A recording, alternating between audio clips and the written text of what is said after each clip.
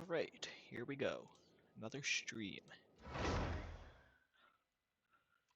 Okay, so I haven't really done too much since the last one. Well, I mean, obviously still played the game, but like I've been avoiding Sumeru and all this stuff that's in it, except the only thing I really did was fungus farming a bit, just because I haven't really done any upgrades to Dendro Traveler yet, but that's something I'm thinking of doing.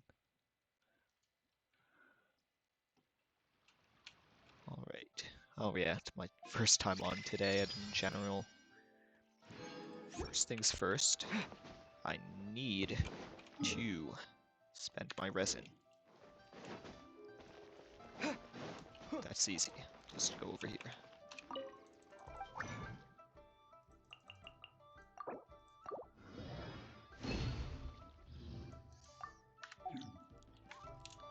Alrighty. This is the focus. Main story.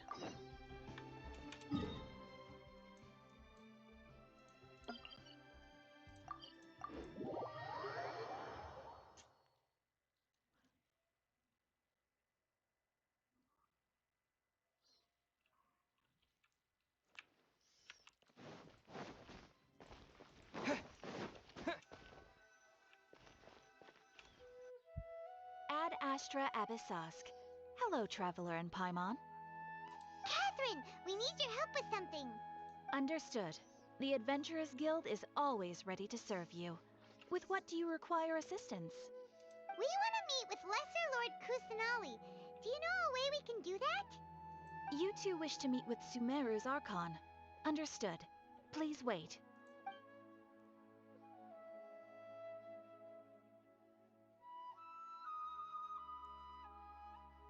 I apologize, but I am unable to call up any relevant information in the Akasha.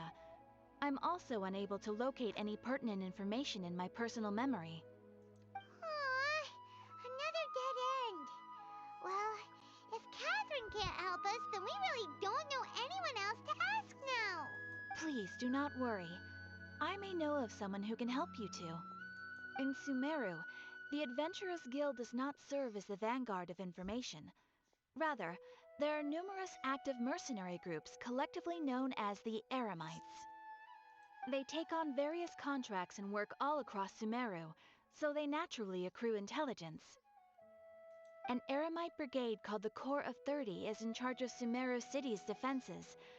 Not only are they the oldest brigade, but they are responsible for managing and coordinating the affairs of all other mercenary brigades.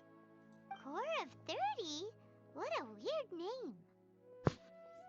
Supposedly, they are named as such because their ranks numbered 30 at their inception. Asfand, an advisor with the Corps of 30, maintains good relations with the Adventurers Guild. Though he's already retired, he and his words carry great weight within mercenary circles. If you'd like to get in contact with him, you can find him at the Corps of 30's headquarters, the Citadel of Rexar. You're welcome. I wish you two the best of luck. We look forward to your exploits in Sumeru. Alright, off to the Citadel of Rexar we go! Alright, I've never actually spoken to Ad Catherine. Astra Abyssosk.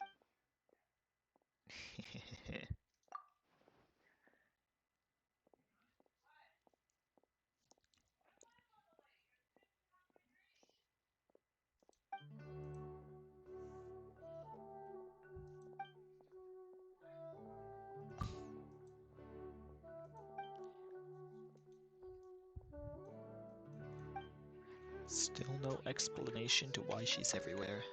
Right? Okay, where am I going? It's called being a freelancer. Most folks just don't get it. What's over here?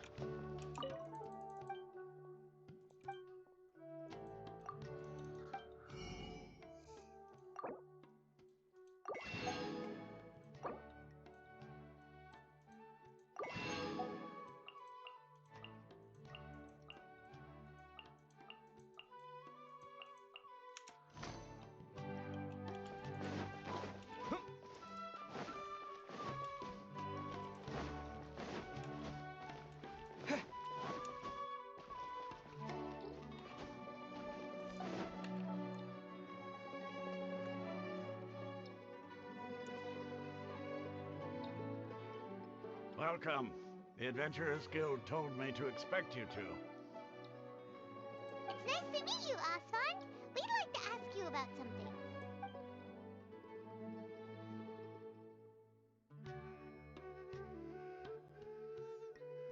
I see. So, Catherine's the one who sent you this way. Ha! It's true that the Eremites' network is vast, but even I can't help you meet the Dendro Archon. Wait, seriously? That's it? Afraid so. The Eremites aren't terribly religious, so we don't know much about divinities. As far as the Akasha goes, we can access even less than you. We originally came from the desert. The gods there died off long ago. Since those days, we've used our own two hands to carve out a living. We don't beg gods for their aid. It isn't just us, though. If you ask me, I think most in Sumeru aren't interested in Lesser Lord Kusanali. Oh? Why's that? Just take the Academia, for example. They're the ones who truly rule Sumeru. Although they believe in gods, most of them only care for the late Greater Lord Rugadavada. In their eyes, she was the one who founded Sumeru and gifted us with the Akasha. Lesser Lord Kusanali just happened to inherit her legacy. Because of the Academia's influence, most citizens are more familiar with Greater Lord Rugadavada and hold her in greater esteem. Not to mention that Lesser Lord Kusanali never makes an appearance, and the Academia never announces anything about her. As far as the people of Sumeru are concerned, she's just a god that exists. And that's all. Really? Aw. After hearing all of that, Paimon sort of feels bad for Lesser Lord Kusanali. Ha! But who knows? We're all just guessing when it comes down to it. Besides, I'm sure the God of Wisdom doesn't worry about her reputation among people like us. Alright, well, thanks for the info, Osfond. No problem. Always happy to help out the Adventurers Guild.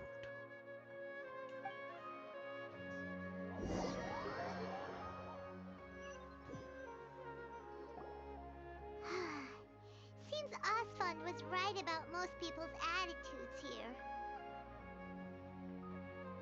Not only are they not interested in the Dendro Archon, they even say stuff like, if the Akasha doesn't think I should know, then I don't need to know about it. We've been asking for information non-stop ever since we got to Sumeru. But the harder we try, the more helpless everything seems. Isn't there at least one person in this entire city who cares about Lesser Lord Kusanali? Oh, you two are interested in Lesser Lord Kusanali? Huh? Who are you? From the sound of it, you two are Outlanders who recently arrived here. You've been asking around for information on Lesser Lord Kusanali, right? Oh, I'm sorry. I forgot to introduce myself. I'm Dunyarzad, one of Lesser Lord Kusanali's faithful followers. Whoa, really? Then do you know how we can meet with her? I'm afraid I can't help you with that. But your conversation earlier did happen to remind me of a legend about the Dendro Archon. Sure, it goes like this.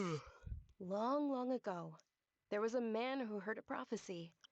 It predicted that a great calamity was about to befall him. Panicked by what he heard, the man sought out the Dendro Archon in hopes that she would bless him with the wisdom to help him escape his predicament. The man journeyed across deserts and through rainforests and experienced tribulations of every kind. However, he still couldn't find any trace of the Dendro Archon. In despair, he thought, alas, the Archon has abandoned me. He then had no choice but to sorrowfully resign to his fate. Okay, and then what happened? And then, the calamity came.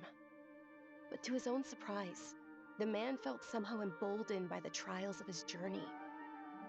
By relying on his own strength, he managed to overcome the adversity. At that moment, a bird perched upon his shoulder. This bird was, in fact, an avatar of the Dendro Archon. She said, "O Archon Seeker, do you now understand? She and her wisdom have long been found by you. Along your journey, we were in every flower and blade of grass, every ray of sparkling sun, and every breath of dancing wind. So long as you continue to think and ponder, we'll be wherever you go." Yeah, thanks for the story. Paimon feels all warm and fuzzy inside after that. In a way, it seems like this story is also one of the Dendro Archon's avatars. Dunyarzad, since you worship Lesser Lord Kusanali, can you tell us anything else about her? Of course. So did you two know that, I'm terribly sorry, but it seems something's come up now. Let's chat another day.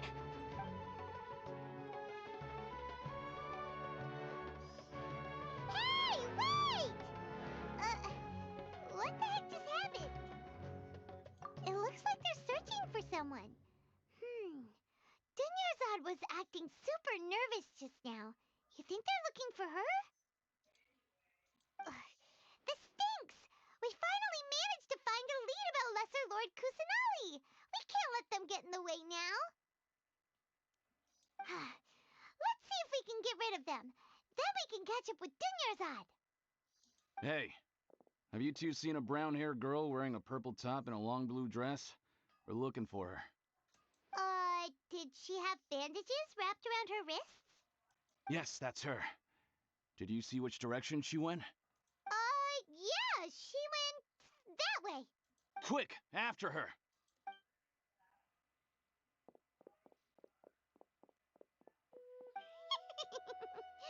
That should keep him busy for a while. Let's hurry and find Dunyarzad.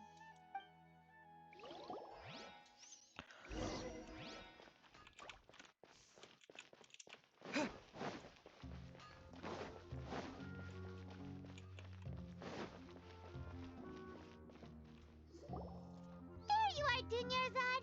We thought you might have been long gone by now. Oh, it's you two. Oh, you startled me there. You can relax now. We threw those people looking for you off the trail. Really? Thank you so much. Unfortunately, I believe there's still more of them out there looking for me. Uh-oh, looks like there's some coming this way. Huh? More of them? Then what are we standing here for? Run! No, wait, my body isn't in the best shape. It's difficult for me to run.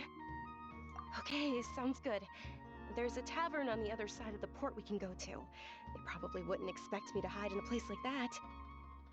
All right, let's move out. Stay behind us. We'll keep an eye out for anyone looking for you.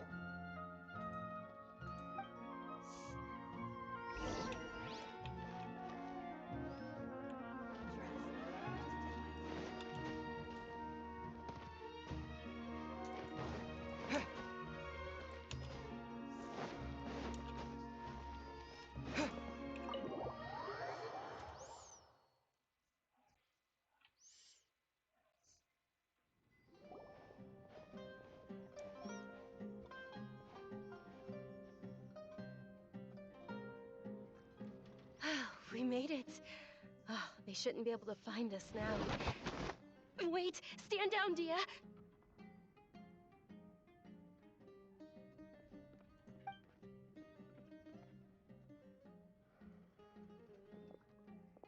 My lady, who are these two?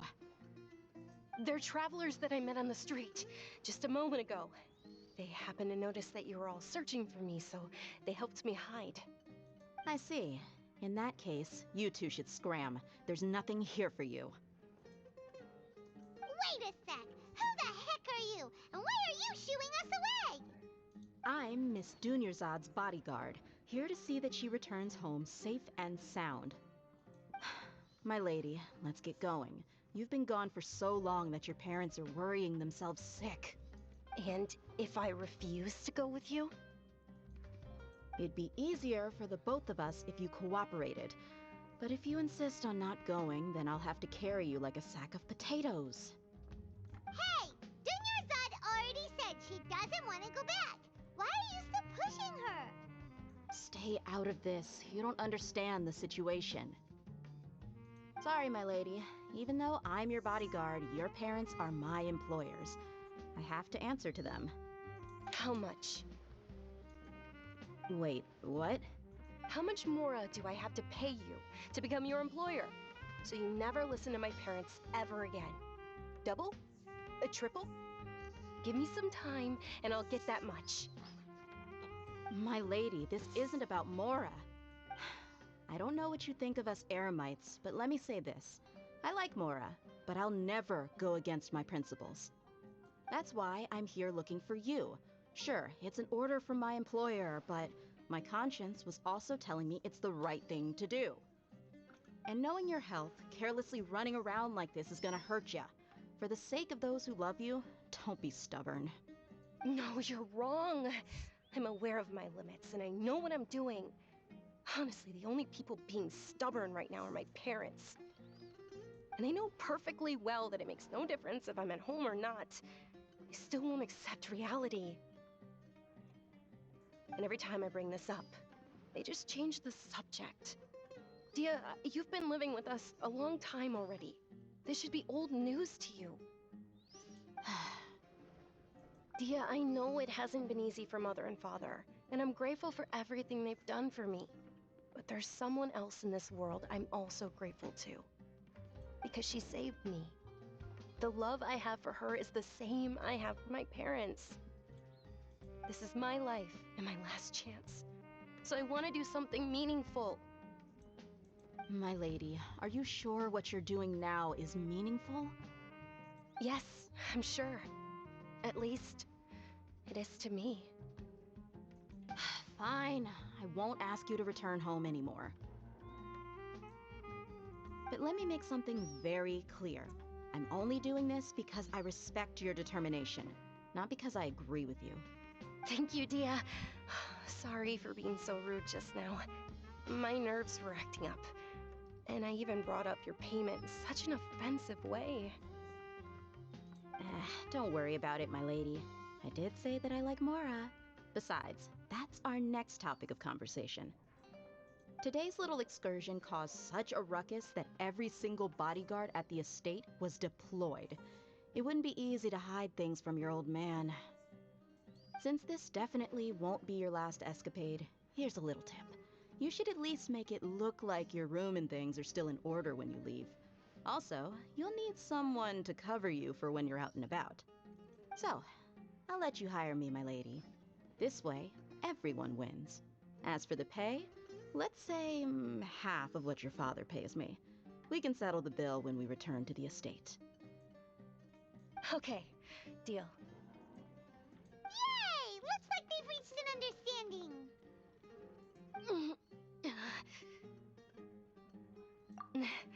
I'm fine, really. I just feel a little tired now that things have calmed down. My lady, stop trying to look tough. We're already in a tavern, so let's rest up and grab some grub. I'm sorry for worrying you two. If you don't mind, I'd like for you to join us. Sure, after you rest up, we want to hear more about Lesser Lord Kusanali.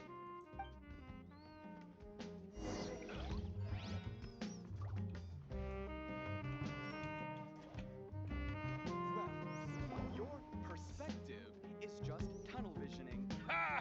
Well, if it isn't Dia. Haven't seen you in nearly half a year. Word on the street is that you're a bodyguard for the Homayani family now. Ha! Don't you find that kind of work boring? Nah, you get used to it. How about a menu over here? You got it. Huh? Isn't this little Miss Homayani herself? We don't get to serve personages like you very often. We'll be sure to prepare our very best. Thank you, sir, but there's no need.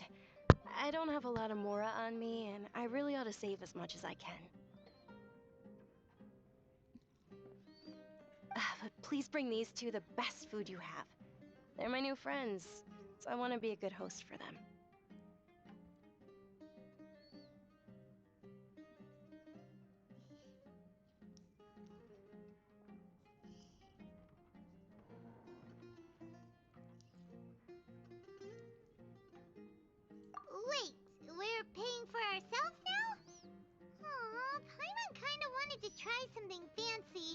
but we aren't exactly loaded.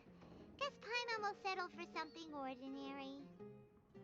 How about our coconut charcoal cakes? They're our signature snack, and they run cheap.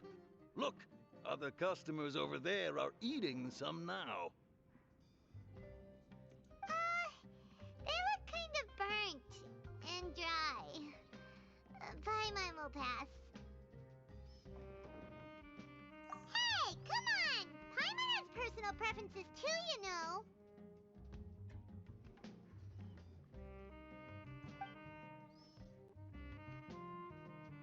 Dunyarzad, we asked a lot of people when we first arrived, and almost nobody was interested in Lesser Lord Kusanali. So, what made you want to follow her? Well, remember when you asked me if I knew how to meet the Dendro Archon? Even though I don't know how, I think I've actually seen her before. Huh? Really? Yes, it was when I was a child. At the time, my illness had kept me bedridden for the better part of a year. I was stuck inside and couldn't make any friends, and my parents did their best to find treatments for me. But even my younger self no longer had any hopes or dreams. One flare-up was so bad that I was in a semi-conscious state for several days. Then one night, I woke up alone in my room. I was terrified. My body was paralyzed. Even if I cried, there was no sound. At that moment, an ethereal voice spoke in my mind. Dunyarzad, don't be scared. You don't have to cry.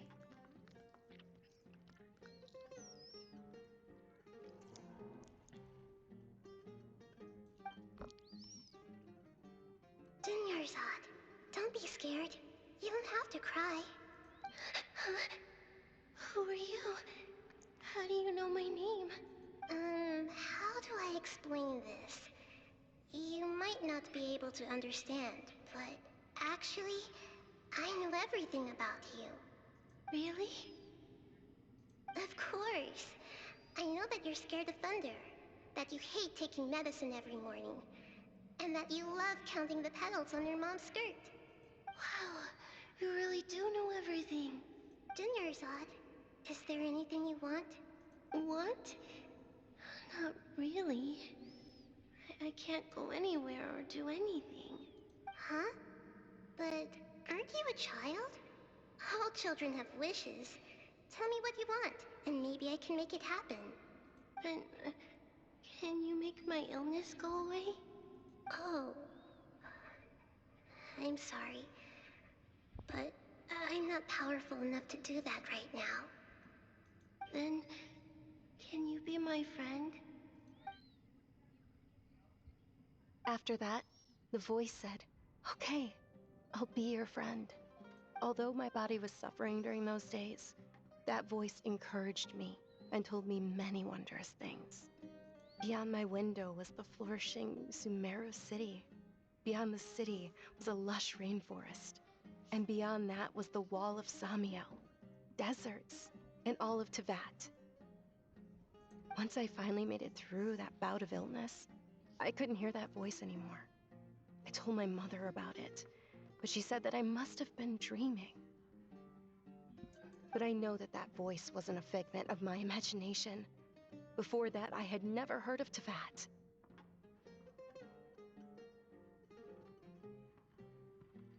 Yes, for sure. If it weren't for that voice, I would have never grown curious about the outside world, nor would I have learned how to read and enjoy so many books. That voice sparked a desire for wisdom. It had to have been the Dendro Archon. I've been hoping for a chance to repay her kindness. In fact, I was running around today to help prepare the Sub-Zerus festival for her. What's the Sub-Zerus festival? It's Lesser Lord Kusanali's birthday, which was the day that she was found by the sages. It's actually an old holiday that originally celebrated Greater Lord Rukkhadevata's birthday. When she passed away, the holiday eventually became a celebration of the Lesser Lord's birthday. I heard everyone was overjoyed when they welcomed her back to Sumeru. In those days, the festival was a huge deal. But because of the academia's influence, people have gradually lost interest in the festival. The academia actively participates in Sumeru's many holidays dedicated to Greater Lord Rukkhadevata. But when it comes to the Sub-Zero's festival, forget any funding. They practically act like it doesn't exist.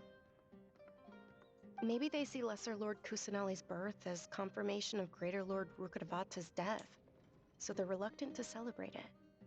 Aw, but that's awful. It is. It's absolutely terrible. Sure, the Greater Lord founded Sumeru, but hasn't Lesser Lord Kusanali been the one quietly protecting us for the past few hundred years? Just remember that we're still out in public. Don't get too carried away now.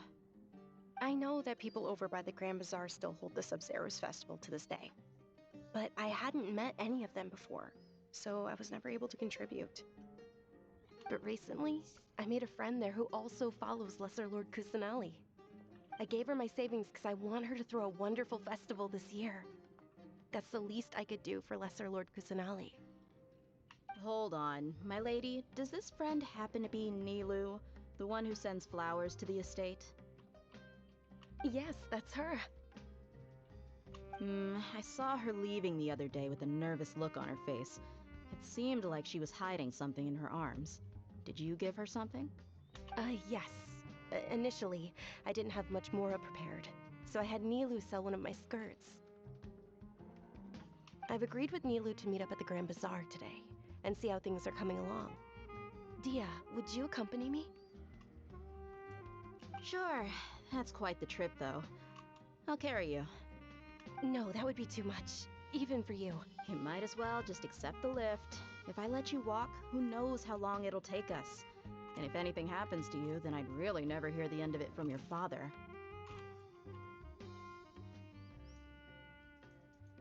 But of course! Nilu will be thrilled to hear there are more people interested in Lesser Lord Kusanali.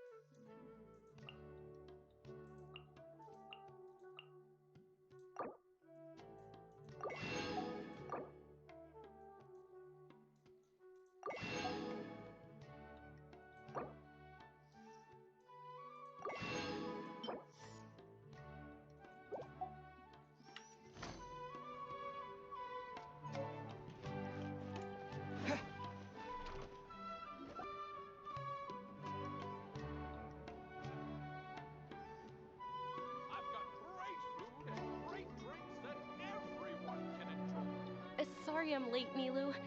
Oh, Dunyarzad. It was taking you so long that I assumed you got trapped at home, but you made it in the end. Uh-oh. But if Dia's here, that means you got caught, right? You could say that, but everything worked out. She's on our side now. Not completely. Oh, and who are these two? Oh, meet the Traveler and Paimon, my two newest friends. They're visitors who just arrived at Sumeru City and are looking for information on Lesser Lord Kusanali. So you're followers from another land? That's wonderful. You two absolutely mustn't miss the Sub-Zero's festival. By the way, Dunyarzad, we've already started decorating the Grand Bazaar. It looks spectacular, thanks to your generous contribution. You're very welcome. It's the only thing I could do. Do you still have enough Mora? Probably? But don't sweat it. We've already finished renovating the stage. Come on, I'll show you.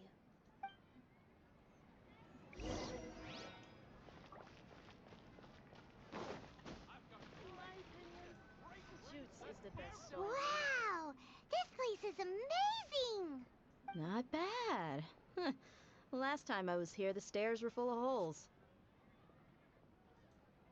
The stairs were nothing. A little while ago, we discovered that the tree above the stage had a huge chunk of bark ready to fall off.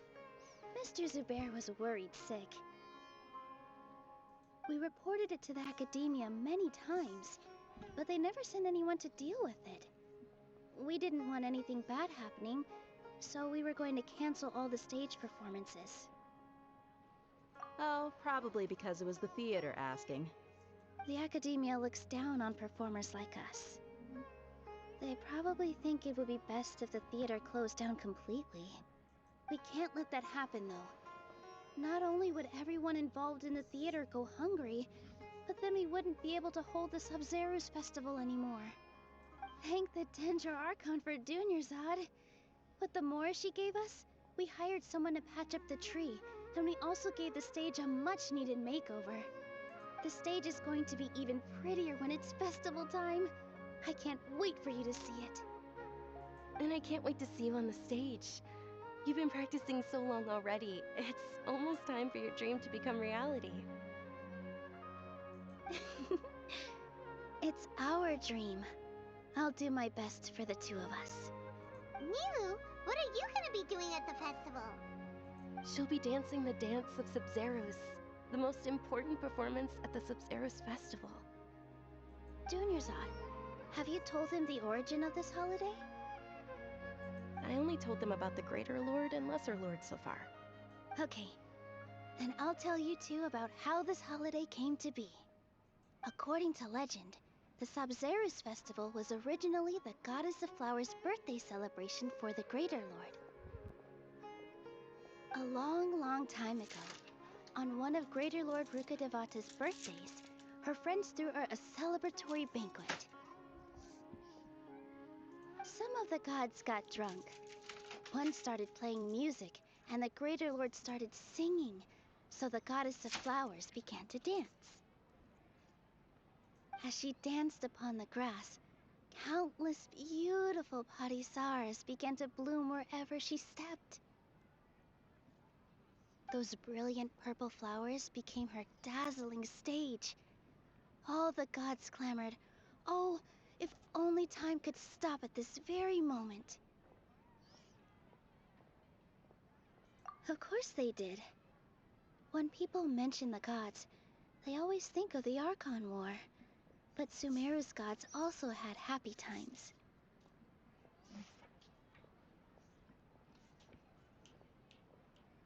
Although they aren't around anymore, they're preserved in our tradition of dance. This outfit I'm wearing is apparently based on how the Goddess of Flowers looked.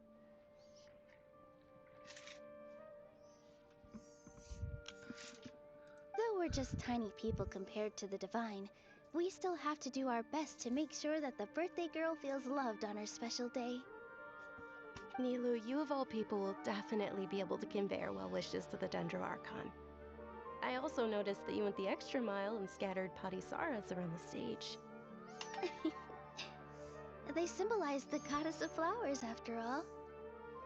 It's just a shame that all the real parisaras went extinct after her death. Yeah. The Greater Lord brought forth parisaras in memory of the Goddess of Flowers. And she ultimately could never truly replicate that beautiful purple. Thinking about the Goddess of Flowers dance makes me wish I could have seen it. If my stage were anything like that, I'd be thrilled if I had just 2 real parisaras on the stage. So, Traveler in Paimon, what do you think? Interested in the Sub-Zerus festival? Will you two be coming? All of Lesser Lord Kusanali's followers will be there for her birthday. It'll be a good opportunity for you to learn more about her. Ooh, Paimon thinks that's a great idea!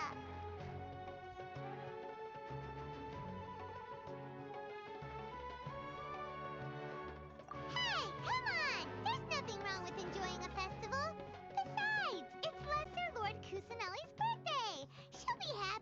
more people who are celebrating it. So how about we all attend the Sub-Zero's festival together? Dunyarzad, let me show you which stage decorations we've picked out so far. Traveler and Paimon, if that doesn't sound interesting to you, then feel free to explore the area.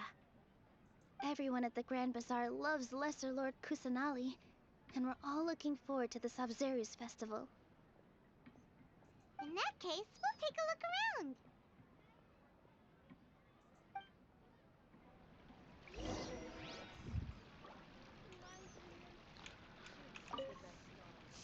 Whoa! What's with your yellow hair? Did you know that the Sabzeruz festival is about to...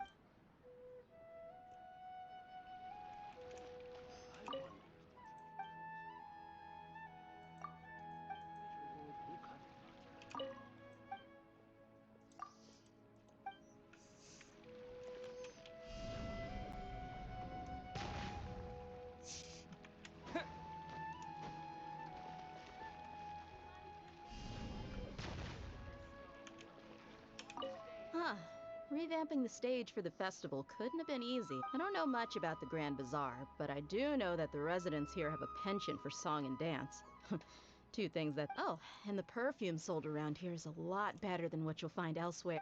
I mean, that's what I've heard at least.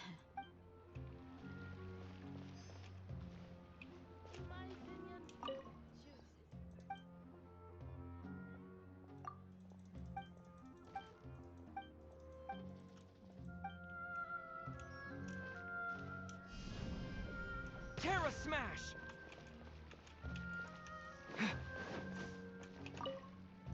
Ah, dancing at the Sub-Zero's festival. As a child, I even asked my grandmother why we performed the dance for the... My grandmother said that Greater Lord Rukadavata is a beloved deity and honored by... The Sub-Zero's festival has been losing...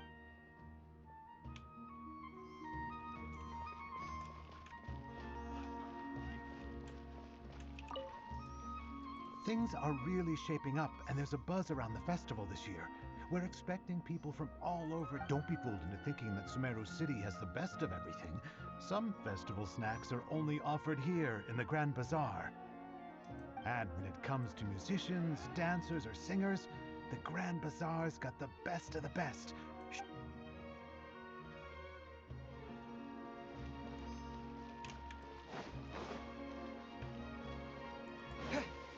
In work as on the stage, one must act with gumption. Milu, your outfit looks amazing. There's also something different about you from when we first met up. I thought I'd add a little extra pizzazz to my dress for the festival. See?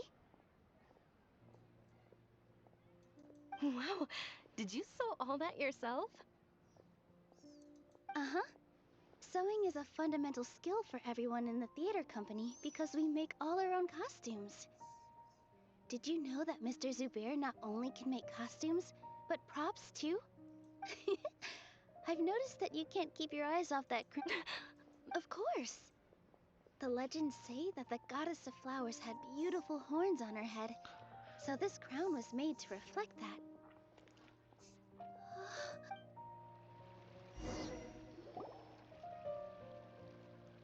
Hey! Is that who Paimon thinks it is?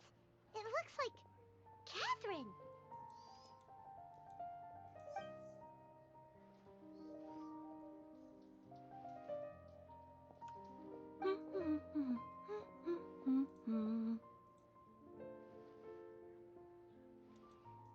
Huh. Come to think of it, Paimon's only ever seen her behind the counter at the Adventurers Guild. This is the first time we've ever seen her taking a break. Hey, Catherine! Hmm? Oh, hey! It's the Traveler and Paimon! What's shaken? Whoa. Break time Catherine sure sounds a lot less formal than usual. Paimon was still waiting for her to say Ad Astra Abyssosk. Sure. Standing behind the counter at the Adventurers Guild doesn't require any complicated functions. But saying and doing the same old things over and over again can get pretty monotonous. Like watching the same Fontaine movie day after day. But take you two, for example. You travel across Tevat to enrich your lives and gain new experiences. Well, we enjoy traveling across Tevat and all that, but we're mainly looking for clues about his sister. Yes, you should keep searching. Sometimes the answers we're looking for aren't necessarily at our intended destination. Instead, they're found along the way. Huh. Haven't we heard someone say something pretty similar recently? Anyways, what brings you out here, Catherine? No, not particularly. I guess you could say that I'm loving the recent atmosphere here. If festivals bring happiness to everyone, then that's where their true value lies. Oh, it looks like it's about time for me to be heading back now.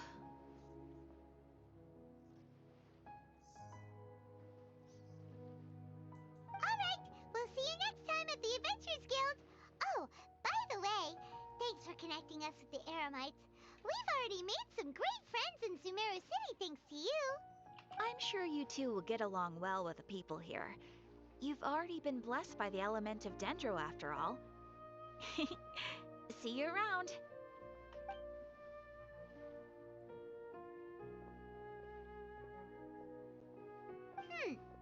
There's something really different about Catherine today. Hey, traveler. Paimon. Oh, hey Thea, what's going on? I've got something to tell ya. My lady knows you're looking for ways to meet Lesser Lord Kusanali, and she's been trying to come up with a way to help you. Well, Are you serious? We'd love that! it might not necessarily pan out, so don't get your hopes up too much. I'll need to take you two somewhere and ask someone some questions.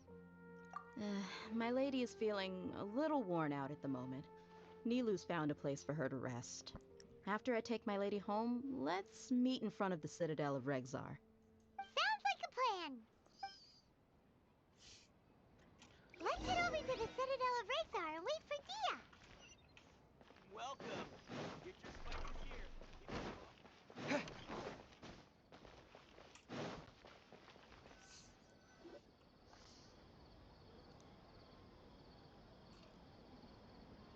Sorry, I'm late. It took some convincing for the master and mistress to believe that Miss Dunyarzad was only sitting in the port for a while because she was in a bad mood. Anyway, I guess I should be thanking you. I haven't seen Miss Dunyarzad that happy in a long time. If it wasn't for you two, she probably would have been caught and dragged back much earlier. You sure sound a whole lot nicer than when we first met, Dia. Who would have thought you had such a soft spot for Dunyarzad? It's called being a professional. I'm a bodyguard, and I work for whoever's paying. Look, Dia's blushing. Ugh, listen, you two. I don't expect to be working for Miss Dunyarzad very long, but I hope to finish things on a positive note if possible. Let's cut the chit-chat and head into the Citadel. We'll see if the person I know has a way for you two to meet with the Lesser Lord.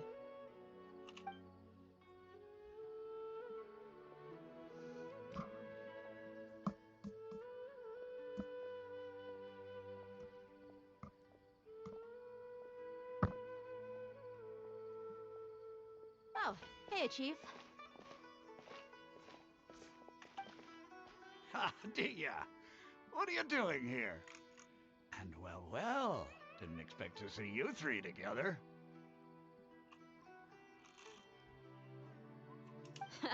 I take it you all know each other already? We met this morning after the Adventurers Guild pointed us to Osfon for more info. No kidding. Huh. So, where's Ruksha? I thought I'd help these two out by asking about the theft. Anything you can tell him? Brookshaw's gone over to the Academia. The Grand Sage recently ordered Sumeru City to begin bolstering its defenses, so people from all over have been called back to the city. Since you've already mentioned the theft, I suppose I might as well tell him what we know. Appreciate it, Chief. Theft? Sorry, what the heck are you guys talking about?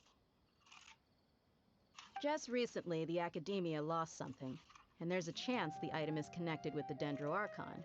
This case might just somehow help you in meeting her.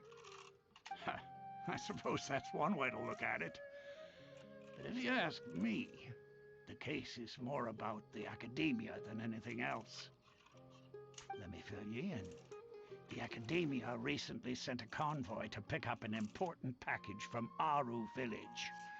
Word got out, and the convoy was robbed on its way back. The Grand Sage took the whole matter very seriously. Not only did he dispatch the Matra, but also enlisted our help in the search for leads. All we know so far is that whatever was stolen is currently in Port Ormos. You two have heard of Port Ormos, haven't you? It's the largest commercial port in all of Sumeru. You can travel there by leaving Sumeru City and heading south along the river. The Academia's grip isn't long enough to reach all the way to Port Ormos, so the city's a little more laid back, meaning the population's also a mixed bag. You never know who you'll meet there. Apparently what was lost has a great deal to do with the Akasha, knowledge, and even the gods. I'm afraid I don't have any other details for you, though. If you're interested, maybe you could head to Port Ormos and ask around yourselves. If you want my advice, try introducing yourselves as students of the Academia once you're there. Are you serious, Chief? All the Academia students are in Sumeru City, you know. Why should they pretend to be students in Port Ormos? If you're also interested, just go there and see what happens. Count me out. I've got plenty of work to do here for the Homayani family. And take it from me, if you two really do decide to visit Port Ormos, you'd best watch your backs. Let's just say that the Eremites there aren't nearly as friendly as those here in Sumeru City. There are even some extremists who go around shouting slogans like, "Retake Sumeru for the Scarlet King." Word is that more and more are joining their movement. They're becoming a real headache for Chief and the others. You bet they are. The Scarlet King's been dead for thousands of years. Now they start spreading rumors of his return. Ridiculous. Not everyone's like you, Chief. Even the desert natives who abandoned their homes in the wilderness still wish to have a god of their own. Well, Traveler, that's about all the information we have for you. Thanks, Dia, and you too, Osfond. Since we've gathered all we could for the moment in Sumeru City, let's head to Port Ormos and see what we can find next. Miss Dunyarzad is looking forward to seeing you both at the Sub-Zerus Festival, so be sure to get yourselves back here in time for that. Good. Then we'll see you both at the Sub-Zerus Festival.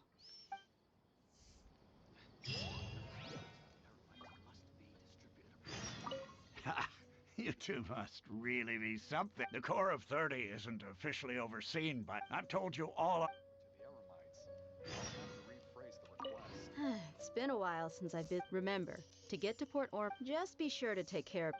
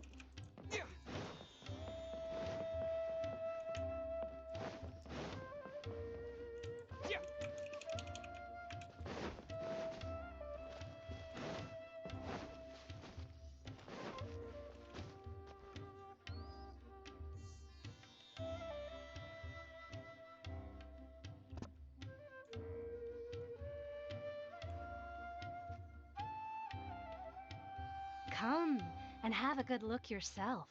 Traditional spices of the highest quality, made with pride and experience. You've got a deal. I can't thank you enough for always looking after my business.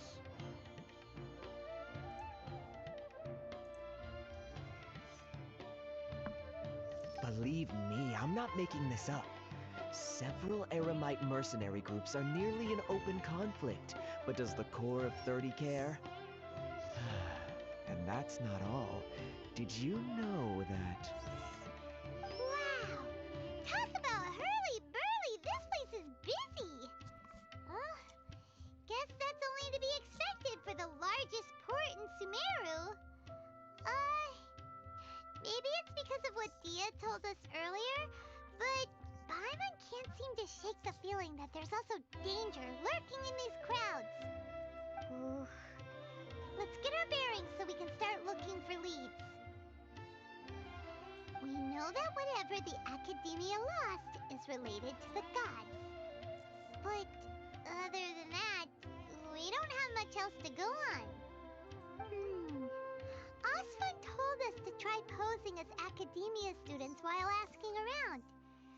Paimon checked the Akasha on the way here, and the Academia doesn't seem to have any research facilities in Port Ormos. Paimon doesn't get it. Won't we look even more suspicious going around saying we're Academia students and asking about the stolen item?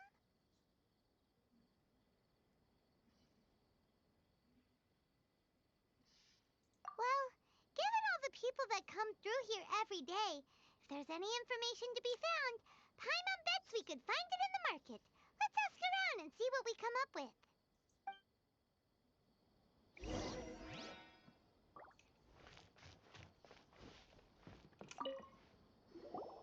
Welcome. Welcome. How can I help you two? Hi there. We would like to ask you a question. Do students from the Academia ever come to Port Ormos? Of course. Especially around this time of year.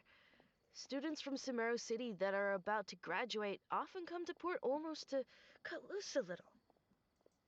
Many people often talk about how hard it is to get accepted into the academia, let alone graduate. But those who finish their studies and go on to become full-time researchers at the academia have it even harder. Sure, we may not be Sumeru City, but Port Ormos offers beautiful scenery and a stress-free environment. Some even say it's good luck to come to Port Ormos, so students and researchers come flocking here when things get to be too much at the academia. Ah, you see over there? Those are students from the academia. They've been looking worried and miserable ever since they got here a few days ago. If you ask me, the life of a merchant is better. So long as the Akasha teaches us what we need, then life is good. Those students seem to be discussing something. Let's see if we can listen in.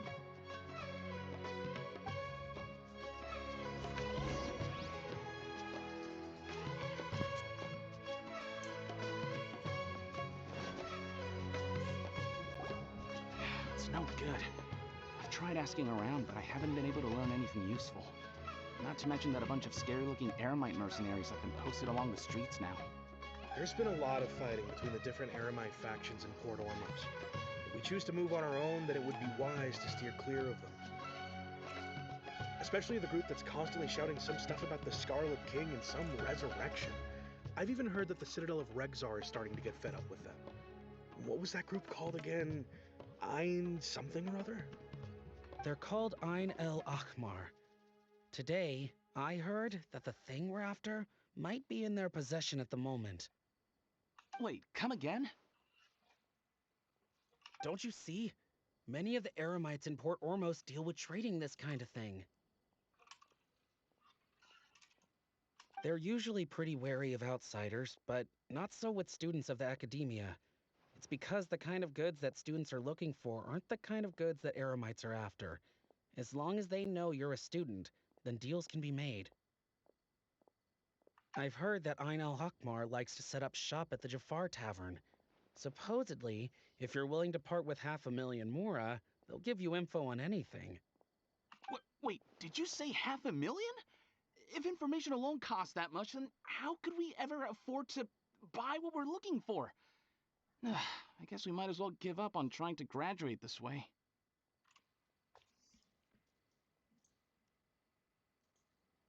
I wouldn't worry too much. Our field of research is very niche. Who else could possibly be after that kind of shady knowledge? I bet it's practically worthless to anyone aside from us. Well, I guess that makes sense. Then the only thing left for us now is to find a way in. Why don't we all just pool our money together and pay for the information? Whoa! Did you hear that? A niche field of research and shady knowledge? It all sounds pretty suspicious to Paimon. Is knowledge something people just buy and sell like that? So, what's our plan?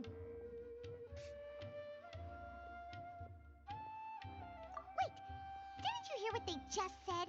Buying information is going to cost us 500,000 mora! Have you lost your mind? Oh, all right. Paimon never thought she'd agree to parting with that kind of mora. But if you know what you're doing, then we should give it a shot.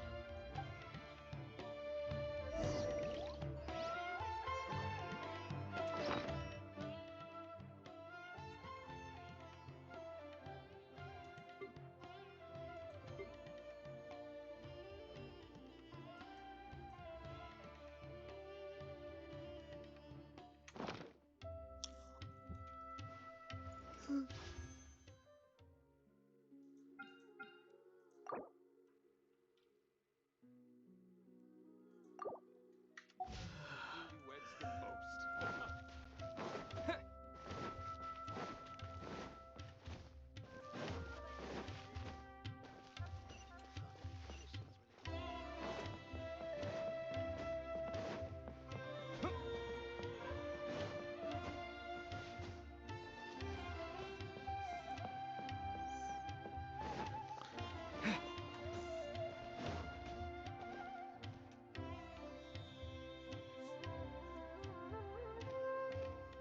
Port Ormos is pretty great. There's so many new and interesting things, not to mention all the tasty food. Sumeru's largest commercial port sure lives up to its name. Look at all the merchants, and everyone seems excited just to be here.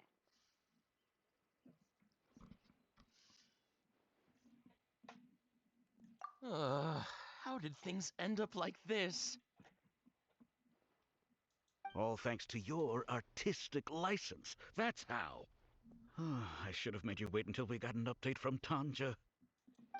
But when I finished the prototype Aranara yesterday, you agreed that the kids would like it. That's why we tried bringing it out for a test run today.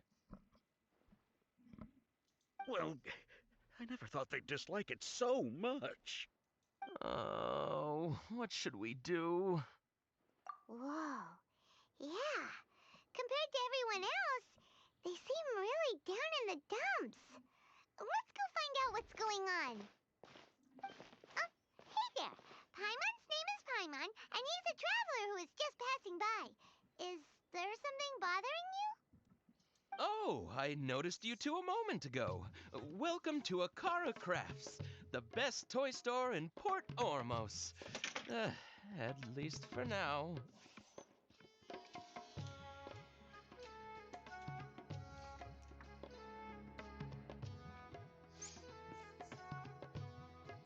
What's bothering us is this prototype Aranara.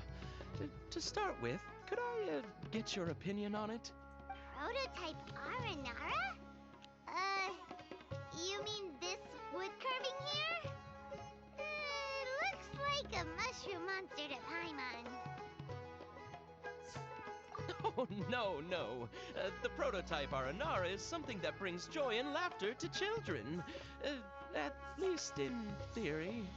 Not the first negative feedback we've had. So, what exactly is a prototype Aranara? So for context, Aranara are magical creatures in Sumeru fairy tales that live in the forest. For the store's 20th anniversary, we plan to release a series of hand-carved toys based on the Aranara stories that kids know and love.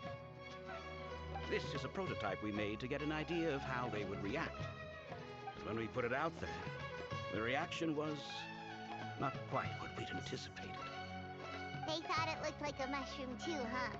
No, worse than that, actually. I can't quite describe it, though. And I'm also not very good with kids. Maybe you could ask them for yourselves.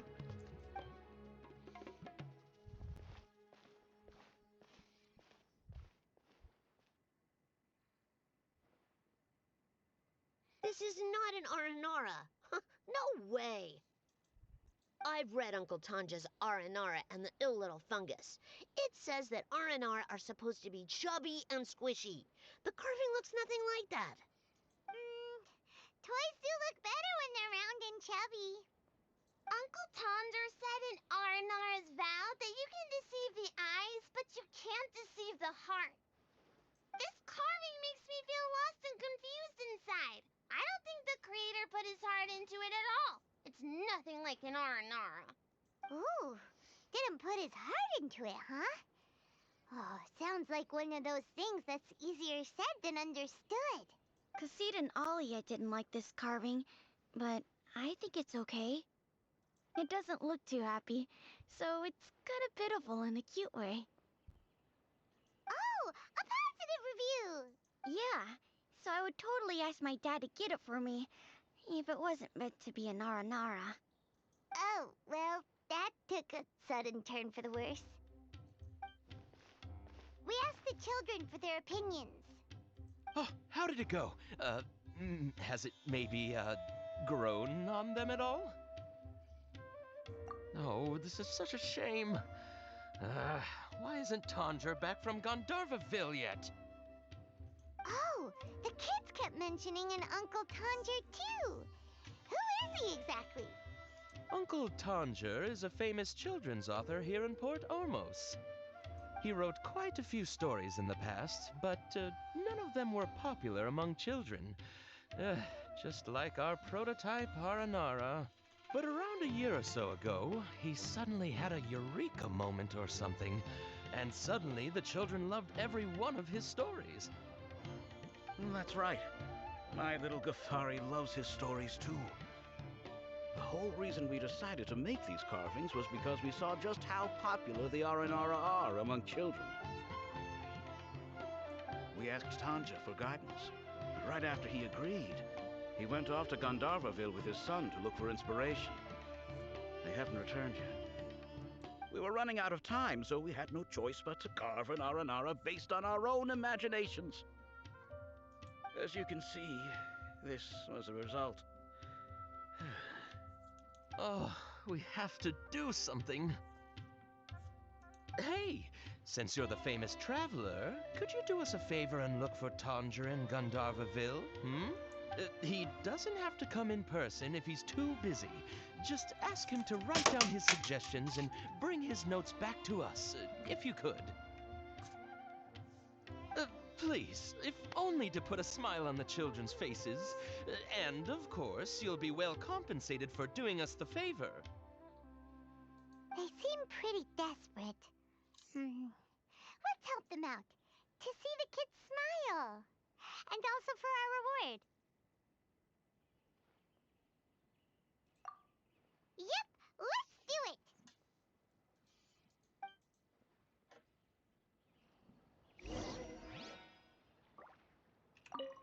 Tanja takes his son with him everywhere he goes. Maybe that's why he was able to come up. Anyway, we're count...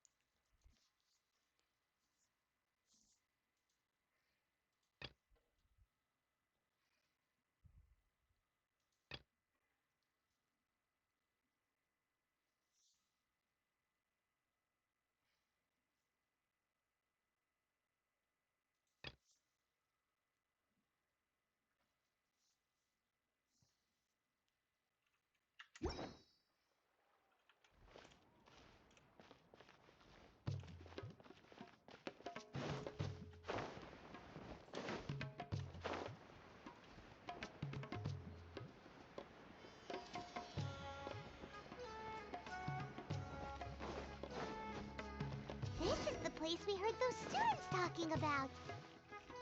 Let's find a seat somewhere and see if we can spot the group they mentioned. Oh, you've arrived. Please, take a seat. So, they think that they can go toe-to-toe with the boss? Ha!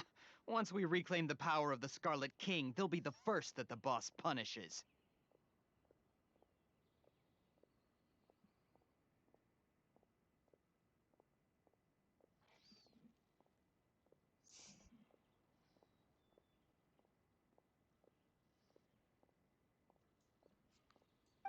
They're nothing to be afraid of. Our main rival now is the Caracal Battalion.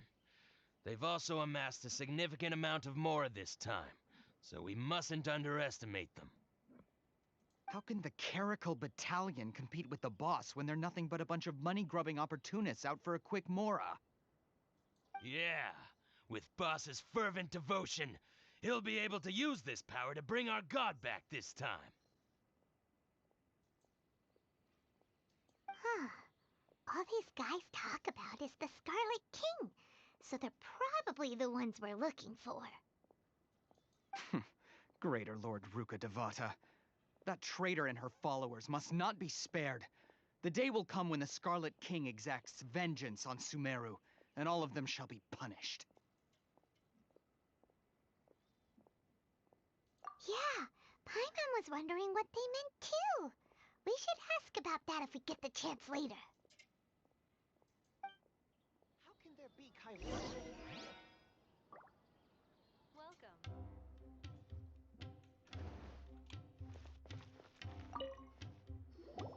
Huh? Who are you? What do you want? A traveler? Now's probably not the time to talk about that. Didn't the student say Eremites are wary of outsiders? A student? Huh. What's a student from Sumeru City doing in Port Ormos? Ah, well, if it's info you want, you've come to the right place. The question is, can you afford it? Paimon can't stand to see so much more go. But there's no other choice right now. Here, this is the merchant's address. Whatever you're looking for, you'll find it there. Hmm? Well, what are you waiting for? Oh, that's right. We heard you mention the Scarlet King just now. We're actually interested to know more because we're archaeology students. Fine. Since you've already handed over the Mora, I guess I can throw in a little extra info. As you can see, members of Ain al-Ahmar are devout believers of the Scarlet King. Years ago, the Scarlet King founded the great desert nation that was our homeland. It was an advanced civilization, far beyond anything you'll see in present-day Sumeru. The Scarlet King was the rightful god of wisdom, but he was betrayed by a companion he trusted. She even stripped him of his title, God of Wisdom. So, you mean the traitor was... Greater Lord Ruka Devata, yes. That shameless wretch destroyed the Scarlet King's civilization, and our ancestors were forced to flee to this land where we were made to suffer the tyranny of our enemies. Furthermore, she conspired with the Academia to cover up the truth of her actions, and create the merciful and benevolent facade for which she is now known. Ugh, just thinking about it sickens me. But the story doesn't end there, oh no. The Scarlet King isn't truly dead. The voice of the Oracle has been heard in the desert, prophesying his resurrection. Mark my words, our god shall return. And when that day comes, all followers of the traitor and all the desert dwellers who have forgotten their true god will suffer retribution together. If what I'm saying makes you shiver with fear, it might not be too late for you to become a believer of the Scarlet King. I don't have anything to say to you Academia people about that. I think this conversation has reached its end.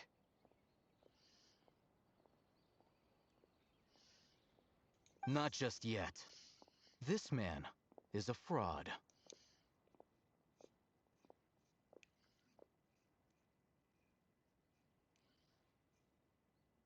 Huh? you again? Deranged academia lunatic. Yes, it's me again. I already warned you that if you weren't willing to sit and discuss things with me, I'd take measures to make things uncomfortable for you. Listen to me. That address he gave you is fake. Or at least, you won't find a merchant waiting for you there. This group has been boasting all around that they can provide information on a certain item as a means of luring people into their territory.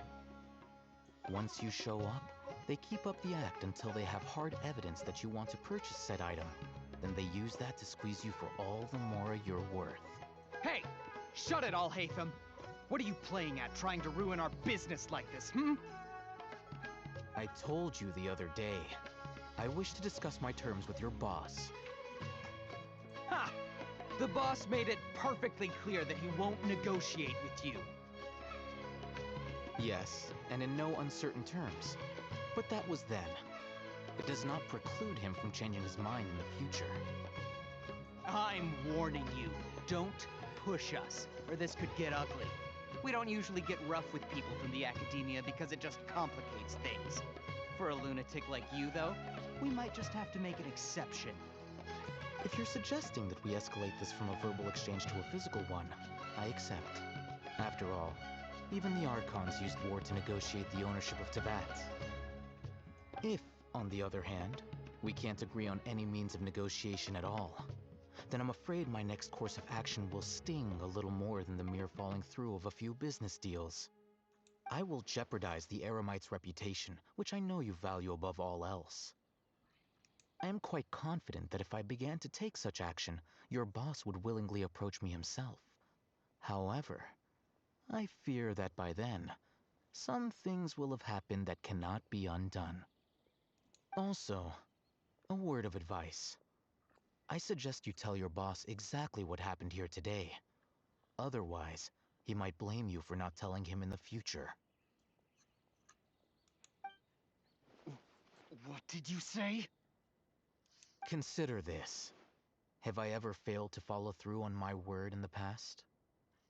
This guy is really out of his mind. Okay then. If you really have a death wish, let's meet a week from today. The pier in front of the Pharos Lighthouse, 4 o'clock in the afternoon, sharp. Don't expect us to hold back. Not so fast. First, you return the 500,000 mora to them.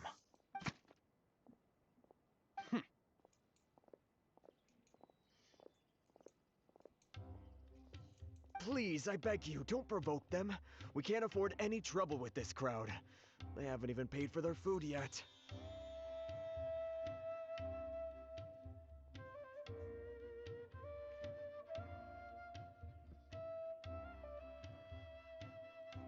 Ah, Mr. Iman. There appears to be fewer staff in the restaurant recently. This wouldn't happen to be because they're all busy spreading the word to the students, would it? Well...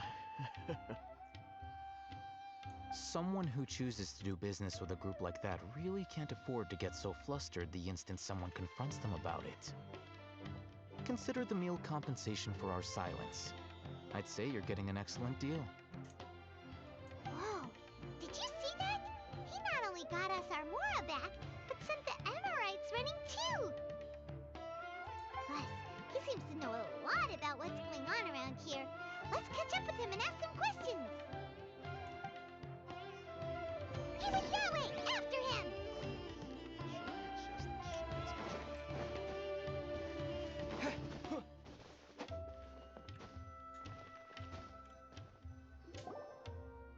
Wait up!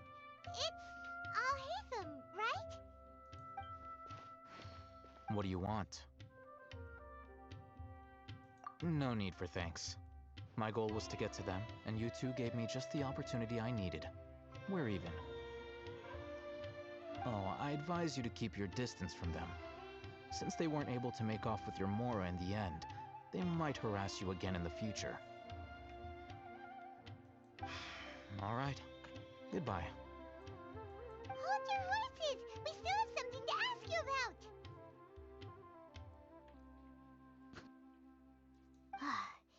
Since you tore through their scam right in front of them, you must know the real story about certain something, no? Who exactly are you two? And why are you inquiring about that? A student. Right. Look, you should know that those thugs conducting business with you had nothing to do with your lie.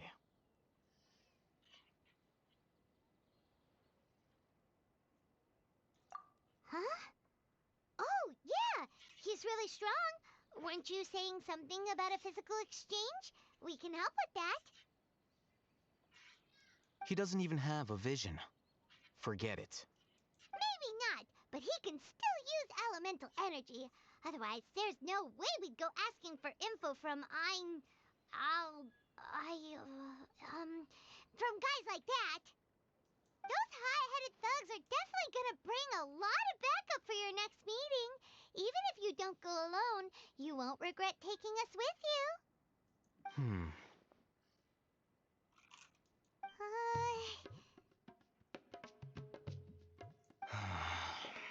All right, I accept.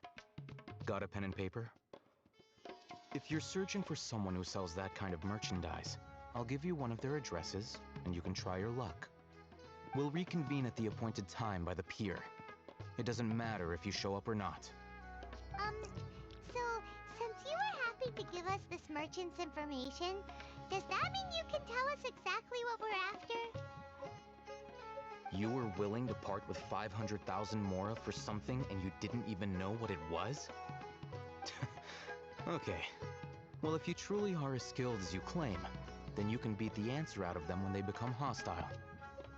Look, if you've been making inquiries, then you have to know something by now. Tell me what you know so far, so I don't waste time repeating information. We know it's connected to the academia somehow, and that not only do the Eremites deal in it, but some students want to get a hold of it too. What else? You know almost everything there is to know, but you're unable to compile this information because you've never seen the object before.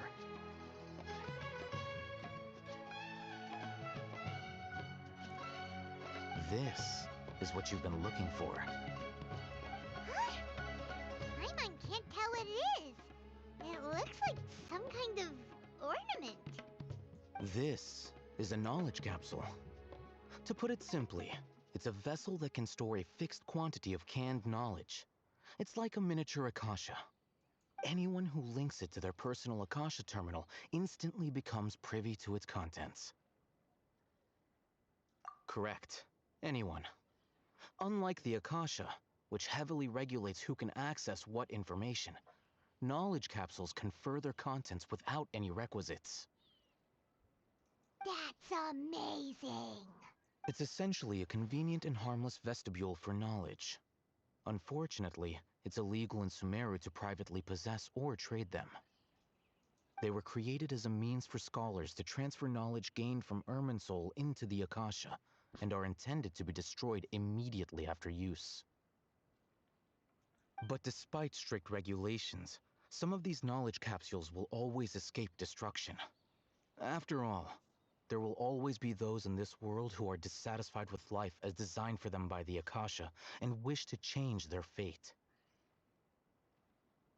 Over the past century, a wide variety of canned knowledge has been leaked from the academia. Now, in Port Ormos, the valuable ones are a means to mora for the Eremites. Meanwhile, those which the Eremites deem to be useless to them occasionally prove useful to the common citizens and hapless academia students. Well, I think that about sums it up.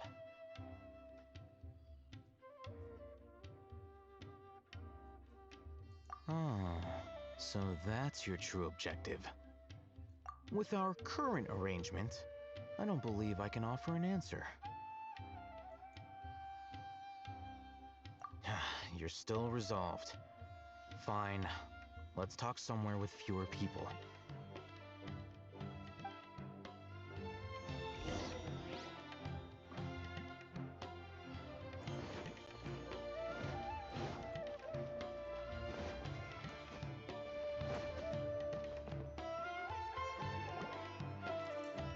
let's continue our conversation here.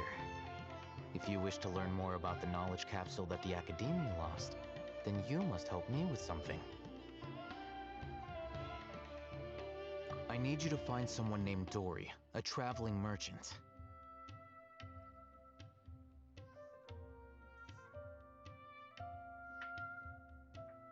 Unlike the peddlers who hawk inferior knowledge capsules, she often has quality goods in stock. Some say that as long as there is profit to be made, there is nothing she won't dare to sell. She's guarded against people from the Academia because most of her wares don't comply with Academia regulations. I think she blacklisted me.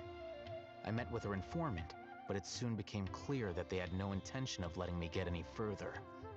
Become one of Dory's customers and earn her trust. This is my condition for further collaboration. Why do you want us to meet with her? Until you complete this task, you don't have question privileges.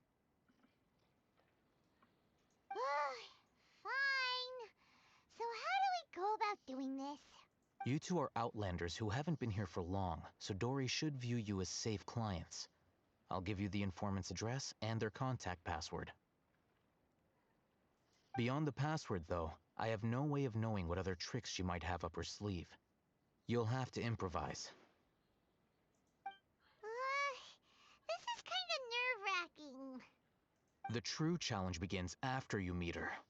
She has a keen nose for Mora and a shrewd eye for wares, and she only likes customers who she deems to have good taste. I'll prepare some funds for you. Buy her highest quality wares and earn her approval.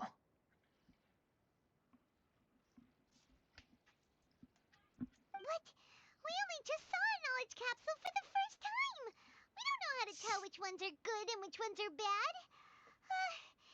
Is that something we can learn quickly? That's true. Have you two heard of elemental sight? Oh, that's a surprise.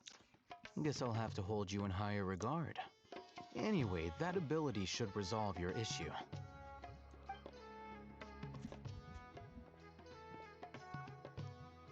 Here are 2 knowledge capsules. Tell me, can you detect any difference in their quality?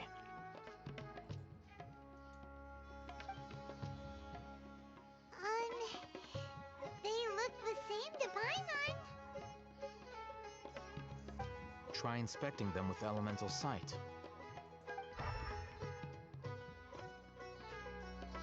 How'd it go? Did you see anything?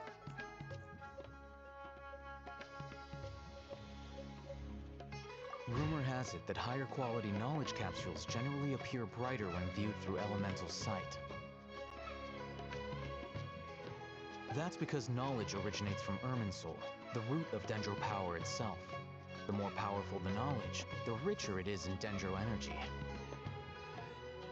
However, some canned knowledge with a high concentration of elemental energy is of little use in contemporary times, so those capsules are of little value. Using elemental sight is merely a stopgap measure, but it should suffice for earning Dory's trust.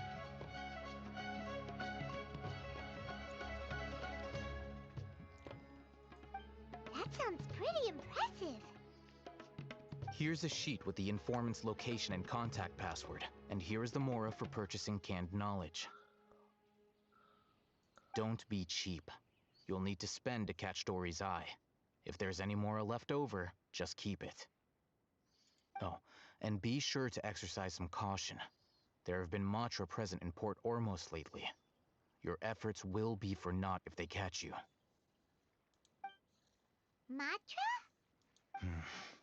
They belong to the Academia's regulatory body. They also handle cases of illegal canned knowledge transactions. Like I said, the Academia has banned both their trade and possession. The Matra are razor sharp. You're in for nothing good if they lock their sights onto you. If you two want to back out, now's the time.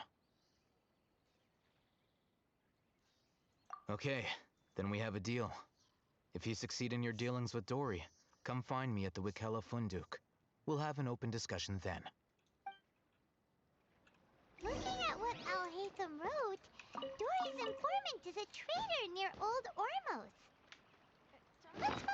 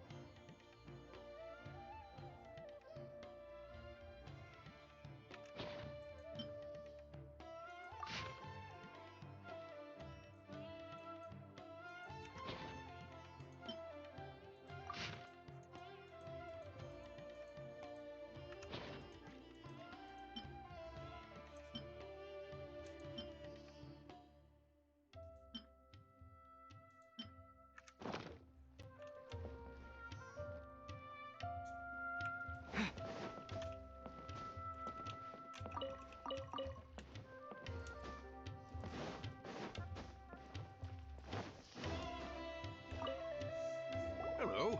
What are you two looking to buy? What a unique palate. We have unripe horror fruits, but we usually keep them in the back. I'll have someone escort you. Following the paper got us past the first round. Ronak, these two want to buy unripe horror fruits. Show them to the warehouse. Got it. You two, please follow me. You two have a fascinating fashion sense. We haven't seen a customer wearing a Sumeru rose for quite some time. Hold on. Let me think. Sumeru rose means common merch. No, look again. We're obviously wearing morning flowers. Every ship deserves the best. Ah, my mistake. I do apologize. Whew. That pop quiz sure was scary. Ah, the warehouse is up ahead. Please follow me.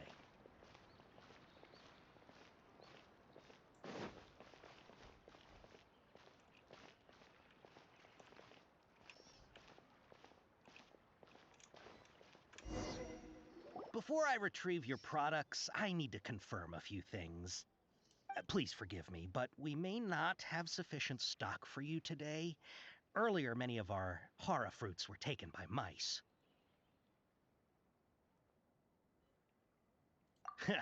Thanks. If better goods come in, you'll be the first to know. You look like you have some skill. Why don't I pick out some fruits that'll make you dizzy?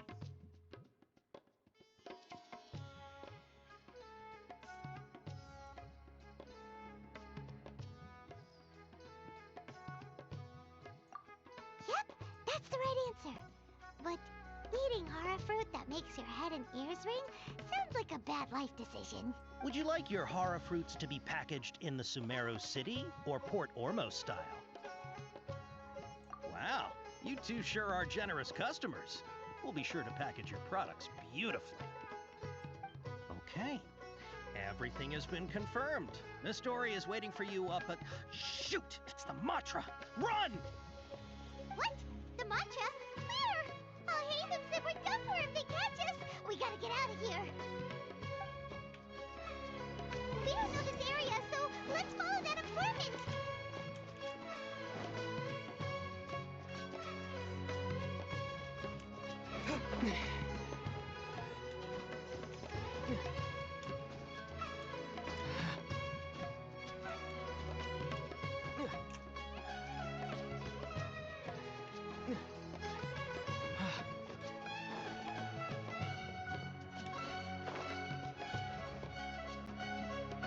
Keep it up that way.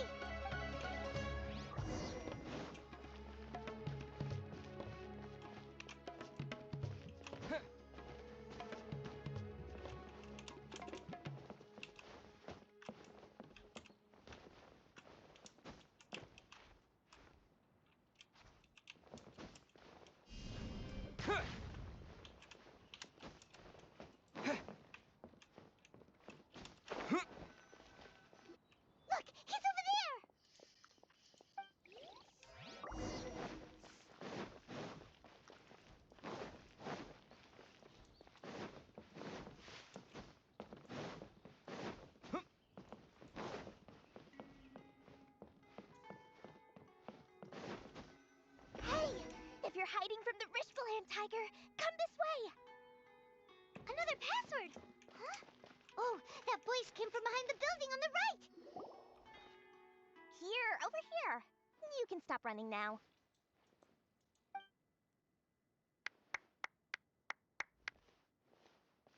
So you were the one who was calling out to us just now. But, are we definitely gonna be safe here?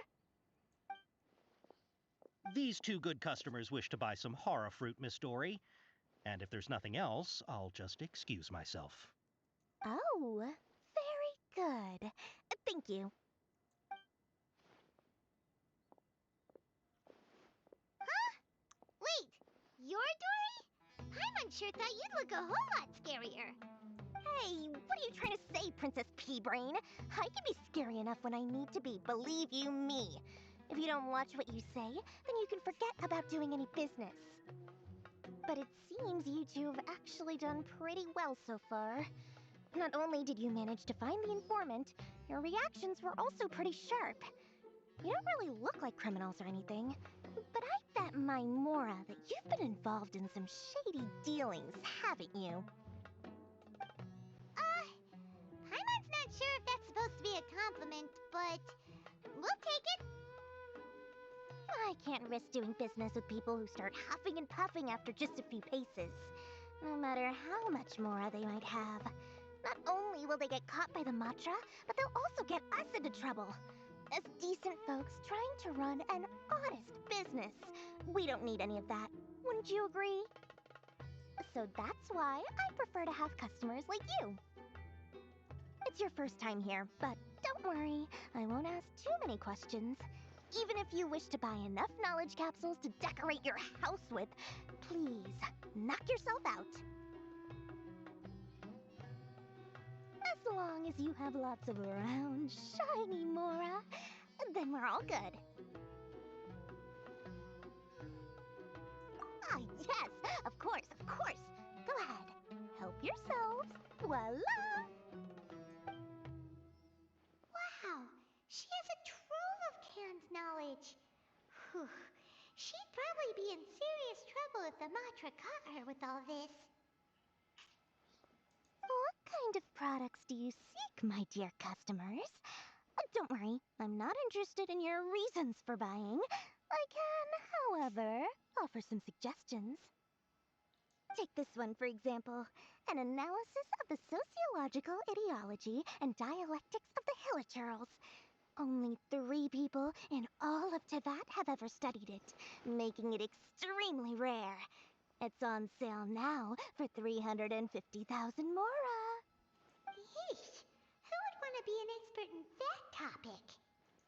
Or how about the architectural styles and construction methods of Teyvat in the early Archon War period? With this one, you can become an expert in historic architecture preservation and find an excellent, well-paying job in nearly any nation. Ooh, now this sounds like it could be useful. 2 million Mora, and it's yours. No discounts. Whoa! That's a lot of Mora! Of course, you are free to pick whatever your heart's desire. The contents and price of each knowledge capsule are indicated in small text on the body of each one, down at the bottom. Alright, let's try the method that Alhaitham mentioned.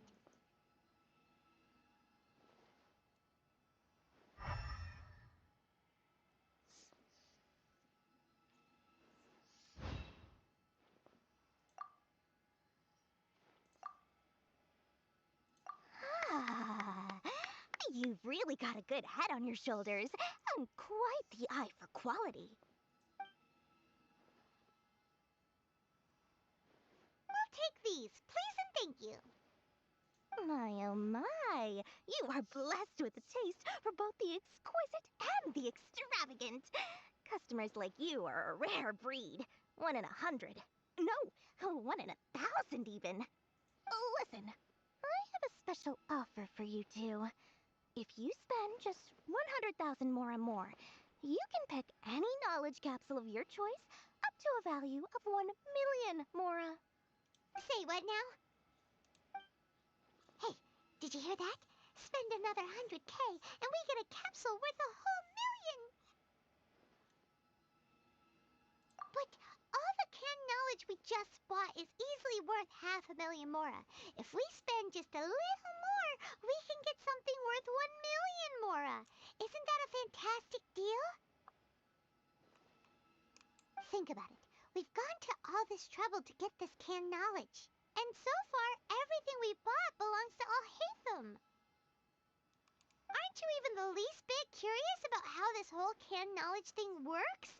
We're talking instant knowledge here. Don't you want to try it yourself?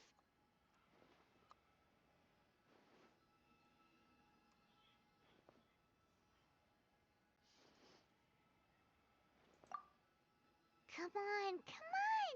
We still have around 100,000 of Alhaitham's moral left, so let's put it to good use by finding something useful for you. Ahem, you've got a deal, Dory. We'd like to spend an extra 100,000 mora. Excellent! Then please, select from this fine collection of canned knowledge over here.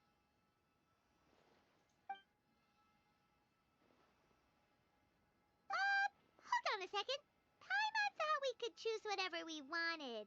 Why can't we choose the ones from over there? Oh, but my dear customer, the knowledge capsules over here are worth 1,000,000 mora each. I'm sure discerning customers like yourselves will be able to find something to your liking. Please, take your time. Uh-oh, Paimon has a bad feeling about this. Let's use Elemental Sight again to check these.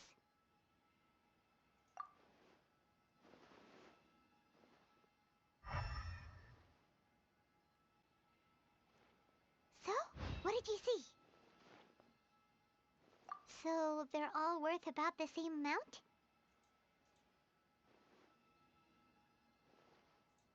Well, anyway, the mora's already been spent, so let's at least try to find something useful. Let Paimon take a look here. An introduction to traditional Sumeru brewing techniques, the art of growing spices, an overview of ancient runes. Oh, how about this one? Sword Fighting Techniques 8. Not sure we'd ever find volumes 1 through 7, but at least this knowledge should be useful, right? Let's go with this one. Dory, we'll take this one. All right, very good. I'm expecting some new goods in the next couple days, so be sure to check back again soon. Whether it's canned knowledge or anything else you need, bring your mora to Dory and doors will open. Our dealings with Dory went smoothly enough. Let's head to Wakala Funduk and meet up with Alhaitham.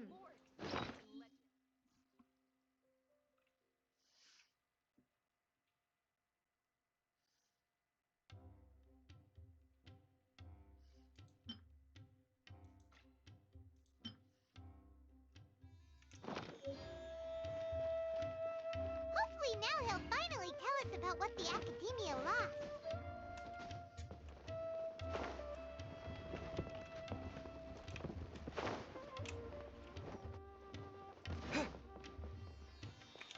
Rust and Reven!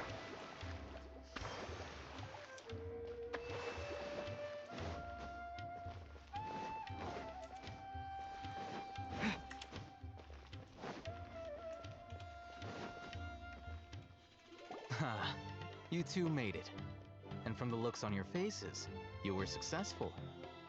Whoa, there's so many people from the Academia here.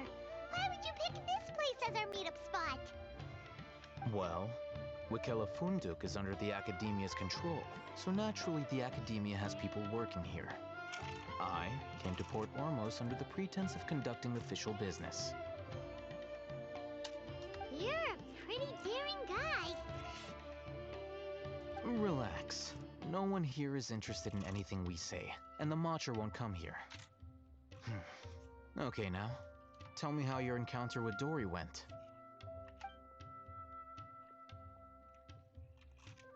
Okay, we did what you asked. So, can you tell us about the knowledge capsule that the Academia lost now? Before that, I have to ask, why are you two so intent on tracking it down? You don't have to answer, of course.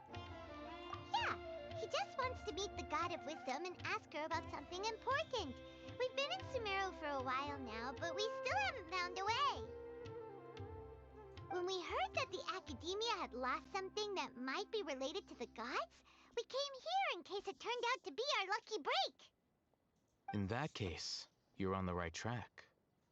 A short while ago, the Academia lost a knowledge capsule in the desert. It's supposedly a divine knowledge capsule.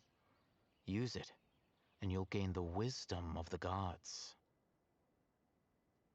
Wow, there's really such a thing as that? Hey, if we find it, do you think we could learn how to meet the Dendro Archon? Ooh, or how to find your sister? I highly doubt it has any mystical properties, but it does indeed exist. And it's right here, in Port Ormos. So, where exactly? That's what we need to find out next.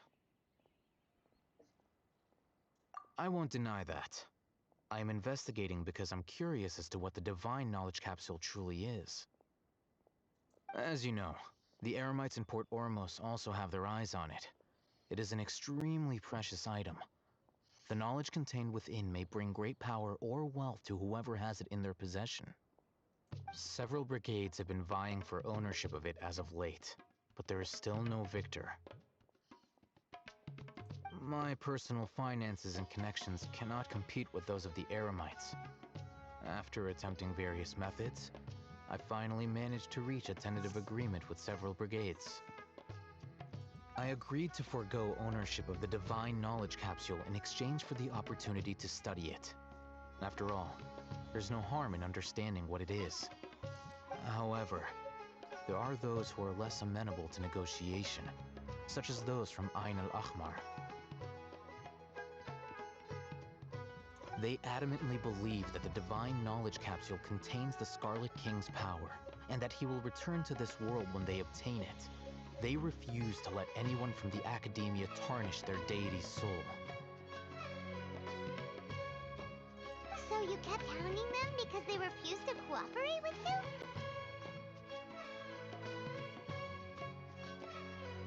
Yes. Ain al-Ahmar isn't exactly wealthy, but its members are determined to get that capsule by any means necessary. To that end, they've resorted to many methods more foul than fair in order to amass sufficient funds.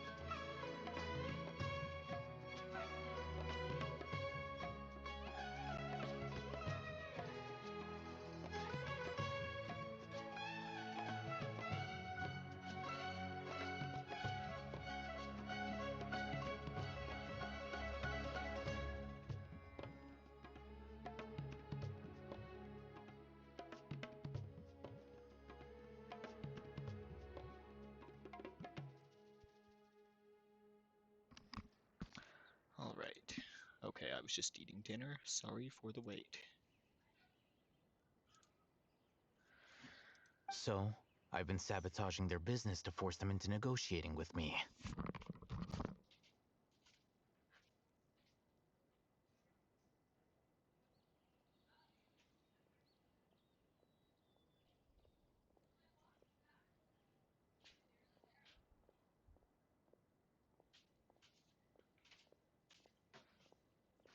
The Divine Knowledge Capsule should be up for a secret auction within the next few days.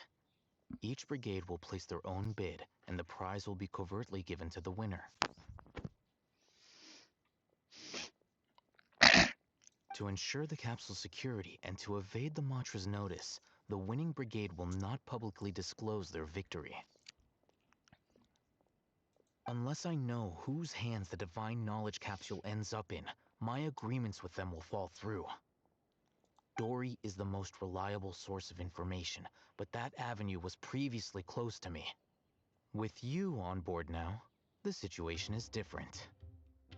In other words, you wanted us to befriend Dory so you could find out where the Divine Knowledge Capsule is. Yes, you can say that. But this arrangement harms none of us. The day after tomorrow, go back to Dory and try to purchase information on the Divine Knowledge Capsule's whereabouts. If she has no information, wait 2 days and approach her again. If I get the opportunity to study the Divine Knowledge Capsule, I will relay my findings to you. Will that suffice as compensation? Okay, then we'll meet up in 2 days. Haytham, before you go, we actually bought a knowledge capsule for ourselves, but we're not sure how to use it. You two want to try using a knowledge capsule? Sure, I can teach you. Doing so right under the Academia's nose is a bit problematic, though. What do you say we head to the outskirts of town?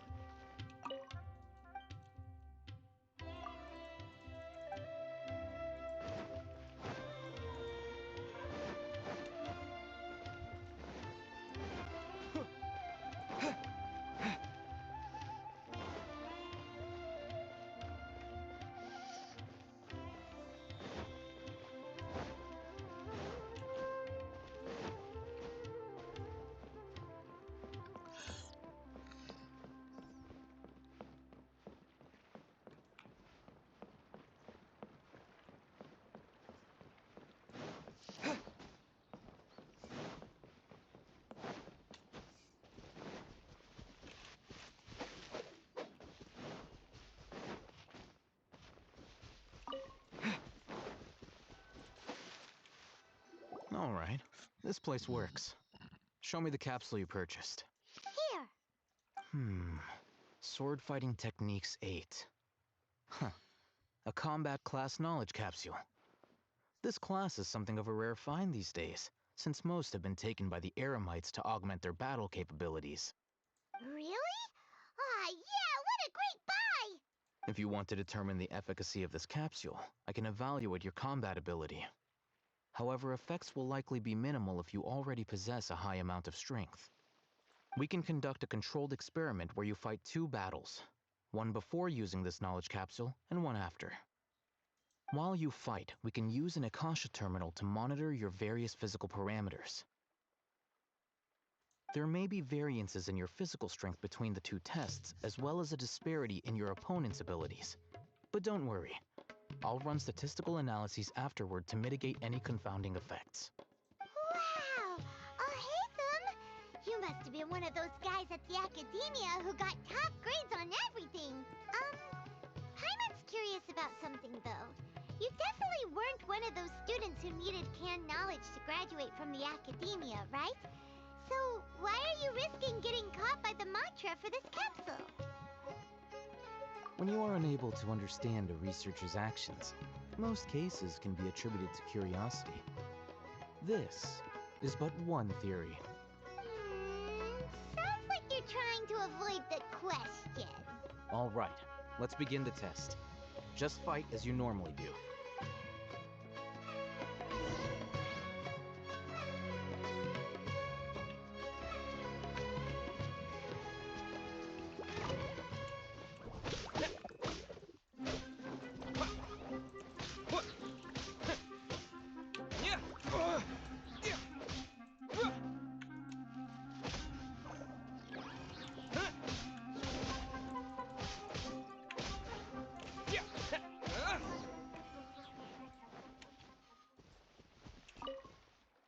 All right. I'll link your Akasha terminal to record data. The next step is to use this knowledge capsule. Hold it in your hand. I'll help you establish a connection with it so you can activate its power.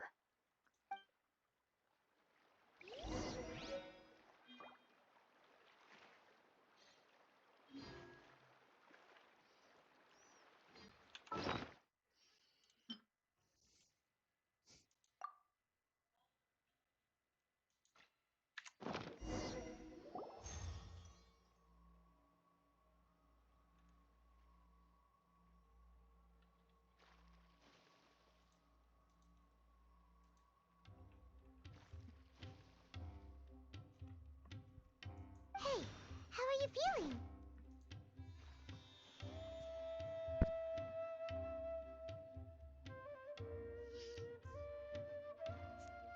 You mean that it worked? All right. Time for round 2. Fight with the same composure as before.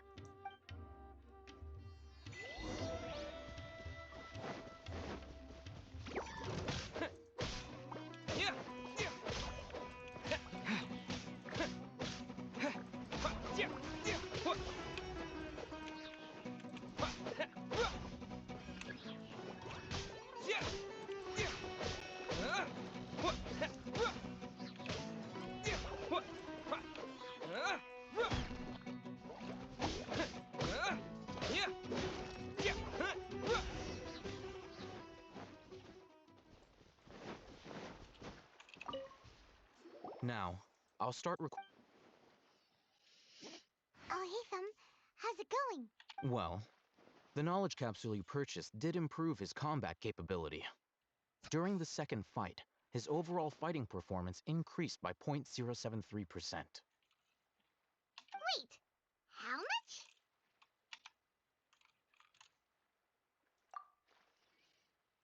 Ah! Dory's such a jerk! She totally scammed us! 1,000,000 mora? This thing isn't worth a tenth of that amount! Of course, this could be because he is so powerful that the capsule's contents were unable to produce a substantial increase. At the very least, this test allowed me to gain more insight into you two. Our deal seems increasingly worth my investment. I'm heading back to Ikela Funduk. I await your response in 2 days' time. This is Mora for when you ask Dory for information. Pay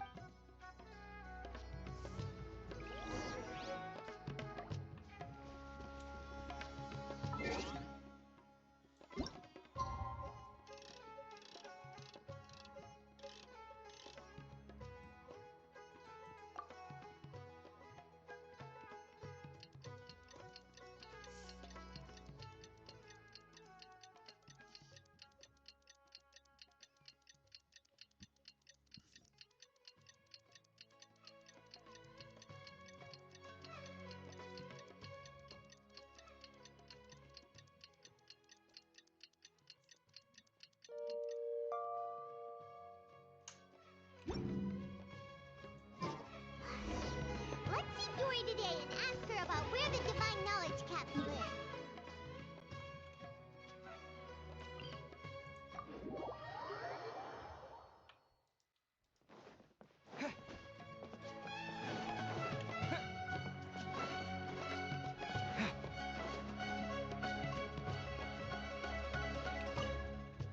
Here, over here! Welcome back, my loyal patrons. What can I do for you this time? You name it. Canned knowledge, supplies, or anything else you need. I'll find a way to get it. Where there's a waterfall of Mora, there's a way.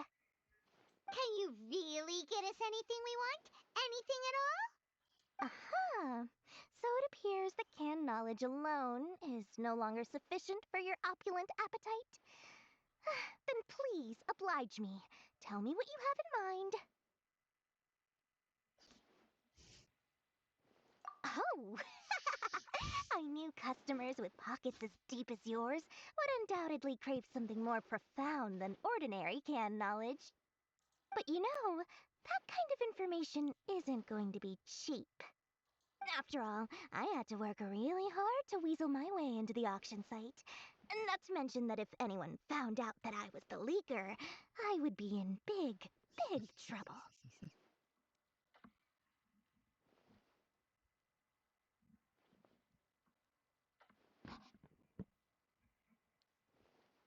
But how can we be sure your information is accurate? Paimon's curious how you just happen to have this kind of info the moment we need it.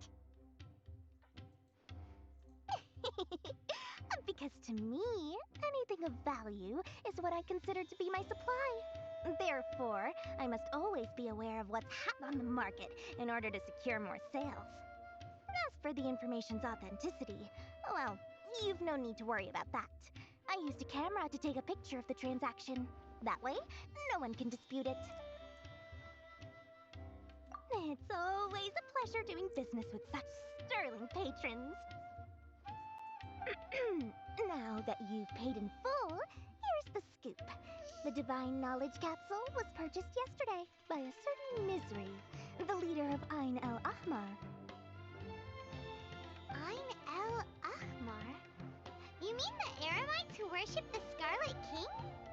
Ah, so you're already familiar with them. The group has done everything in their power to obtain the Divine Knowledge Capsule. After all, they believe it contains the power of the Scarlet King. That Divine Knowledge Capsule is unlike any other canned knowledge I've seen before. It was glowing bright red. The capsule is clearly visible in the picture I took. You can look for yourself. Thanks for the info, Dory. Please, it's my pleasure.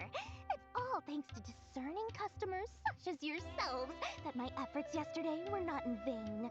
Please, don't hesitate to contact me if you ever need anything else in the future.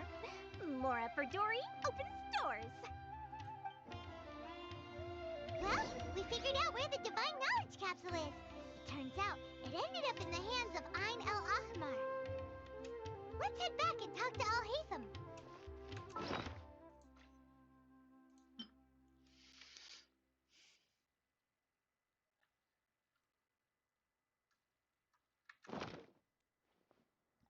Trust me, I'll find you your perfect color.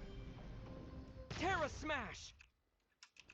Remember to bring a token of our friendship the next time we meet, okay? I like to think it's built on a firm foundation of solid, shining Mora.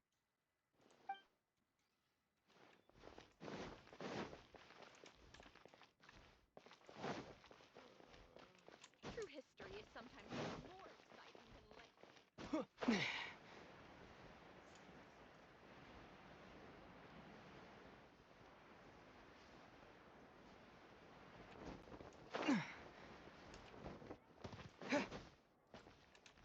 Al-Haytham, we got the info you wanted. Really? All right. Let's hear it. Dory even gave us evidence to verify the intel. Have a look.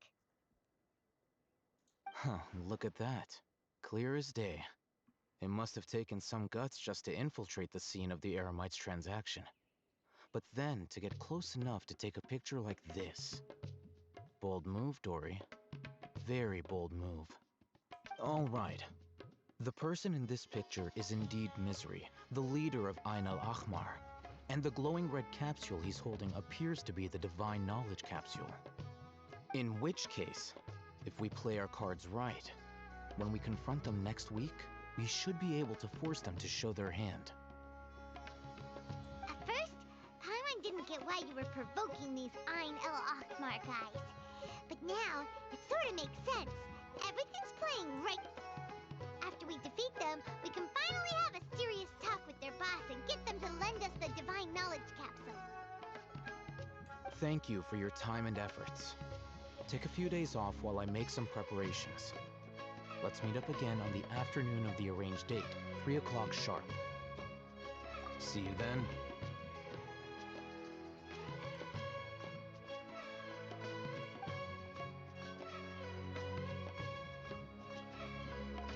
Alhaitham sure is taking his time. Where could he be? Oh, there he is. Sorry to keep you waiting. Let's head to the pier in front of Pharos Lighthouse. Yep, let's go.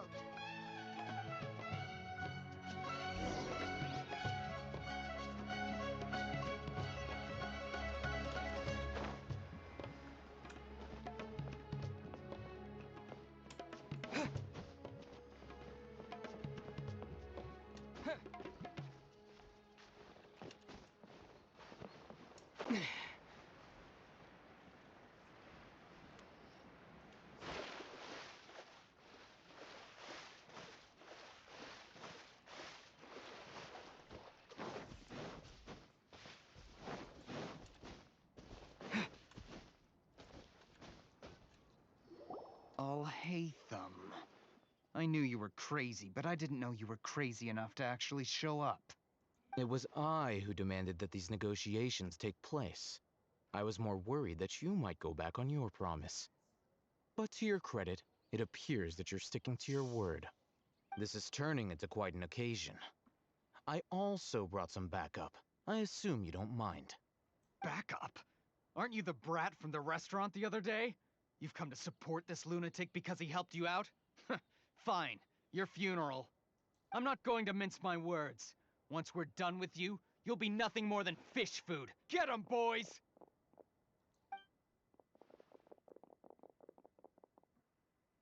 Uh-oh, here they come.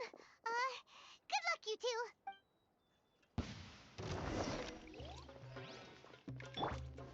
Stabilize! Law of the jungle! The fuse is lit. I'll be back. I'll be back.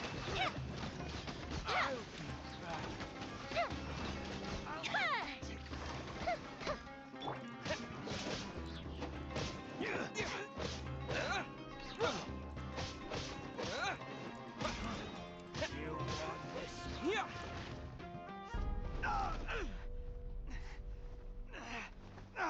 Academia scum!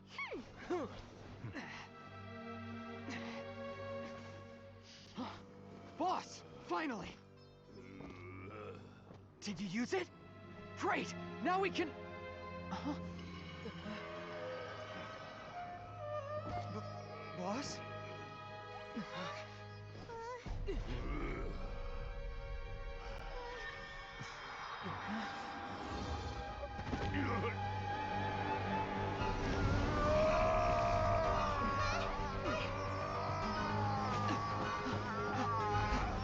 Boss! What's wrong? What happened to him? We have to cut his Akasha connection, now.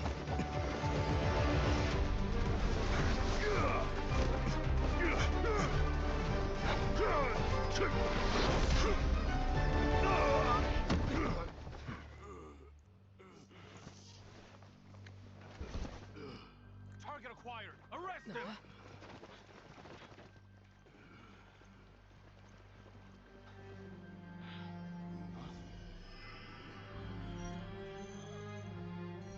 Do not impede our work. Is that understood, Alhaitham? Of course. I was only trying to help. Take him away!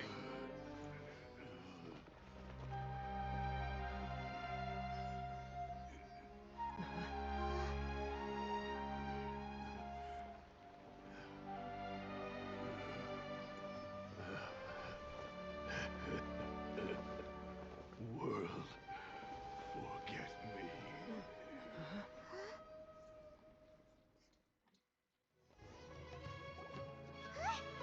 What in Tibet just happened? looks like he used the Divine Knowledge Capsule. You mean the Divine Knowledge Capsule did that to him? Oh, yeah. You mean how some researchers go insane after getting knowledge from Irminsul? I've heard of numerous incidents of researchers in Satyavada life going insane. The state that man is now in suggests that this is a similar situation. This Divine Knowledge Capsule does appear to be linked to the gods, but beyond that, it doesn't seem anything like the rumors suggest. Possessing it doesn't grant you divine wisdom or power. Did you hear what he said? World, forget me. What could that possibly mean?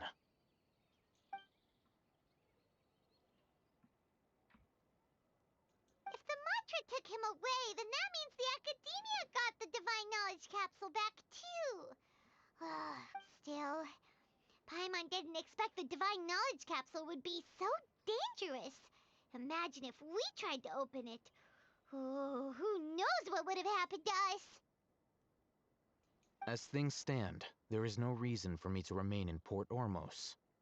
I believe our collaboration has also reached its end. Oh, we were so busy trying to find the Divine Knowledge Capsule that Paimon forgot to ask you something. Since you're a member of the Academia, do you have any idea how we can go about meeting Lesser Lord Kusanali? Truthfully, I don't. Lesser Lord Kusanali appears to exist outside of Sumeru's entire administration. Most of the time, you wouldn't know she exists at all.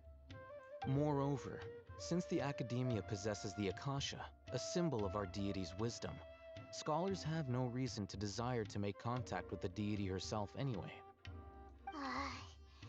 Everything about Lesser Lord Kusanali is such a mystery! I'm heading back to the Academia. How about you two? It's almost the day of the Sub-Zero's festival. Maybe we should head back too. We've been rushed off our feet over the past few days, so maybe a little rest and relaxation will do us good.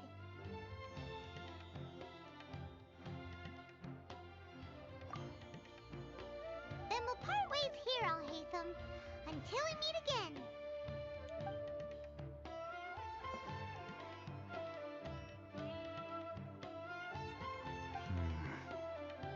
Now, do I deal with this thing first? Or should I produce the report that the higher-ups require?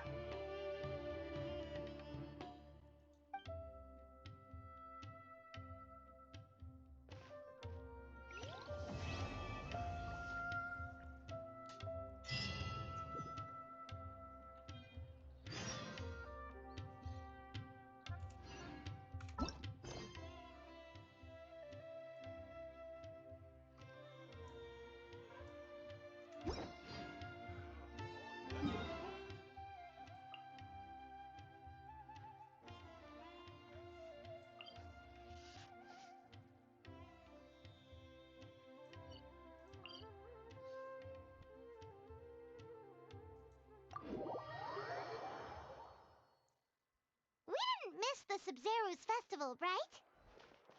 Let's hurry and find Dunyarzad. Paimon thinks she must be around the Grand Bazaar, since she showed us around there last time.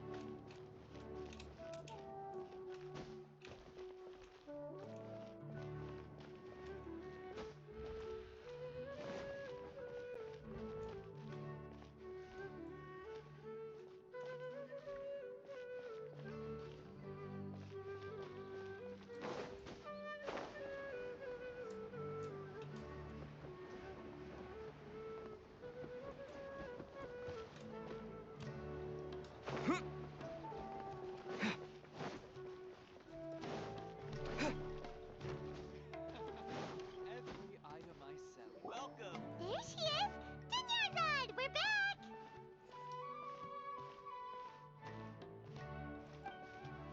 Just as promised, Traveler and Paimon. I'm so glad that you two came back to celebrate Lesser Lord Kusanali's birthday. Indeed. The festival's tomorrow. We've been preparing for so long that I can't help but feel a little nervous. There's no need to be nervous. Paimon's sure that Lesser Lord Kusanali will feel every Thanks, Paimon. I hope that everyone who comes to the festival will also have a good time. Speaking of which, did you manage to make your way to Port Ormos? Discover? Of course we went. A lot of things happened there. I see. Sounds like you two had another exciting adventure. If there is another chance, I would love to join. My lady, if you went to Port Ormos in your current state, we'd both be in for a lifetime of trouble. Dia! You were eavesdropping! It's called covert protection. Keeping an ear out for what's going on around my employer is part of the job. It's all right, Dia. I merely said I would like to go. I know better than to think my body could handle it. The festival's tomorrow. I've been doing nothing but causing trouble for you. So Dia, please take some time to relax. I'll be fine. Even when you put it that way, it still doesn't feel right. Don't worry, my guardian knight.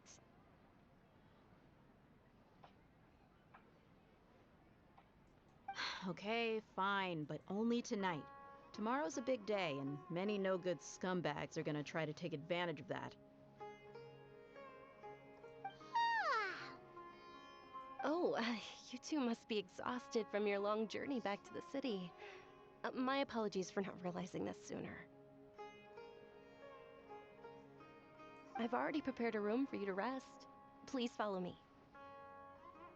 Whoa, you're so thoughtful. Paimon's so ready.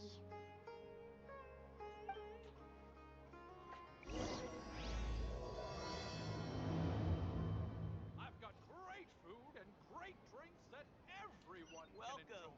Get your spices here. Terra Smash!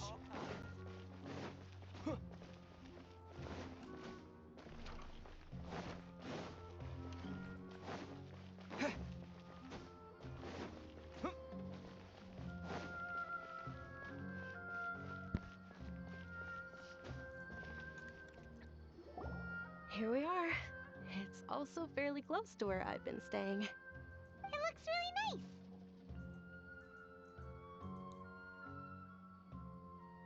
nice. Not at all. Just tell me more about your adventures when you next get the chance. That's Paimon's specialty. Paimon can tell you stories next time. Oh, if you don't mind, how about we all walk around together tomorrow? All of my friends will be working the festival, and Dia is still insisting on her covert protection. Yeah, it'll be pretty hard to relax and enjoy the festival if Dia's constantly hovering over you, right? Then let's meet at the nearby bazaar first thing tomorrow morning. Have a great night. It's a deal. Good night, Dunyarzad. I may be too excited to fall asleep tonight. See you tomorrow. Paimon's starting to really look forward to the Sub-Zero festival too. Will there be lots of yummy food? Oh no. Thinking about food is just gonna keep Paimon up all night. The earlier we sleep, the better. Let's go inside, traveler.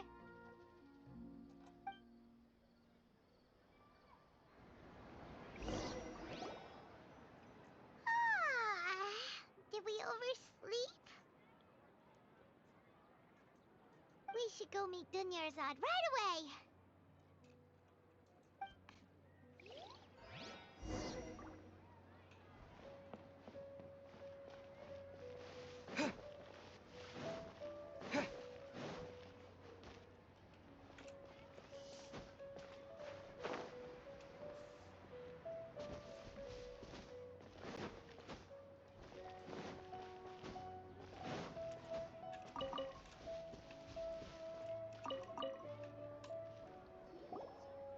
Traveler, Paimon, I've been waiting for you two. Good morning, Dunyarzad. We must have overslept a little bit. Not at all. I arrived early. Today is finally here. I must cherish every moment as if it were gold. You've worked so hard for this day. You gotta enjoy it to the fullest. You know it. Oh, it's just that, as expected, I had some trouble falling asleep last night. I'm hoping my body won't be too much of an issue today. Well, shall we? Let's start with the stalls over there.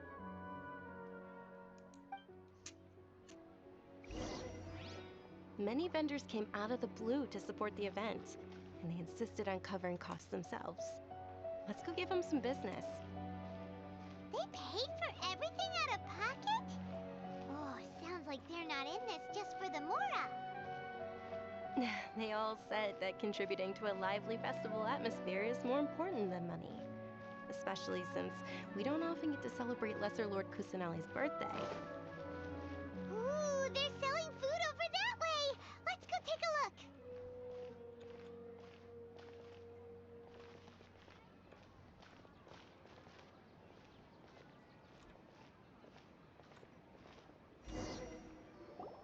This is a stall offering foods from the Haftmewa feast.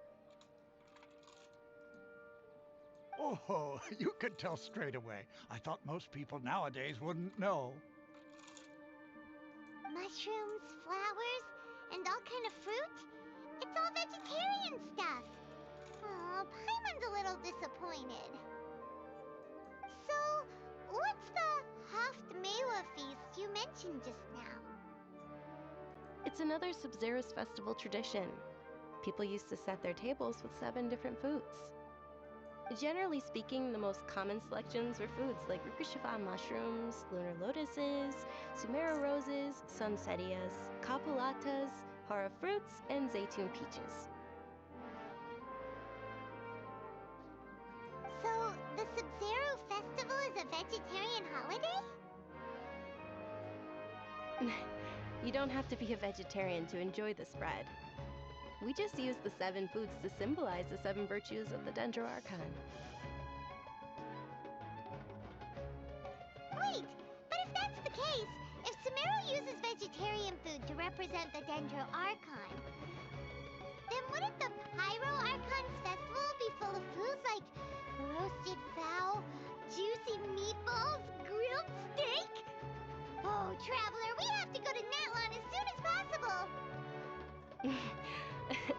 I hope your wish comes true one day, Paimon. Thanks! Alright, how about we also check out some of these other stalls?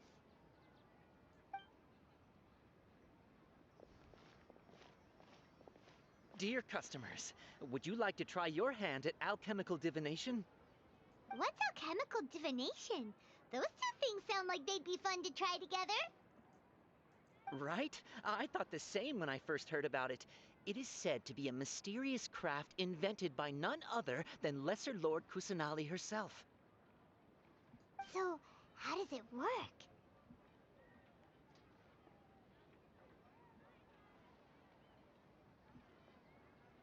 It's quite simple.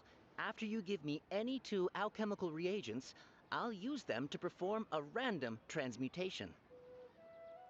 Sure sounds random. So random that it will probably fail. That is precisely what we need. After the transmutation fails, your one and only diviner here will interpret the remnants. Well, according to Lesser Lord Kusanali, everything is interconnected, and all that occurs can be traced back to fate. You could say this is a pearl of old wisdom.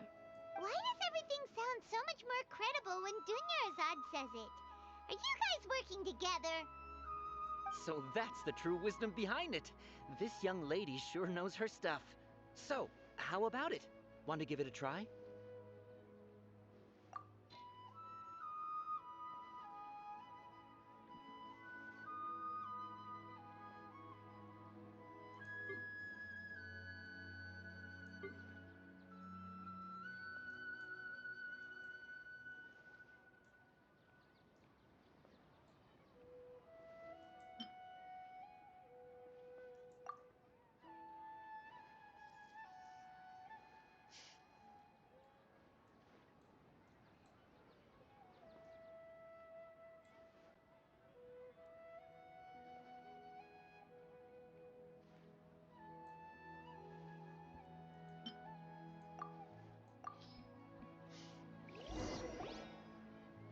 Okay, one moment.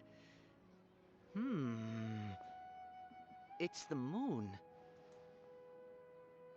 Paimon wants to take a look too. Is it? It looks more like a pie that Paimon bit into. Generally speaking, the moon signifies... It means... Wait a moment. Is he really looking it up in a book? Oh, I remember now. It means illusions and lies. Illusions and lies? That sounds rather ominous. Yes, but this book says that if you trust your intuition and overcome your fears, the sun will surely rise. He's not even trying to hide his book anymore. Naturally, fate will only ever show you the beginning of a journey. It is up to you to forge your own ending. Oh, thank you so much. I'll keep that in mind. Oh, it's nothing. I'm just learning as I go. Guess that was still pretty interesting. Okay, on to the next stall.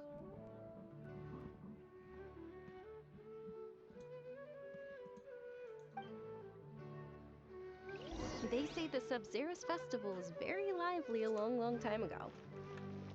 Large flower carriages used to parade through the city. As they headed towards Port Ormos, people would throw flowers, candy, and liquor all along the way. Dunyarzad's eyes are sparkling right now. I wish I could have seen that spectacle. But if you ask me, I'm sure Nilou's dance of Sub-Zerus would be just as impressive.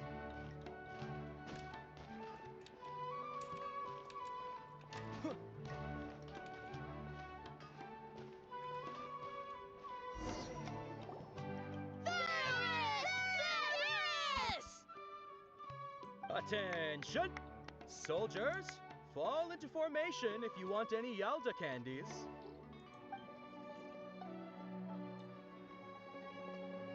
It's a weird guy with a weird hat. Hey, it's Dunyarzad! Miss Dunyarzad, the children love you even more than the Yalda candies. In the few short days it took to prepare for the Sub-Zerus festival, the children have all grown very fond of you. The hallowed Knight of Flowers. It's an honor that you know my name. Attention!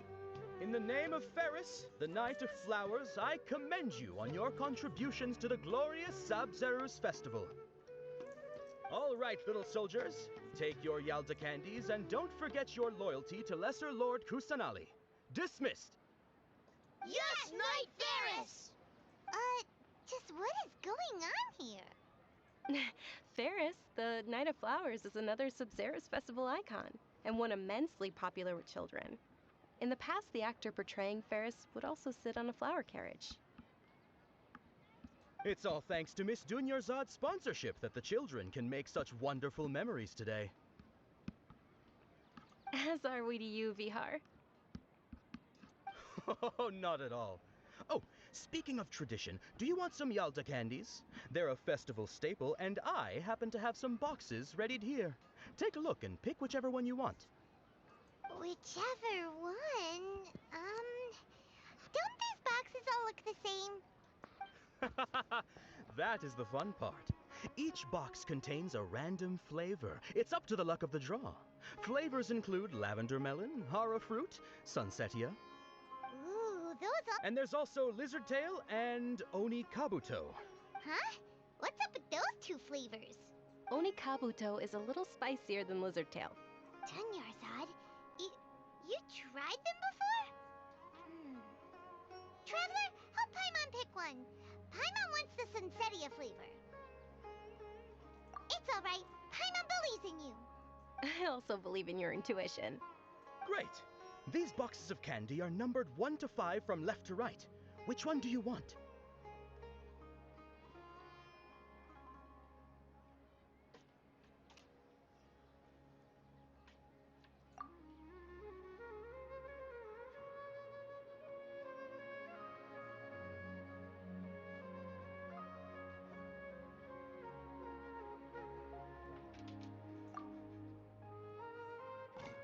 Attention! That's unfortunately Lizardtail. Oh, Paimon thought you survived so many epic battles because you had incredible luck. But looks like Paimon was wrong. The Sunsetia flavored candy was in box number 4. How about this? The most important thing is that everyone has a good time at the festival. So please, take both boxes. Really? Thanks a lot, Knight of Candies! It's Night of Flowers, not Night of Candies. Paimon really wilted the carriageless Knight of Flowers. They all basically sound the same. We got our candy, so let's keep going. Oh, actually, I just remembered that I left something behind. Since you're here, can you come with me to get it? Dunyarzad, you probably forgot because you're so excited about the Sub-Zero's festival. How embarrassing.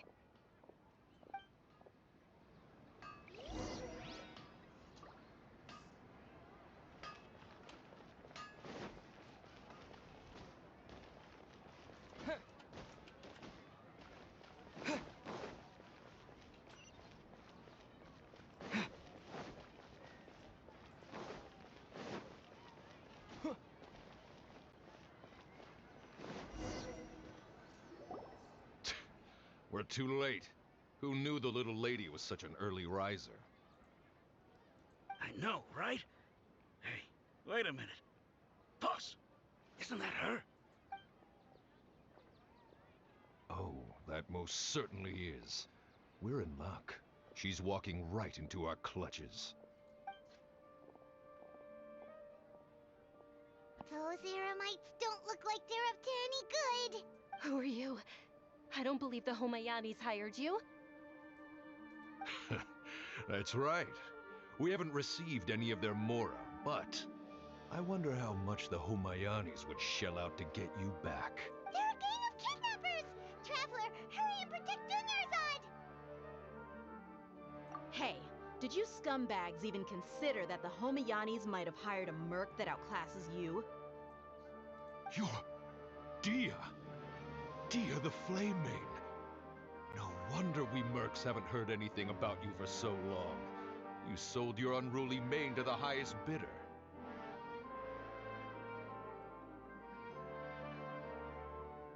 Don't speak so disrespectfully. My family started working with her as gratitude for her past kindness to us. Don't worry about it, my lady. Just some friendly banter between mercs. One punch and those rabid dogs will expose themselves for what they really are. Aren't your claws all dull by now? Don't get too cocky! Traveler, take Miss Dunyarzad to a safe location. No, we're gonna stay and help. There's too many of them.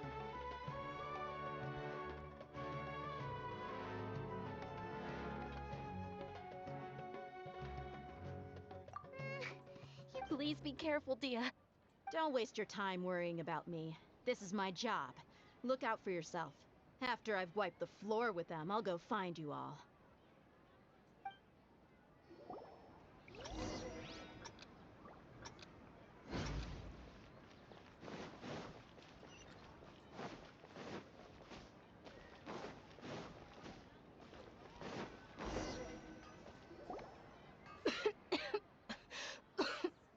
Dunyarzad, are you okay? You look a little pale. Are you in shock? I'm fine. My body always reacts like this whenever I exert myself too much. You sure you're okay? I'll be fine after some rest. I'm more worried about Dia. After all, none of this would have happened if I hadn't insisted on coming out today. Yeah, don't worry.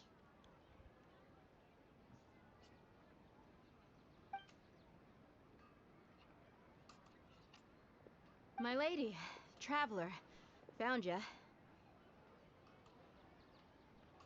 Dia! You took care of them so fast! Any more of them?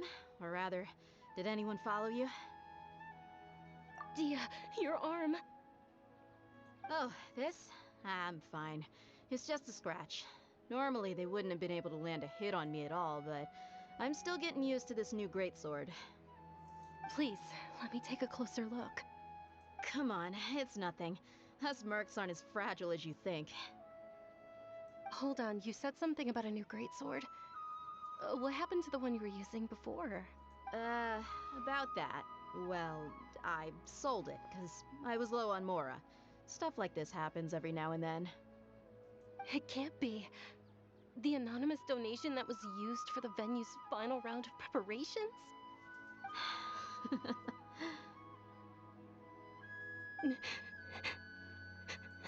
Hey, Miss Dunyarzad, I wasn't trying to make you cry. I'm not gonna lose my commission because I made my employer cry, am I? Okay, making your employer cry won't affect your commission, but selling your weapon without permission and getting hurt? I'll have to reevaluate your performance. You're so unreasonable, my lady. Thank you very much, Dia. Don't be like that. I get embarrassed really easily.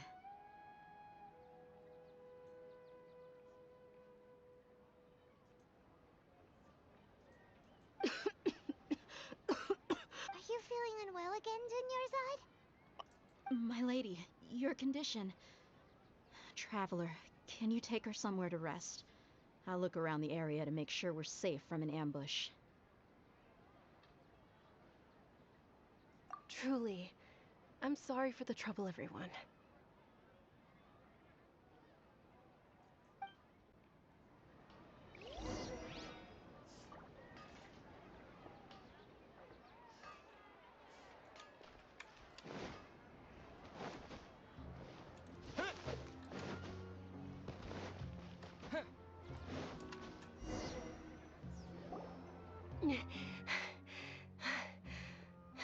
Are you feeling better, Dunyarzad?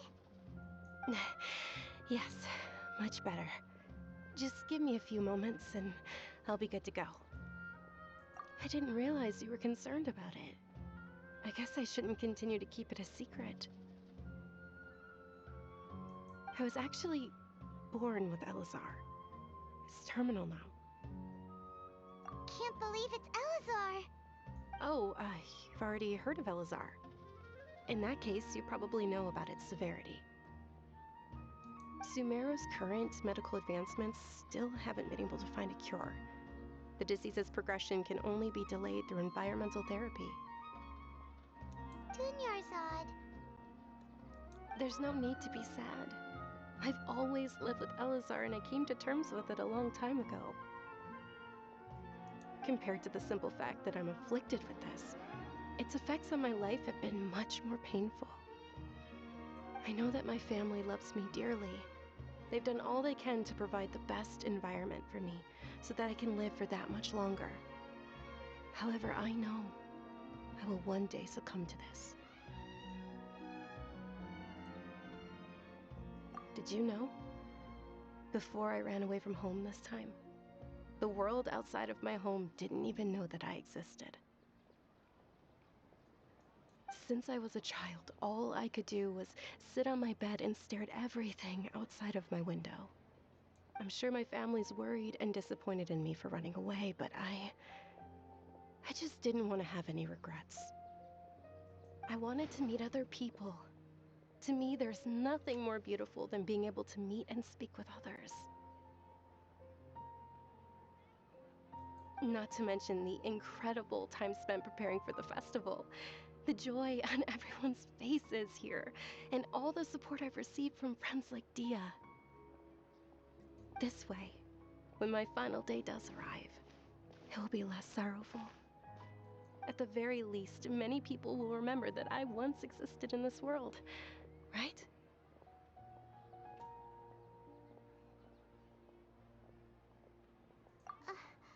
As long as you don't forget Paimon, Paimon also won't forget about you. No, even if you forget Paimon, Paimon will still remember you. Thank you two so much. I apologize for the depressing conversation. This is out of character for me. To be honest, Lesser Lord Kusanali gave me the courage to do all of this. If it weren't for her encouragement, I wouldn't have taken that first step.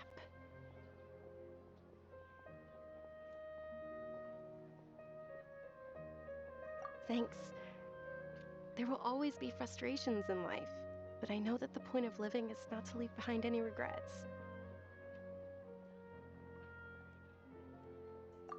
Oh, right. Isn't it almost time? Huh? Almost time for what? Isn't the Dance of Sub-Zeros about to begin? It's the part of the festival that I've been looking forward to the most. Nilu will recreate that legendary scene with her most splendid dancing. And the Sub-Zeros festival will conclude amid everyone's applause and blessings. And with that, my wish will also... Then what are we waiting for? Let's go to the stage!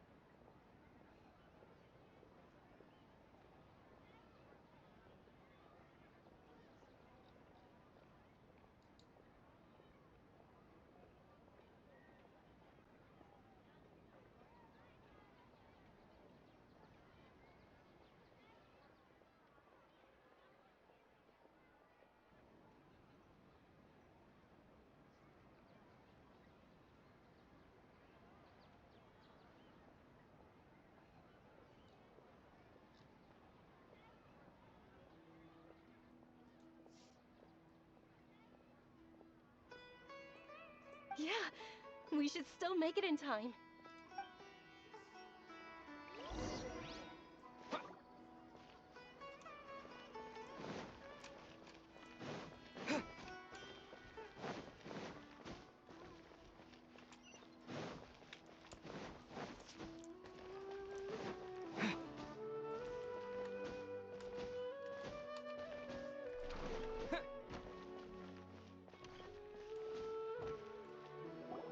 Were you not aware that the law prohibits this type of performance from taking place without prior permission?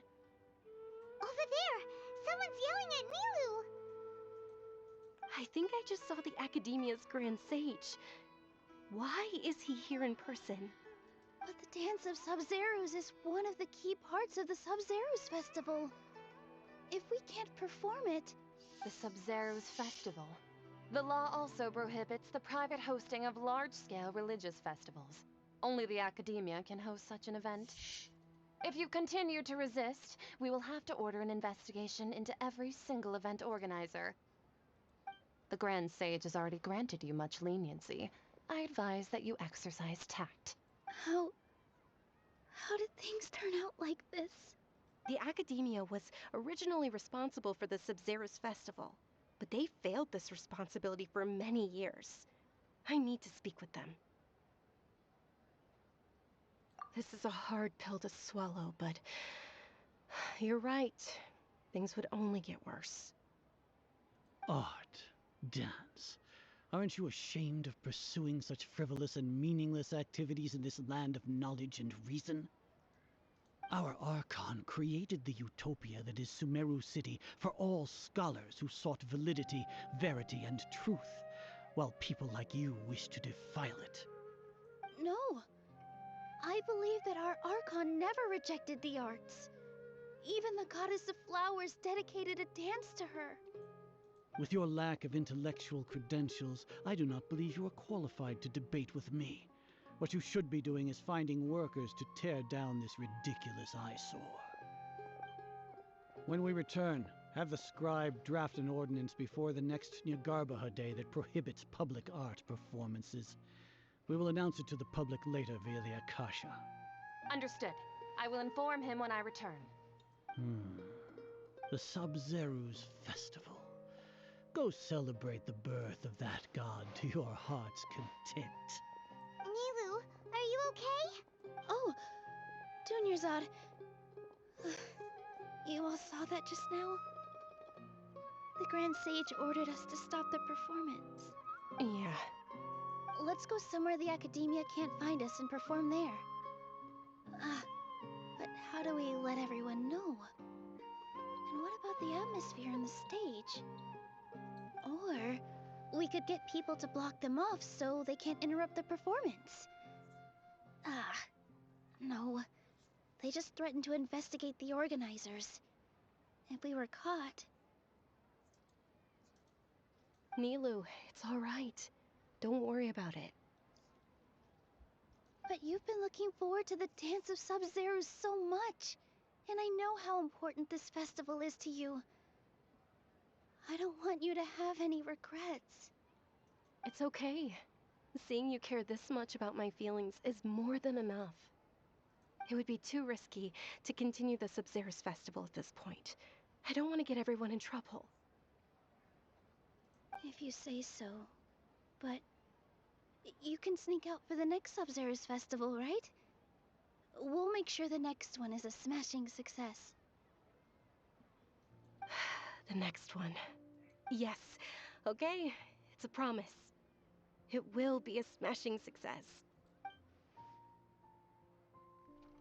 Paimon can't believe this is how things turned out. Those heartless geezers. It really is okay. There's nothing we can do about it. Still, I'd be lying if I said I had no regrets. I would have loved to see Nilu's dance.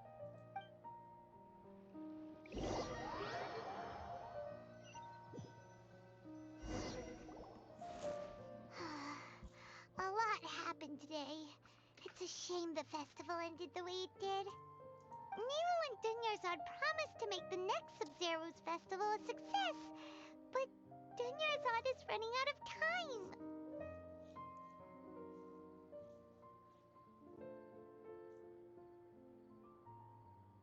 Yeah. All connections have been secured to construct the most stable framework possible. The project has entered its most critical phase. Power has begun to flow from...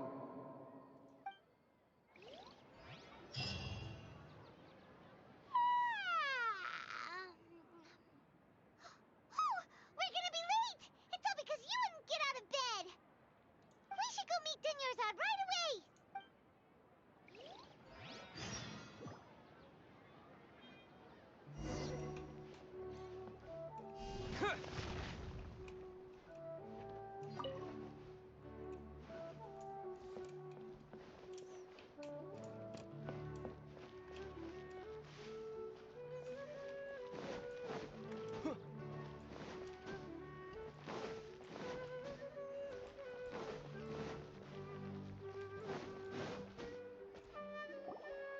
Good morning, Dunyarzad. Sorry we're late. Not at all.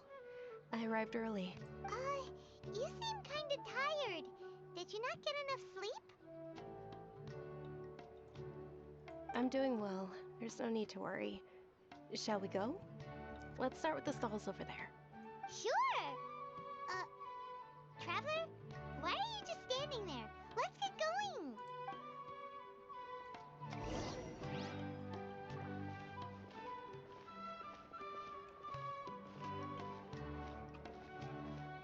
Ooh, they're selling food over that way! Let's go take a look!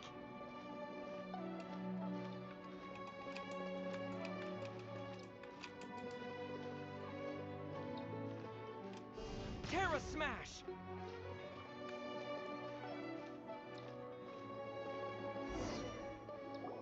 This is a stall offering foods from the hub. You are quite well. They're all plants! Actually, what is... It's one of the Sub-Zero's festival's traditions. People used to set their tables with 7 different foods to symbolize. Appear to be in the form of the moon. Really? Paimon thought it looked... The moon signifies... It's escaping me for now. Wait a moment. Is he really looking at... Oh, right. But if you trust your intuition and overcome your fears... Understood. I'll keep... Oh, it's nothing. Guess that was still pretty interesting. So, where to next?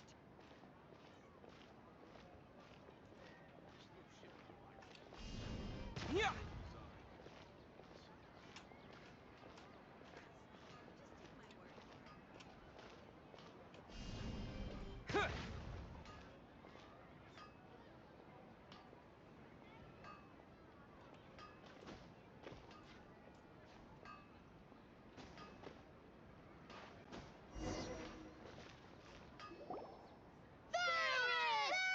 right, soldiers. Now that you have your Yalda candies... Yes, Knight Ferris! What's going on? Ferris, the Knight of Flower. Oh, do you want some Yalda candy? What's to pick? Ooh, how... And there's also Lizard Tail. What are the... Traveler, help Paimon pick one. Great! These boxes of candy are numbered 1 to 5.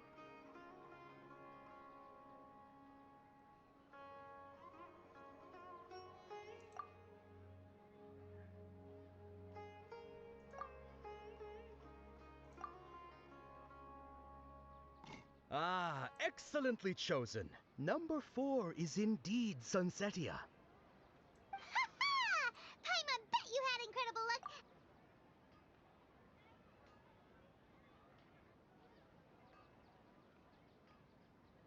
Huh?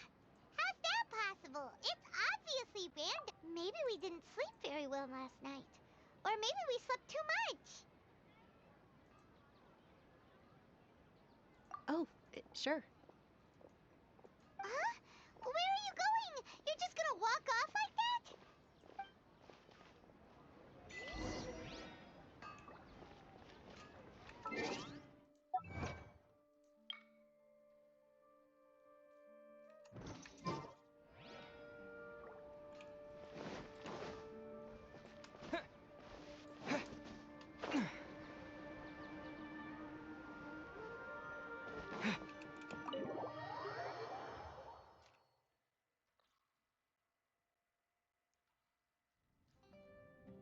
A feeling of deja vu?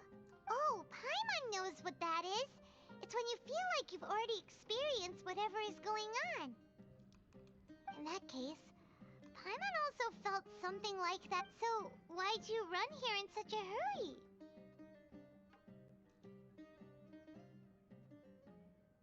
So that's it! You're intentionally doing things you usually wouldn't and seeing if you still get that same feeling of deja vu. Welcome, you two. Are you here for lunch? What would you like to eat? Got it. You don't look like you're from these parts, but I gotta say, you've got good taste. I'll give this order to the kitchen. Coconut charcoal cake? Isn't it that burned thing that didn't look tasty at all? Oh, Paimon understands what you're trying to do now. You'd never normally order something like this.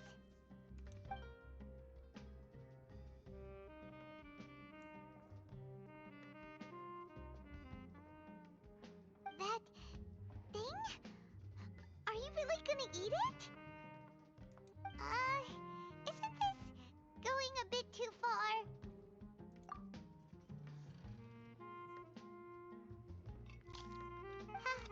How was it? The look on your face is telling Paimon that it tasted awful. Then, you mean...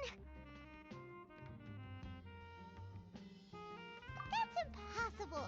We were just talking about how gross it looked! So, would this be a case of taste bud deja vu? Paimon also gets the impression that we've been here many times, even though we aren't regulars. How about we go out again and try something else?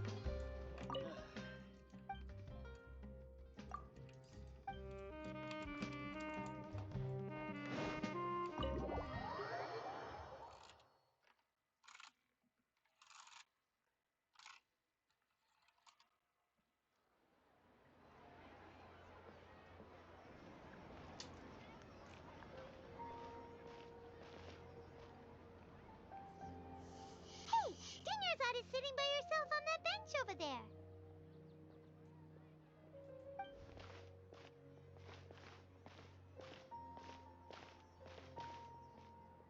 What a coincidence, Dunyarzad. We meet again. Oh, I ran into some kidnappers just now, but thankfully Dia came to my rescue. I started to feel unwell after that, so I sat down here. Kidnappers? Oh my goodness, are you... I'm okay. Dia's arm got scratched, but it isn't serious. Whew. That's a big relief. But, Dunyarzad, you seem a little down today. It's the Sub-Zero's festival, and you've been looking forward to it so much! Not at all. I've always been like this. Excessive physical exertion or strong emotions tend to aggravate my illness. Besides, no matter how amazing today may be, it is but a single day. After however many more days, my time will come to an end. Paimon doesn't quite follow you, and Paimon feels like something's really got you down right now.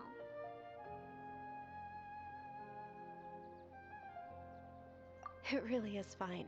I don't mind. Huh? Dunyarzad, have you ever felt deja vu? You know, like when you've already experienced something that's happening right now? Deja vu? No. But my days have been the same for years now. Even if I were feeling deja vu, I suppose I would already be used to it. Oh, Paimon sees. Then, is it only the two of us? It's almost time. Huh? Time for what?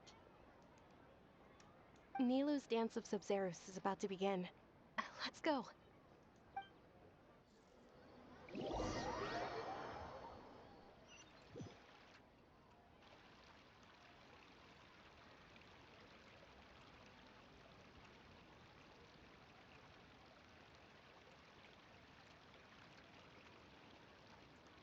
With your lack of intellectual credentials, I do not believe you are qualified to debate with me. What you should be doing...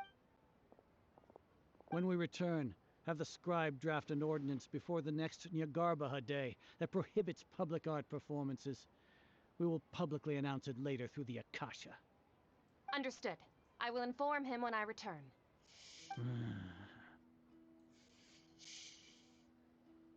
The Sub-Zero's festival. Go celebrate the birth of that god to your heart's content.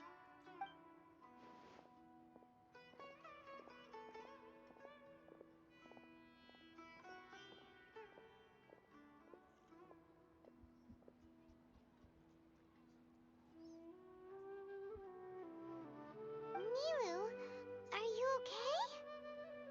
Oh, Dunyarzad. The Grand Sage ordered us to stop the performance. It's okay.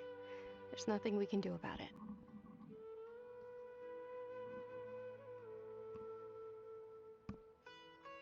But you've been really looking forward to this.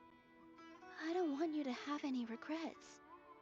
It truly is unfortunate, but I don't want to cause trouble for anyone. Didn't the Grand Sage say that he might investigate the organizers? True, but... Well, okay.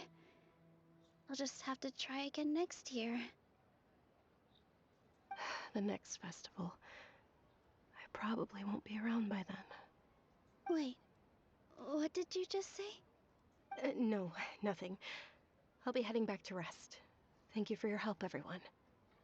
Paimon can't believe what those heartless geezers did!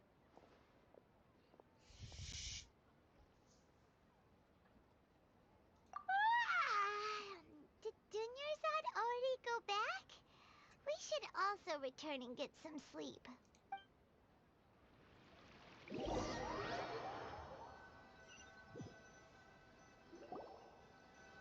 So, in the end, you still couldn't figure out what that deja vu feeling was all about? Maybe it really was because of exhaustion. Same here. That's why Paimon stopped thinking about it halfway through the day. and get a good night's sleep. For now, we can chalk things up to exhaustion. We can do more thinking tomorrow.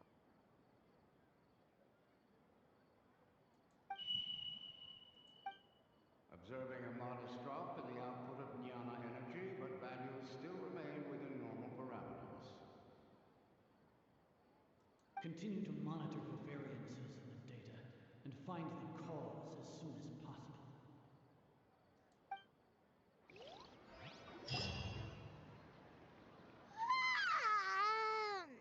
Why does Paimon feel so tired after so much sleep?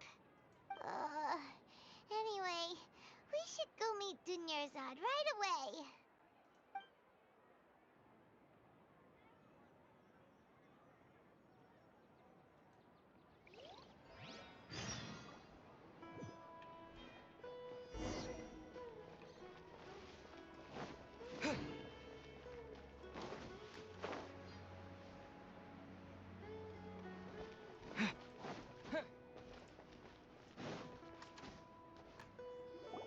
Good morning, Dunyarzad. Sorry to keep you waiting. Not at all.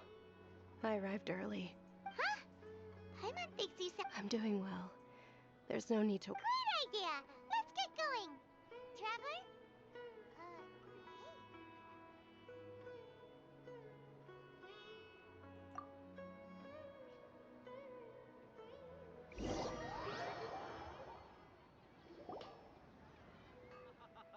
It's all thanks to Miss Dunyarzad's sponsorship that the children can enjoy the Sub-Zero's festival.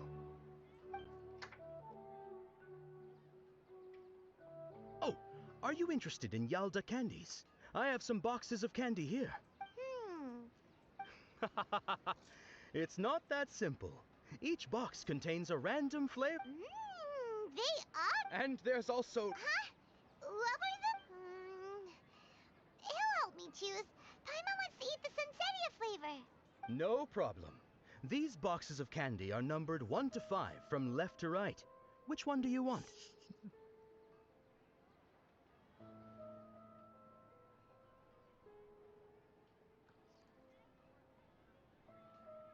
Oh, I like your confidence. No hesitation at all.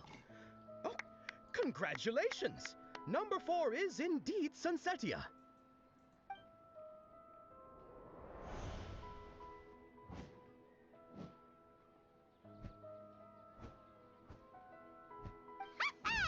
Paimon knew he always had incredible luck. Paimon's not really interested in the other flavors. Ah, wait. How did you know? Don't tell me that you already knew which flavor was in each box. What? He was right about all of them? That couldn't have been luck. How is this possible? I packed all those boxes this morning and they've been sealed ever since. You couldn't have known beforehand. Mind reading? X-ray vision?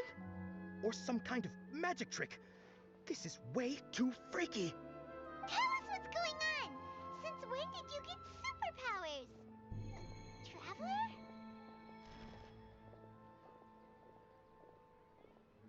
Hey, where are you going? What's going on? Did you see something? Us leaving Dunyarzad without letting her know is kinda rude, you know.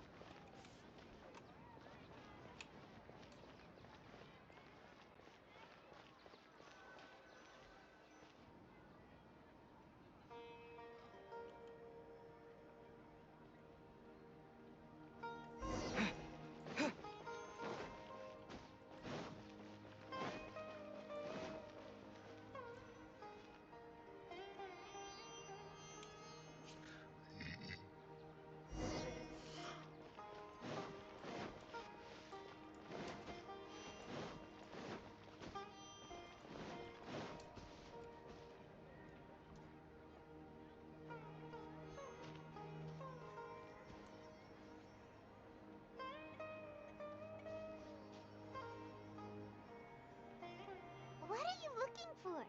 Why did we come here?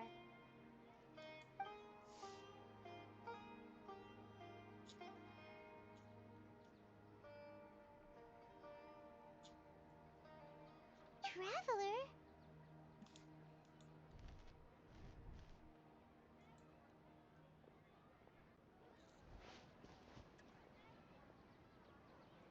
That's...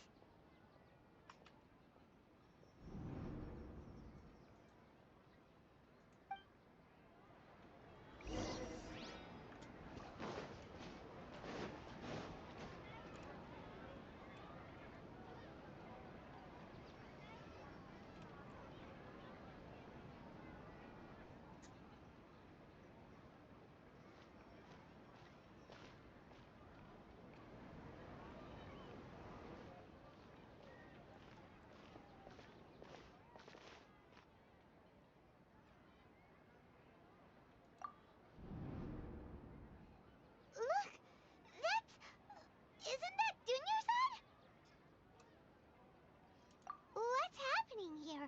Why are there two Dunyarzads? You already know that this isn't your first Sub-Zero's festival, don't you? I'm sure you already know how to use this. A knowledge capsule? Where did you get it? What's inside? You should use it too, Paimon. You know Paimon? Well, this seems kinda sketchy, but Paimon feels like this is what we should do.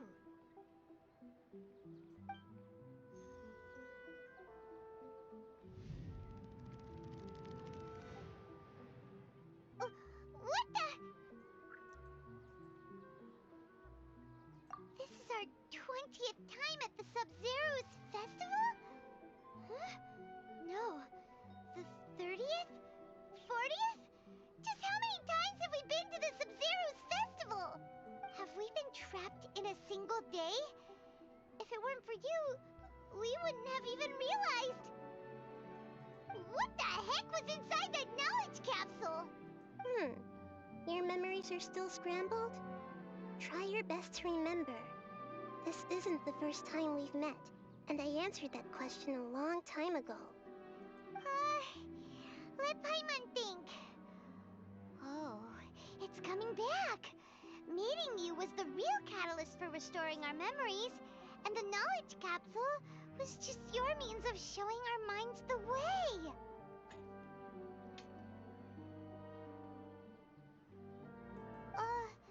What about everyone else? Why are you only helping the two of us?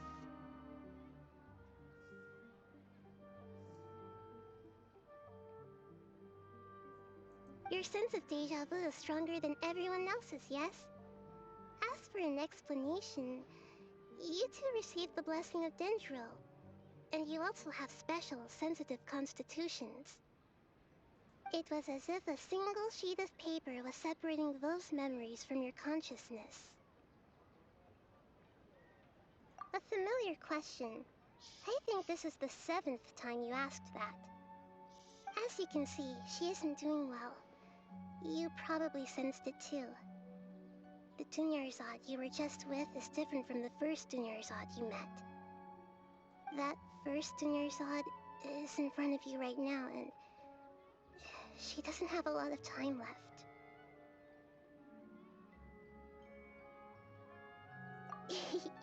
Looks like you're almost done sorting out your brain. Oh yeah, I'm Nahida. Good, you passed the test.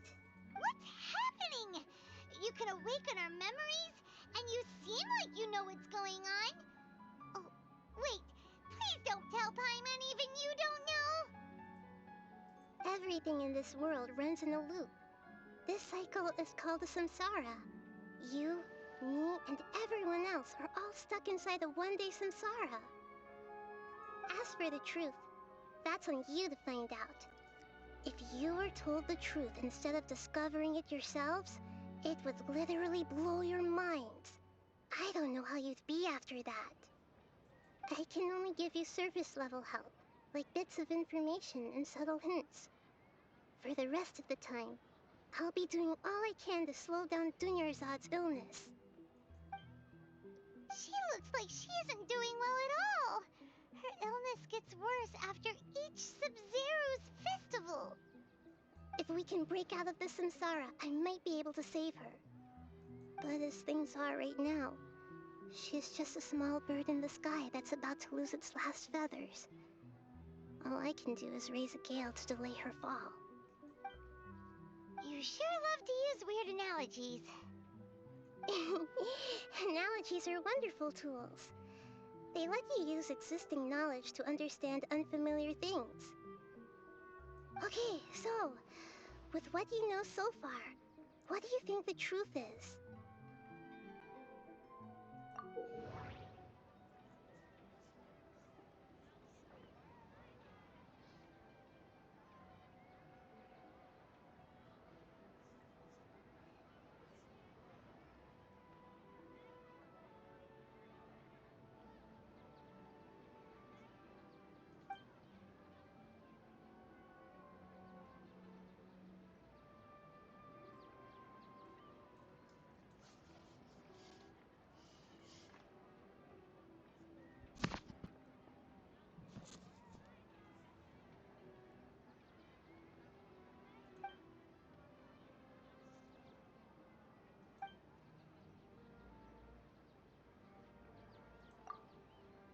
We've already experienced the Sub-Zeru's festival many times, and the day of the festival seems to be in a perpetual samsara.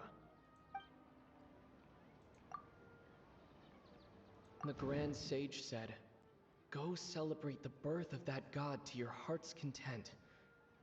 Did he mean something more?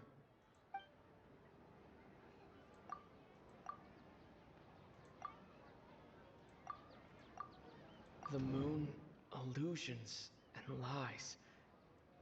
What do they all mean? What's happening right now seems to have happened before. This feeling has been getting stronger and stronger. My mind feels exhausted, even though I haven't done too much thinking.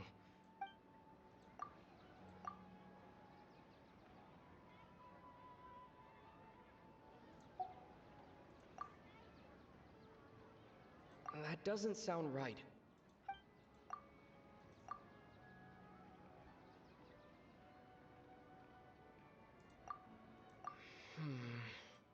I can't seem to cohesively piece everything together.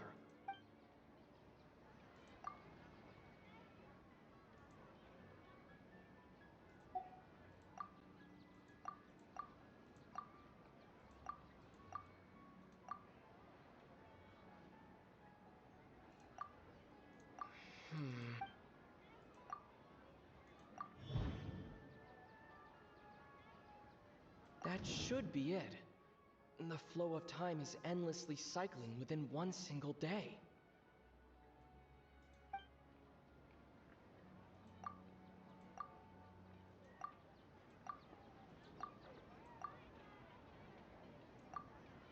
A time loop. You've given similarly wrong answers in the past. A pity.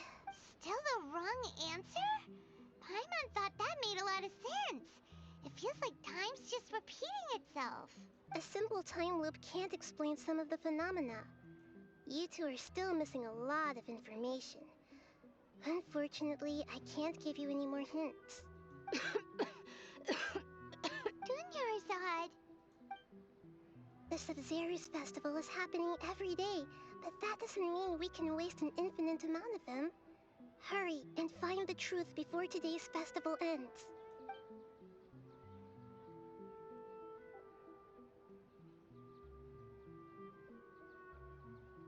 Let's think about our current situation. To save Dunyarzad, we have to escape the samsara of the Sub-Zeru's festival. And to do that, we need to figure out what's happening. The truth. Nahida rejected the idea of a time loop, so we must have missed something, right? Paimon's memories say that we've already done this many times, but let's go talk to people again. It's more productive than sitting here and scratching our heads.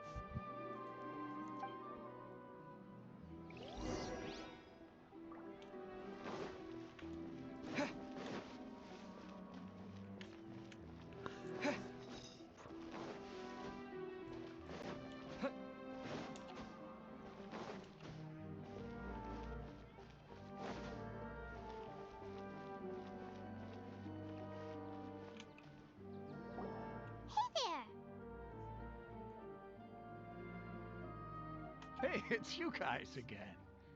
Where's your cultured friend? She's feeling a little unwell. I see. Did you come back to buy something? I guarantee the freshness of my products. I harvested them from the forest just yesterday. Huh? What brought this about? I hurried back from the forest yesterday, and I'm selling produce here today. I haven't felt anything strange.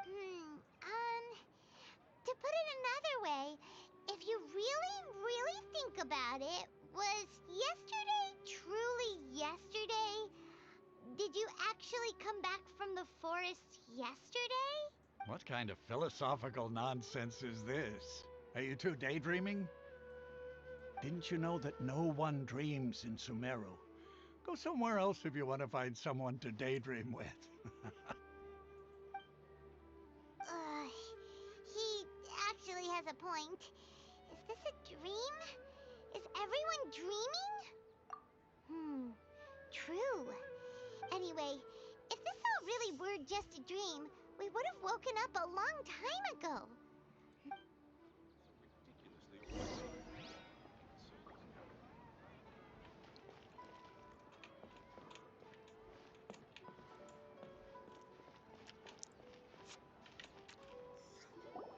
Oh, it's you two. Was my divination so accurate that you felt compelled to compliment me in person?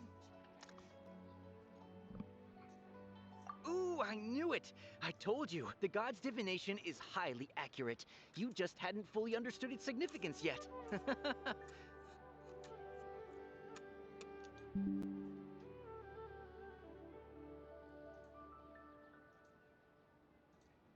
You're really excited about this, huh? That's exactly why we came back. Help us better understand it. Help you better understand it? Well, that isn't exactly what I excel at.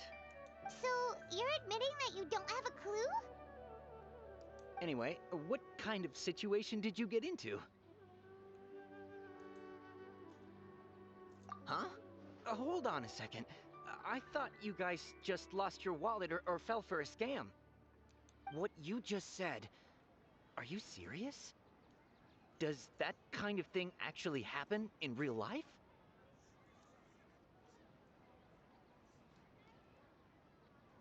I knew you weren't going to believe it. Marvelous. Truly marvelous. I believe you. Recall the interpretation of your divination. The moon, illusions, and lies. It really felt like an omen. When you say it like that, the divination does sound like it's related to what's going on. I believe that the Archon's revelations are never more than vague hints. Anything more specific is beyond the reach of mere mortals. The book only says, if you trust your instincts and overcome your fears, the sun will surely rise. So that's how it is. Looks like fortune-telling is just fortune-telling. It's no good for practical problems. We haven't made any progress. Who else can we talk to? Paimon remembers that we tried talking to her a couple of times, but she always thinks we're playing pranks on her. You think she'll brush us off again? Yeah, if we tap into Dia's strong sense of responsibility as a mercenary, then she'll definitely take us seriously. At this time of day, Dia's probably just finished beating up those kidnappers. Let's go find her.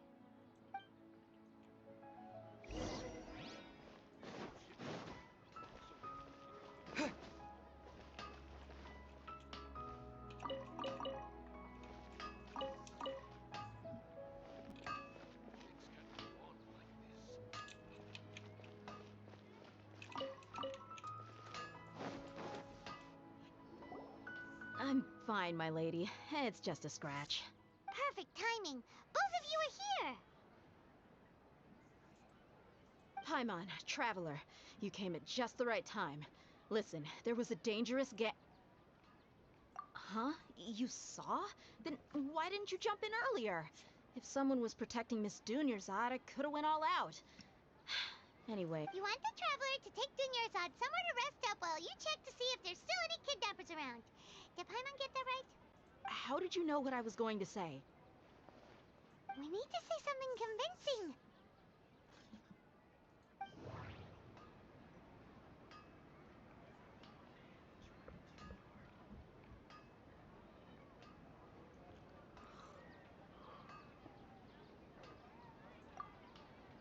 Dia sold her greatsword to raise additional funds, and then she was injured because she wasn't used to her new weapon.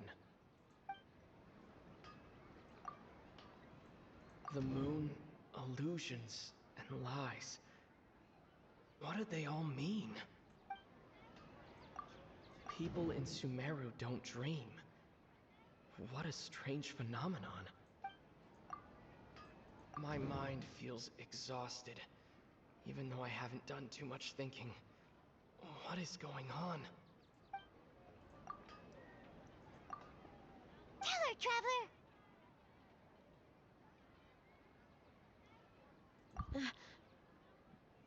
I didn't tell anyone about that. Including Miss Dunyarzad.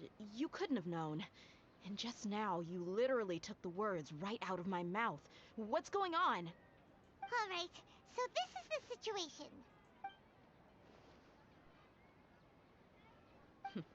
It's kinda hard to believe what you just told me. First, let me make something clear. Most of us desert dwellers might not be the scholarly type, but we do have basic common sense. She's quieter than usual. Uninterested in anything and really gloomy. Yeah, she isn't the same as before, but her parents said that this is how she was like at first. Huh? At first? I don't quite understand what you're all talking about. I'll go rest on the bench over there.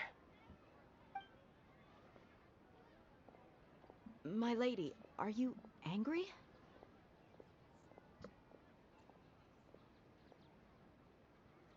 All right, I'll give you the benefit of the doubt since you knew about my greatsword.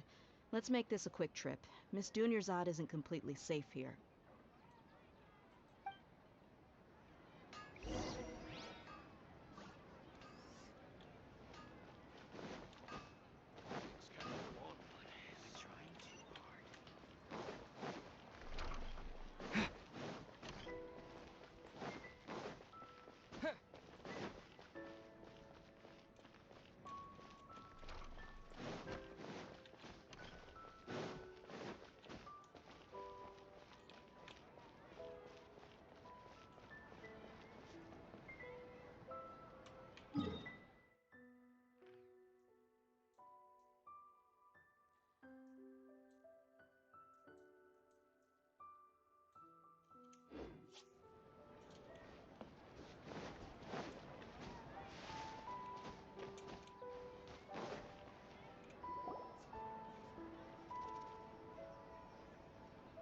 Nahida!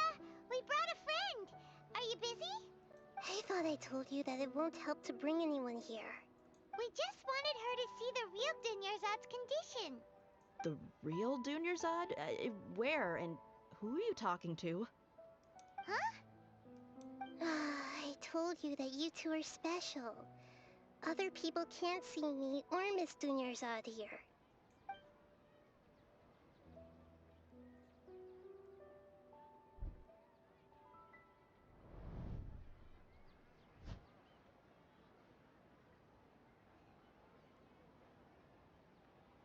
Hold on. Over there. Is that? Wow. How perceptive. Does she have invisible antennae? Miss Dunyarzad, she's lying down here, isn't she?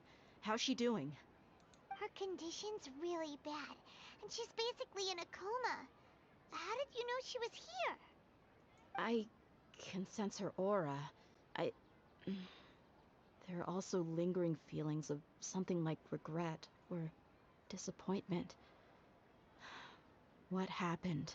Do you believe us now? The Sub-Zero's festival has been repeating itself. So, you think the sages are behind this? Yeah, they've always been against us. Wouldn't surprise me if they're using the Akasha to intentionally repeat the Sabzeruz festival as a sick joke. You have a point. Aside from the Dendro Archon, the Academia's sages are the only ones in Sumeru who could pull off something like this. Maybe there's more to the Akasha than we know. Right! Didn't you awaken our memories using something that looked like a knowledge capsule? That means you must know something about the Akasha! The Akasha relies on the power of a gnosis to operate, as it is the manifestation of the God of Wisdom's power.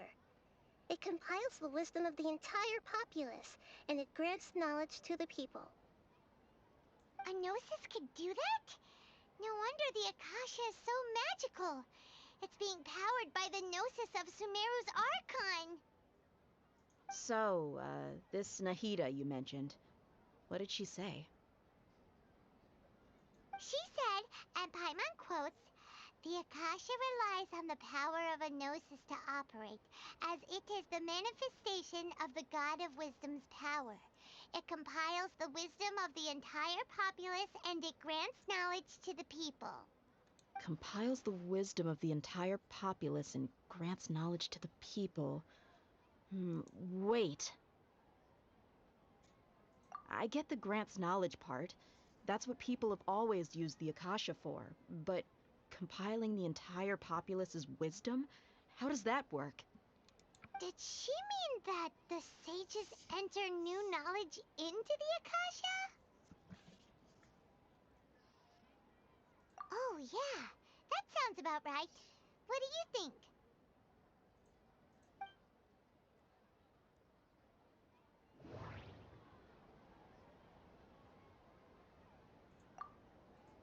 People in Sumeru don't drink.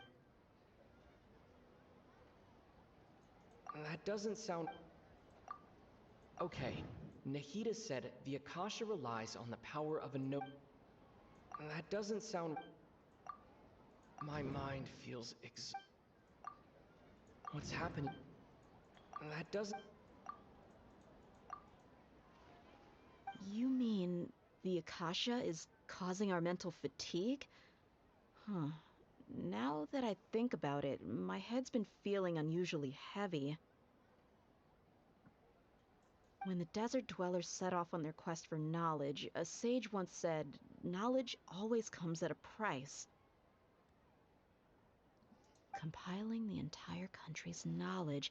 You think the Akasha pulled a 180 and is extracting information from us? Who knows? The Akasha can put knowledge into our heads, so who's to say that it can't also poke around in there?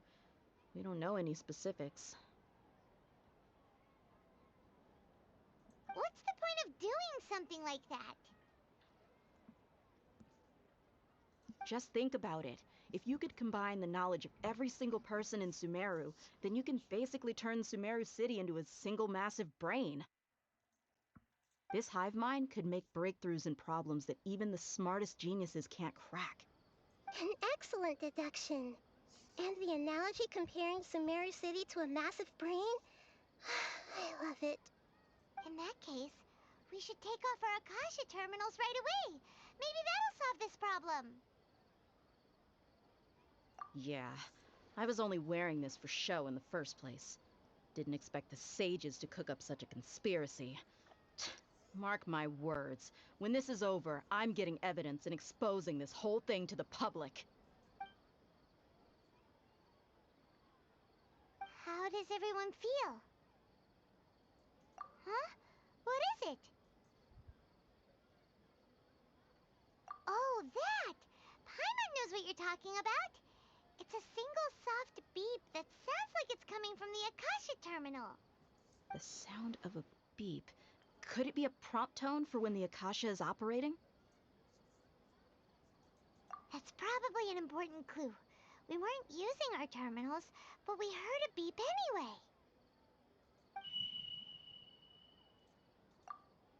Traveler, did you hear that? I heard it too. Our ears aren't messing with us. There was definitely a beep. but it sounded like it was coming from inside my head. We took off our Akasha terminals.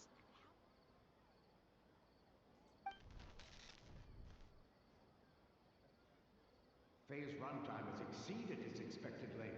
At this rate, there may be casualties. But we cannot lose all of our progress.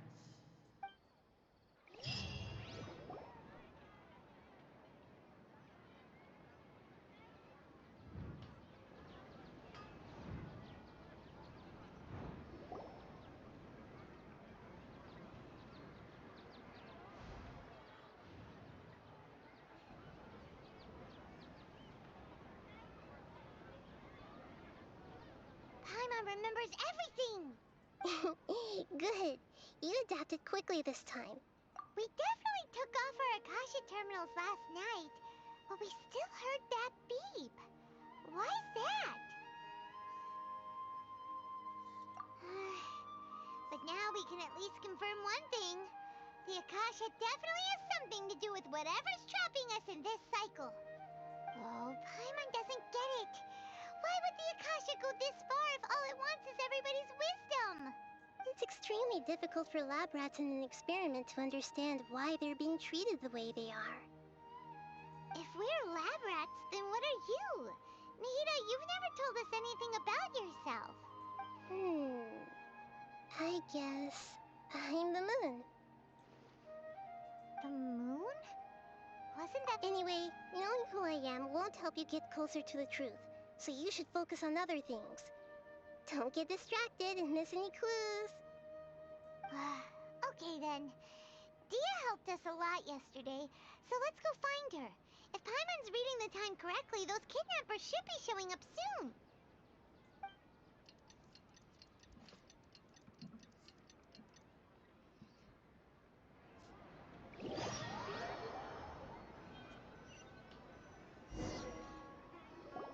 Ah, there you are. I've already taken care of those kidnappers. My lady, did you get hurt? What's wrong? Why are you both gawking at me like that? You didn't get hurt this time. Huh? What do you mean this time? Why are you so surprised that I managed to get out unscathed? Those kids were amateurs. Shh! How did you know about my greatsword? I haven't told anyone about it. Please, don't tell Miss Juniors. So Dia's lost her memories after all. Anything strange? You already know that I got a new greatsword. If I had to say something, it's weird how such a new weapon could feel so familiar. It's as if I've already used it to fight a countless number of battles. You're saying that although you don't remember using it, your body feels like it does? That's right. Both mercenaries and warriors heavily rely on muscle memory. Only knowing the theory of battle won't get you anywhere. Traveler, what do you think? Yeah, Paimon's feeling really hopeful. Oh, you're right! Earlier in the Samsara, something like this would have never happened. I have no clue what you two are talking about, but it's still dangerous here, so... So you want us to take Dunyarzad somewhere else to rest while you check if there are still more kidnappers around, right? How did you know what I was gonna say? Can you read minds? Forget it. Go and do your thing.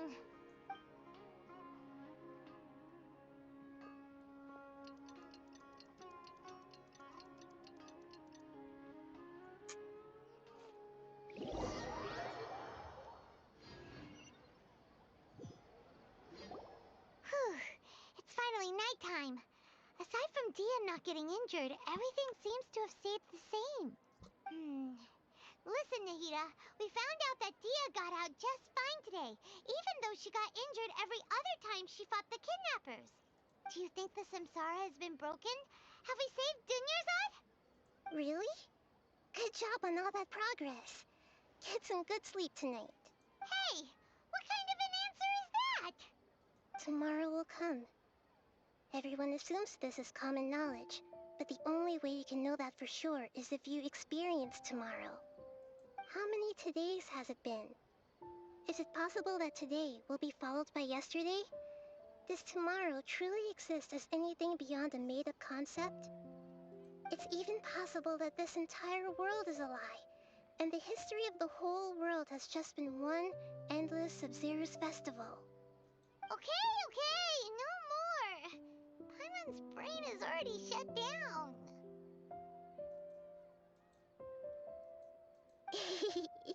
That's why it makes no sense to waste your energy thinking about things you will learn tomorrow. Get some good rest. You know, use the bathroom and flush your anxiety dookie away.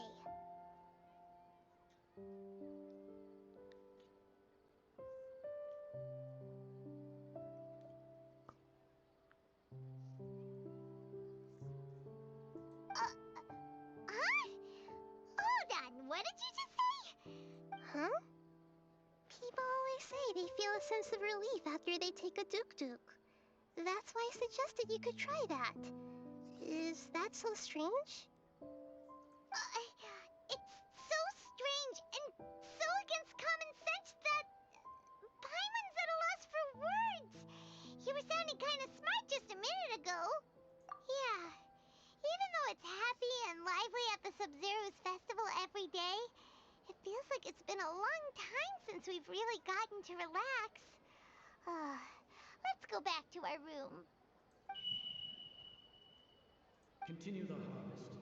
Compared to what we stand to achieve, these sacrifices are trivial.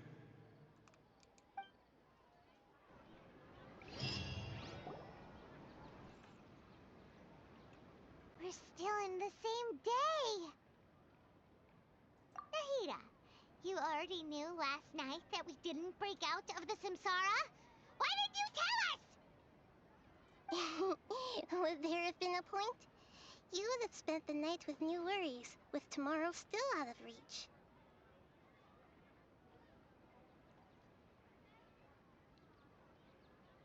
In that case, you might as well rest within that brief moment of hope. An opportunity like that doesn't come by often, and I thought it might help you clear your minds.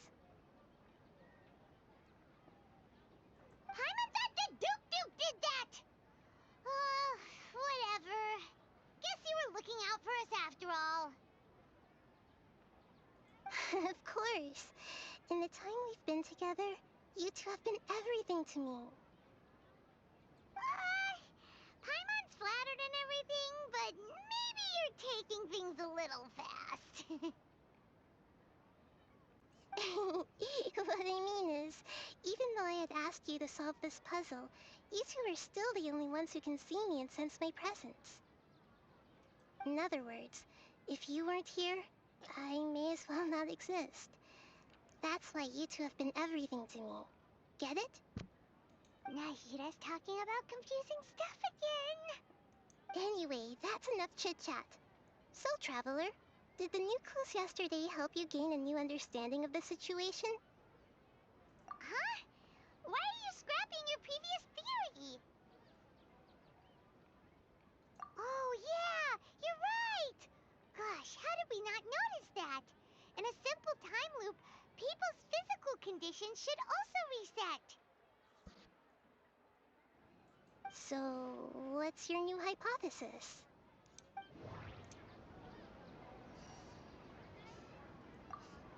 The moon, illusion. Mercenaries rely heavily on muscle memory.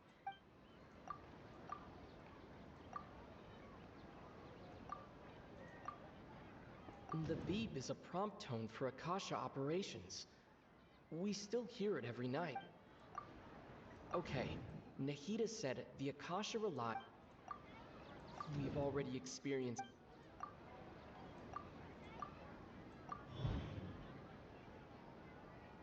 If all our memories of a day are erased at the end of that day, then we would unwittingly relive the same day again and again.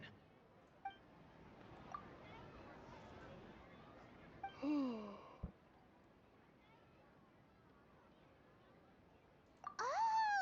Then the beep we hear every night could just be indicating the deletion of our memories! That's why when we wake up, everyone thinks the Sub-Zero's festival hasn't happened yet. It's already the next day, but everyone still thinks it's the day before. But muscle memory can't be erased. That's why Dia has been getting better at using her greatsword. Now everything makes sense. A brilliant deduction. Nahida, tell us if we're right or wrong. To put it simply, it's as if you've mistaken a pyro crystal fly for a firefly in the night. You lost sight of its true nature because you focused too much on your perception that it glows. That isn't simple at all! Why don't you go talk to Miss Dia again? You might learn something new. Right! She did help us find our latest clue after all. Let's go!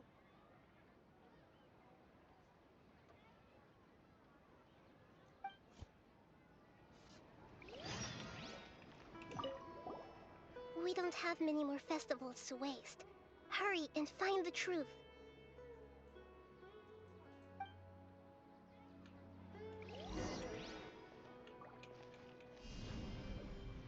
Yeah.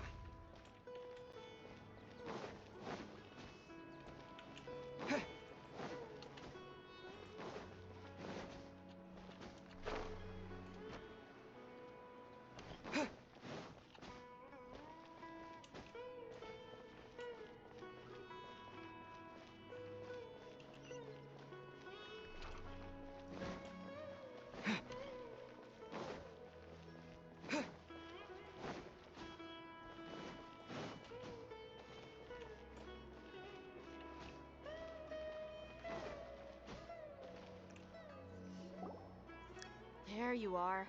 Really took me a while to find you. As expected, Dia also didn't get hurt today. Get hurt? Why would I? Don't underestimate me. Well, you're still getting used to your new greatsword. Huh. Truth be told, I also think it's pretty strange. It just suddenly felt so familiar in my hands and... wait a second! How did you know I got a new greatsword to begin with? I didn't tell anyone about it. Traveler, could you explain the situation to her today? Paimon's gotten a little sick of doing it. Oh, that works.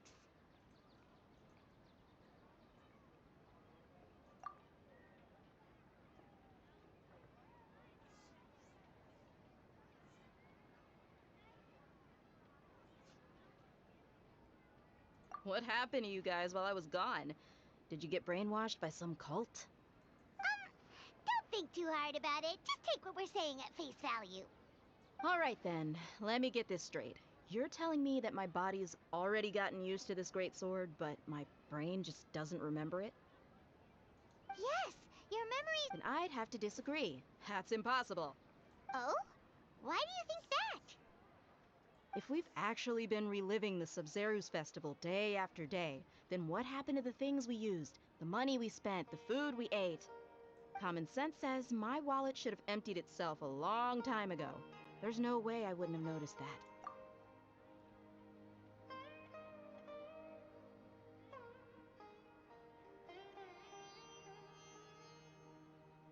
Right! They could use the Akasha to record what everyone did that day, and then use the city's resources to replenish everything! It's not very likely, but it's also not impossible. No, it is impossible. I've got proof. You have proof? Where? You two are surprisingly serious about this nonsensical discussion. Fine, I'll play along for a little longer. Come with me, Miss Dunyarzad. Please come along as well. I still can't guarantee that this area is safe.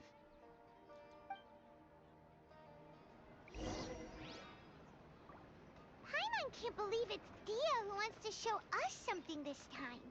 2 days ago, we were the ones taking her to see Dunyarzad.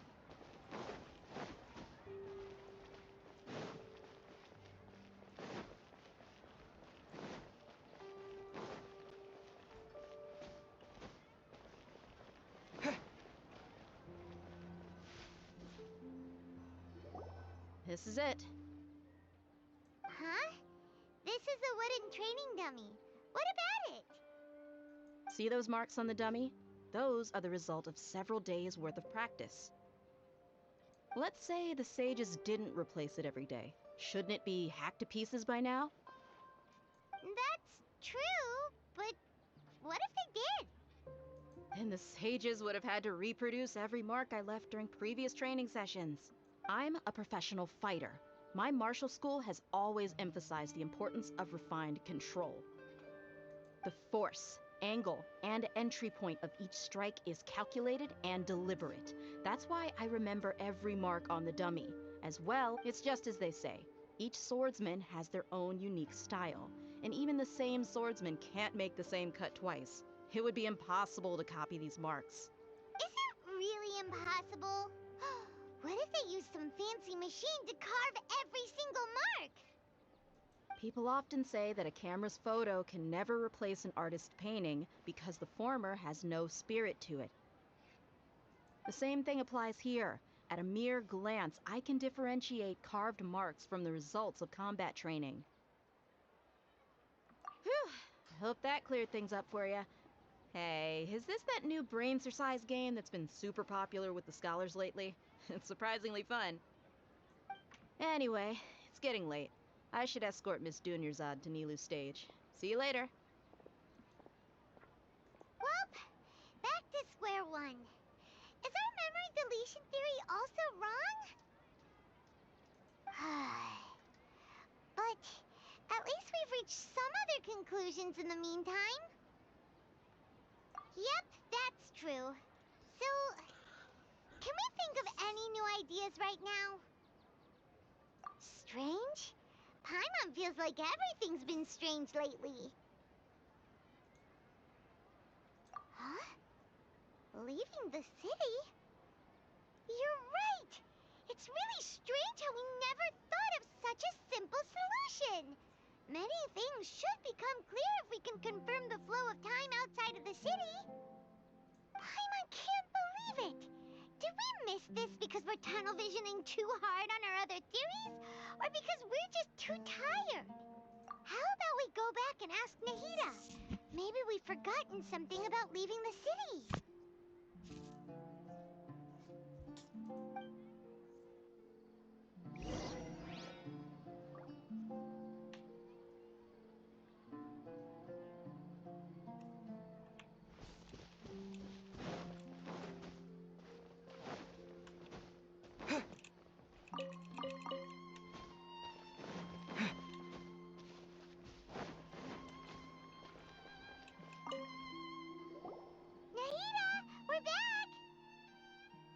You're back early today. Did you find something new? Sort of. We're mostly sure now that we're not in a time loop. And we also aren't in the real world. But at the same time, we have a new question. Leaving the city. As far as I remember, you've mentioned your plans to do that twice before. We did? But we don't remember anything. What happened after we talked about those plans? What did we say when we got back? Let me think. I don't think you ever actually told me what the outcome was. Oh, it's probably more accurate to say that both times you never came back the whole night. But you two sometimes stay out the entire night anyway, so at the time, I didn't think too much about it. It is true that sometimes we lose track of time during our investigations. Before we know it, it'll already be the next day. But still, neither of us remember anything about leaving town. Really? That's kinda strange. In theory, I should have already awakened all your memories. Yep, something here's definitely fishy. Let's get to the bottom of this tomorrow.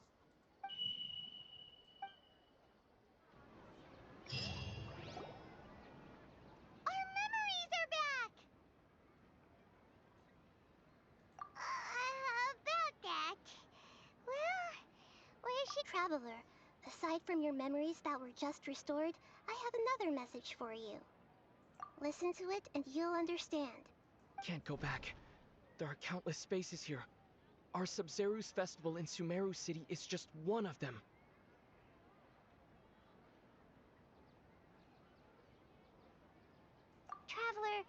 You should be missing 2 days worth of memories. Paimon will fill you in. It's time to carry out our plan from yesterday. Okay, let's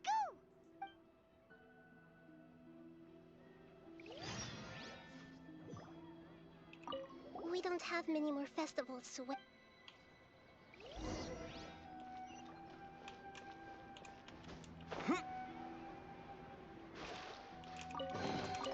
A reward on the road.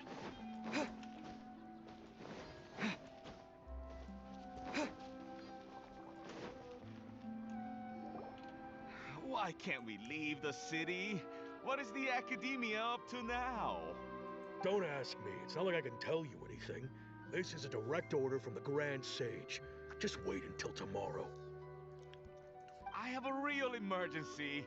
My goods have already arrived at Port Ormos. If I don't hurry, they'll be stolen. That's your problem. Make sure you... But it's not like you can just predict business matters in advance. It looks like the Academia already announced a lockdown for Sumeru City today. How completely unsurprising. Let's go and question. Hello, sir. What? Here we go again. We just received an order that no one is allowed to enter or exit Sumeru today. They didn't tell us anything else. Angering me won't get you anywhere. If I had that kind of insider info, I would have left this stupid post long ago. It looks like he really doesn't know. If we can't get anything out of him, let's take matters into our own hands. Why don't we climb over the walls? Those guards can't be everywhere at once. This is a good spot, and the guard hasn't noticed us at all. Let's hurry! Huh? Why? Are you going to leave Paimon behind? But what if things get really... Oh, Paimon knows that Paimon can't do much, but we've always been together, haven't we? Okay. Paimon will wait for you. Promise Paimon that you'll come back as soon as possible. Just a quick look. And please, be careful.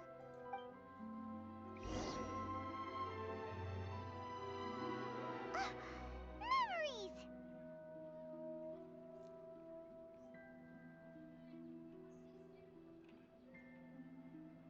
Traveler!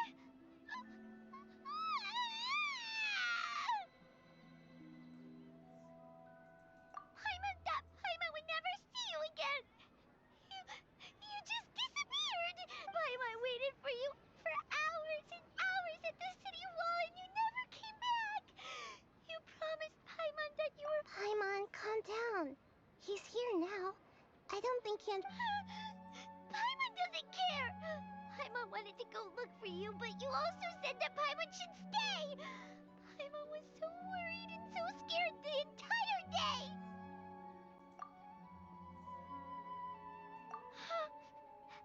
Okay. Paimon will forgive you. The most important thing is that you didn't actually disappear. Okay.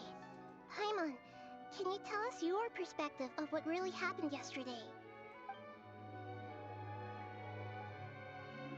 I see. Using two people's different perspectives. After that, you left the city. Paimon kept her eyes on you the whole time, but then you disappeared in an instant. No way! What's your perspective, Traveler? You sure you don't have any memory of this? I guess that explains everything. You also lost your memories the last 2 times you tried to leave the city. Those days' memories can't be awoken. So, if we leave the city, our memories will be completely erased? It really sounds like something big outside of the city is being hidden on purpose. But this way, we'll also never discover what's outside. Something like a message? But how can we send it back? Don't look at me like that. I'm not used to being stared at. Well, Okay. You want something that can pass on messages, right? Give me some time and take care of Dunyar's out for me. Yep, now we're talking.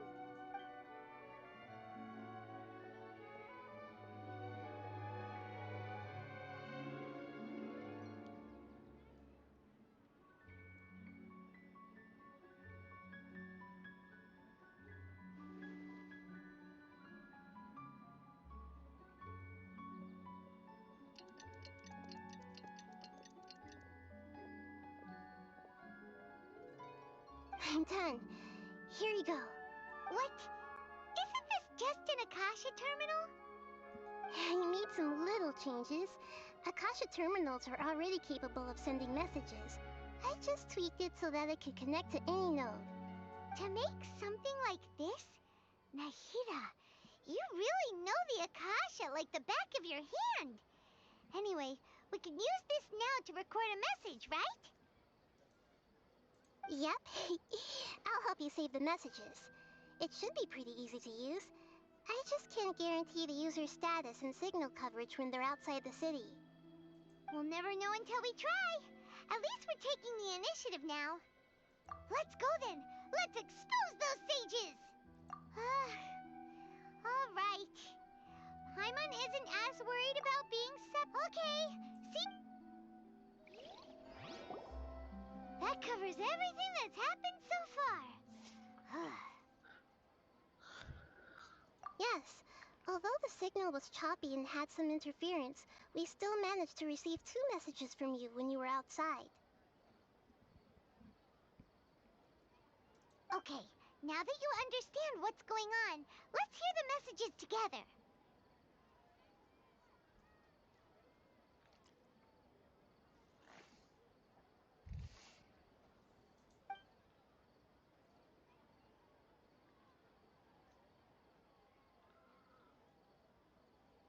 Can't go back. There are countless spaces here. Our Sub-Zeru's festival in Sumeru City is just one of them. I've entered another space. Before me are flowing sandstone and howling fish. Impossible and surreal sights. All these spaces are empty except for the occasional ones that contain mute puppets rather than people. I can't sense any human presence.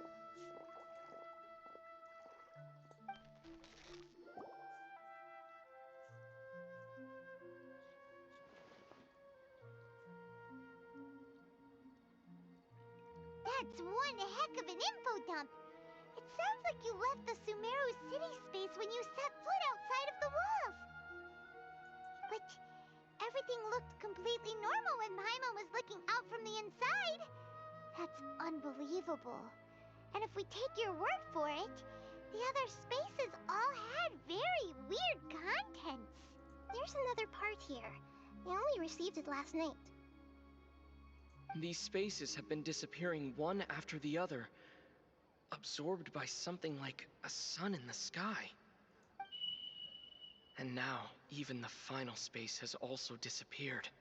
Behind me, a lot of spaces just appeared again from thin air. I get it now! Those spaces are actually...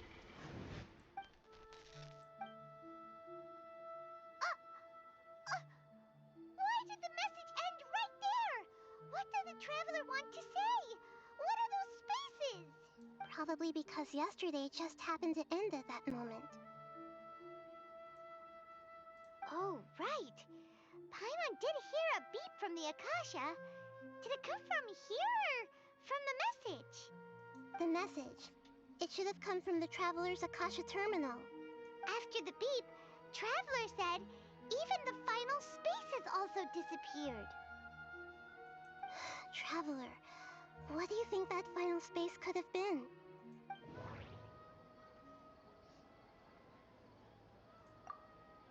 All the bizarre spaces I saw outside the city had one thing in common: a lack of human presence.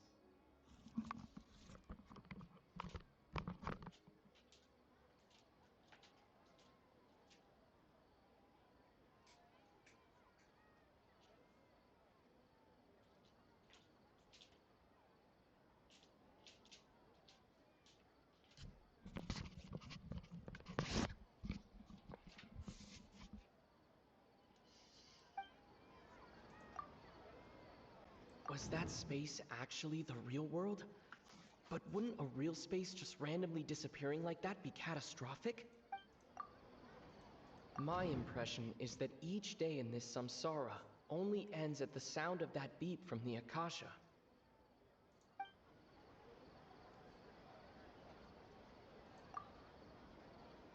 Oh, so that's what it is! After the sound of the beep, the final space, the Sub-Zero's festival, also disappears, and we're taken to the next day. Later on, Traveler also mentioned a bunch of new spaces materializing behind them. Do lots of new spaces appear every day? Paimon's head is spinning. Just what are these spaces anyhow?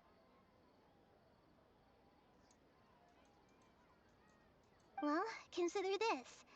For all the horrors of the Archon War, at its heart, it was just a game where a bunch of gods fought over 7 seats. So no matter how strange or spooky things may look on the surface, maybe all they point to in the end is a small and simple secret. Wow, the Archon War, huh? That's an analogy and a half.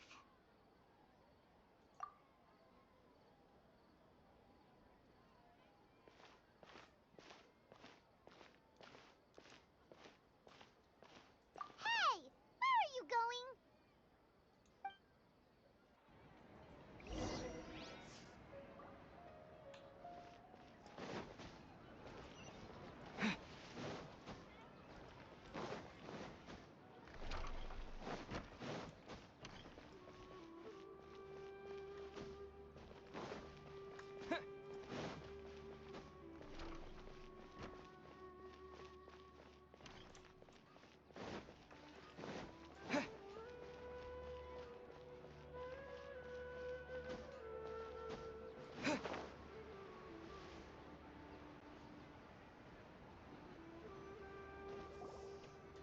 Do you want some alone time to think? Alright then, Paimon won't disturb you.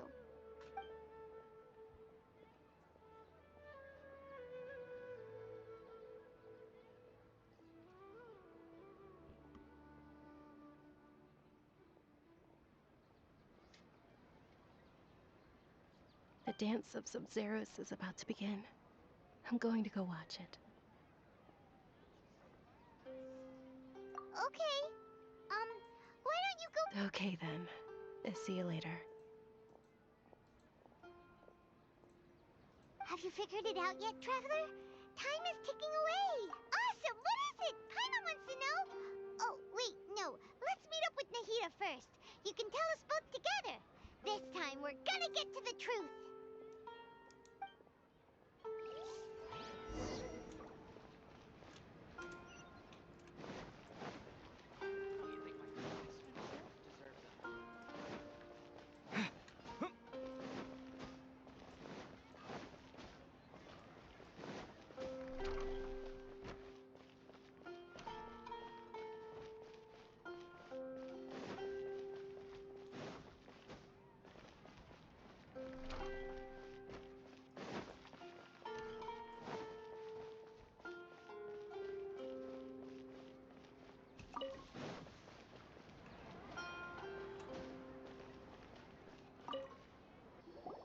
You're back!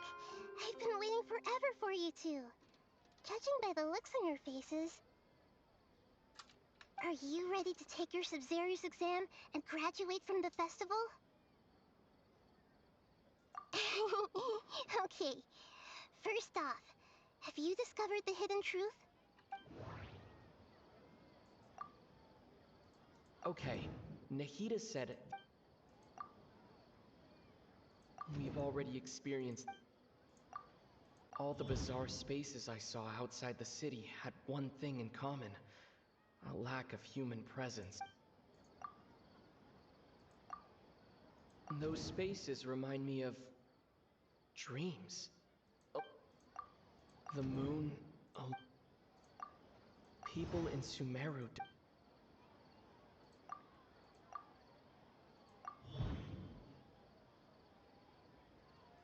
We are all in a dream. It isn't that the people of Sumeru don't dream, Rather, the Akasha is taking their dreams from them. People in Sumeru think they don't dream, but the truth is the Akasha steals their dreams without them knowing it. And those spaces with no human presence are stolen dreams without their host. That would explain why they sounded so weird when he was trying to describe them. Huh. So people in Sumeru do dream after all. In fact, we're all in one big dream together right now. Correct answer. Now, how did you conclude that the Akasha is capable of this? The Akasha relies on the power of a gnosis to operate. It is the manifestation of the God of Wisdom's power. It compiles the wisdom of the entire populace, and it grants knowledge to the people.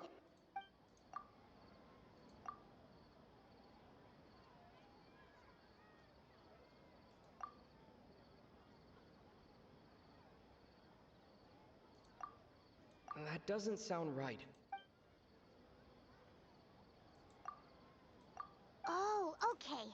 Those dream-controlling creatures in the forest also get their power from the Dendro Archon, right? That would explain why the Akasha has the ability to control people's dreams, too. But is stealing everyone's dreams really how the Akasha compiles their wisdom? Isn't there anything more to it than that? Dreams are fantastical, complex, and full of imagination. People's brains are the most active when they're dreaming. In other words, dreams are rich bundles of human wisdom. So in other words, the complete opposite of how Hypatia understood it.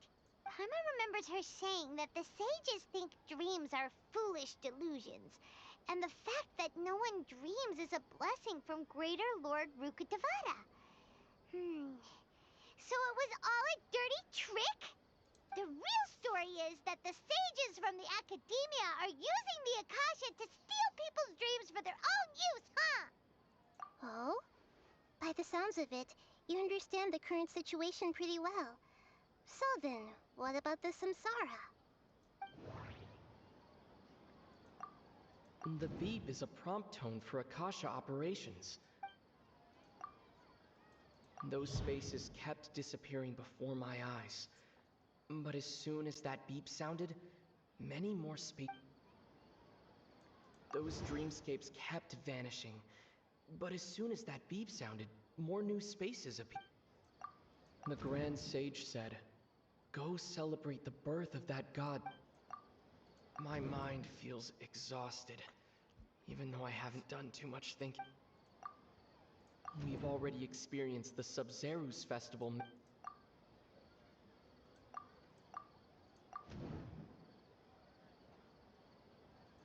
Correct. The Akasha is keeping each person's brain in a constant dream state, but also separating their consciousness from their own dream.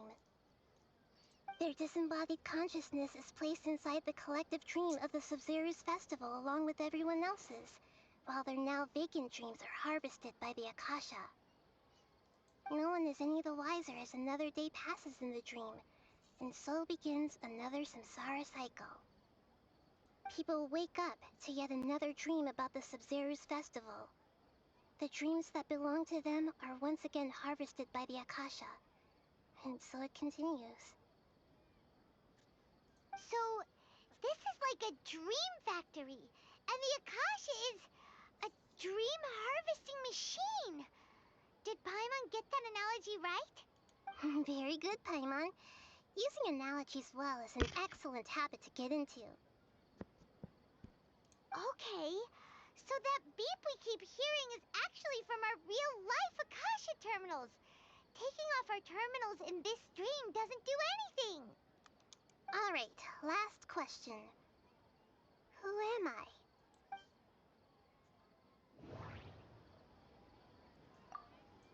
They say that alchemical divination is the Dendro Archon's divine revelation. So then, if Nahida has referred to herself as the moon... Now that I think about it, wasn't illusions a hint that we're all Now that I think about it, wasn't illusions... So you noticed. I thought that one would be the hardest question. That's why I put it last. That wasn't hard at all. Even Paimon guessed that. Everything about you is different. We just didn't want to expose you is all. Now that you mention it, Nahida, you've been hinting to us since the very beginning. It's funny, thinking back to when we were asking all over the place for info about Lesser Lord Kusanali. Paimon didn't expect to meet you like this. Yes, those can wait until we're back in real life. On the other hand, I'd be happy to answer any more questions you have about here and now. You asked me this question before. My answer was, it would literally blow your minds. Now that you know this is all a dream, this answer should hopefully make more sense. Have you heard the saying, don't wake a sleepwalker? Likewise, if someone suddenly had told you all this instead of you learning it on your own, your notion of reality and dream would be thrown into irreversible confusion. I couldn't expose you to that kind of risk. That's why I could only give you very subtle hints and some suggestions. Long story short, I'm really sorry I had to keep you guessing.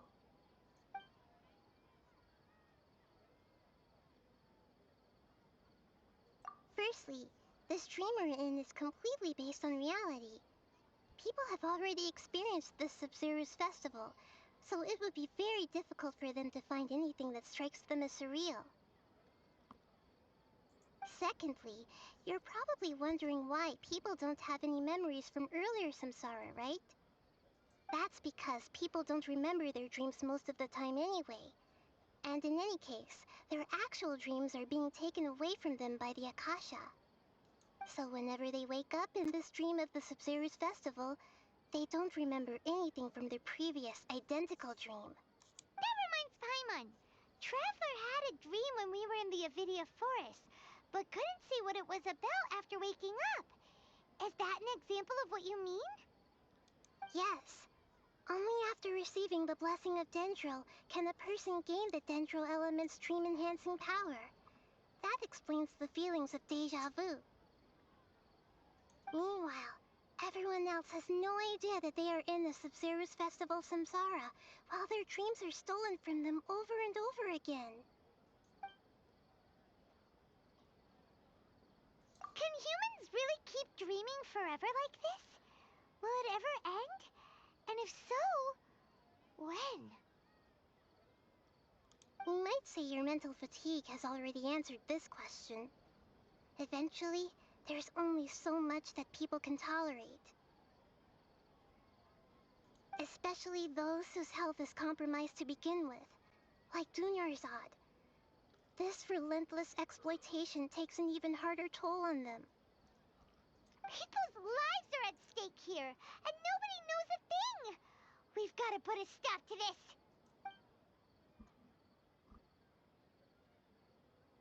I know, right? Why did they have to base this dream on my birthday? Could it really just be a coincidence? Even you don't know the reason?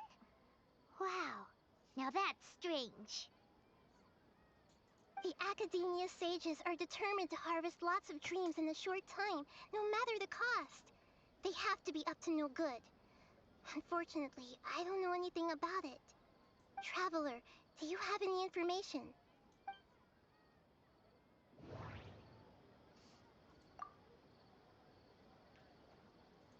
Those spaces remind me of... dreams.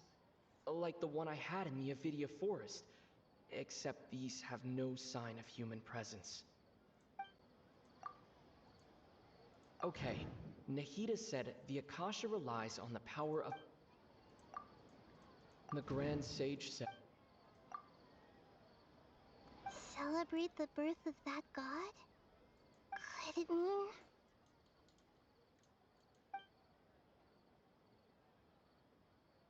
I know, right? Why did... Even you don't know the reason? The Academia's Traveler, do you have...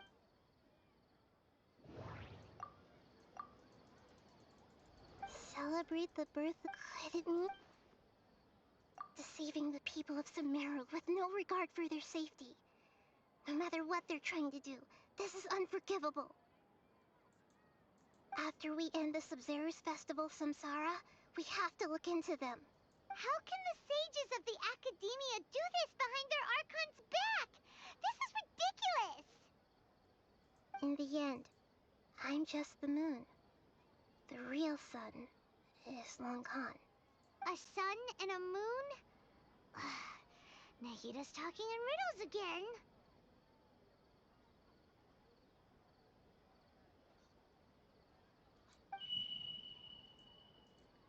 Oh, we're out of time today. I'll tell you how to break free of the Samsara tomorrow. See you then.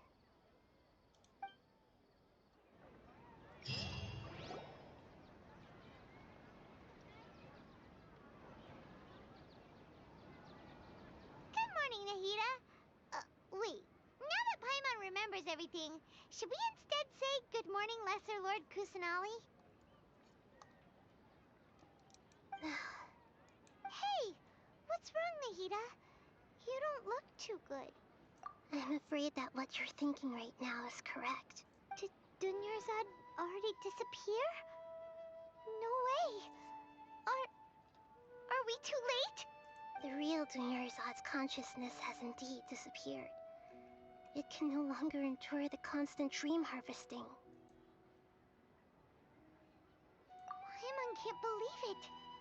Wait, so what about that other Dunyarzad? Just what is she? Is she also going to disappear? She's actually something like a puppet, but not completely. The real Dunyarzad's consciousness could no longer keep playing her role in this dream, so another Dunyarzad appeared to replace her in the dream. Just like the grass and the trees, that Dunyarzad is just a building block of the dream that helps to keep it going. But personality-wise, she's nothing like the real Dunyarzad. Puppets are stiff, and can't copy a living person's vitality. After all, they're just there as filler. You know, speaking of which, the old Dunyarzad might not have been too different from a puppet. Dunyarzad truly believed that she met you within her consciousness, and it was you who inspired her. So you do remember her after all. Yes. Back then, her family was overly protective of her. No one cared about her personality or thoughts. It was as if she only lived to stall her Elazar. I just gave her a little wisdom so she could look at life in a new way. So that she could be her own person. But even so, she's still... far from it. I'm still a long way off from being a real Archon. I couldn't even save her. If I were a competent Archon, I wouldn't have let my most faithful follower die at the Sub-Zero's festival with so many regrets. Please don't beat yourself up over it, Nahida. It's the sage's fault, and theirs alone. I'm not beating myself up. All I did was to rationally observe the distance between myself and a real Archon. Don't be like that, Nahida. Even real Archons are still allowed to be sad. To prevent more tragedies like this, we must end the Samsara as soon as possible. Great, but how do we do that? Although the Sub-Zero's festival dream is under the Akasha's control, only humans can dream. Even the Akasha is unable to create them. That means this dream belongs to a host who created it. Huh? So, how should we find that person? Well, if this is someone's dream, then everything here must come from deep within their consciousness. Which means, with the power of imagination, they can change anything in this dream. Imagination? What do you mean by that? Imagination means breaking through what you perceive as normal. Like when the server at the tavern brings a plate to you, you'd naturally assume that food is on it. However, if you're the dream's host and you become aware that you're dreaming, when you imagine gold and more on the plate, the dream will respond in kind, and the server really will bring you gold and mora. But right now, our host is unaware that this is a dream. No matter how many times they're served, it will always be food. Find some way to make that person realize that they're dreaming. Usually, once that happens, the person will wake up and the dream samsara will be broken. How are we going to find them, though? If it could be anyone, it'd be like looking for a needle in a haystack. And even if we did find them, how are we supposed to make them realize they're dreaming? After all, like you said, don't wake a sleepwalker. It's extremely difficult, yes. But the only ones who can do it are you two. Remember, everything you've achieved up to this point has all been for the sake of finding the host and ending the samsara. As for me, during this time, I'll be out of town. Out of town? Are you going to that place full of dreams where the traveler went? Yes. I want to try something. There must still be a small wisp of possibility. Hurry and go. Dreams are supposed to be fantastical, romantic, and full of pleasant surprises. Unnecessary things like this samsara need to end. Paimon's still a little upset that we've come this far only for Dunyarzad to... She was such a good person, with such a simple wish. But fate was against her. Yeah, saving Dunyarzad is what kept us going this whole time. But we mustn't lose hope, Traveler. Dunyarzad would definitely want to see us save everyone else. So let's break the samsara for her sake.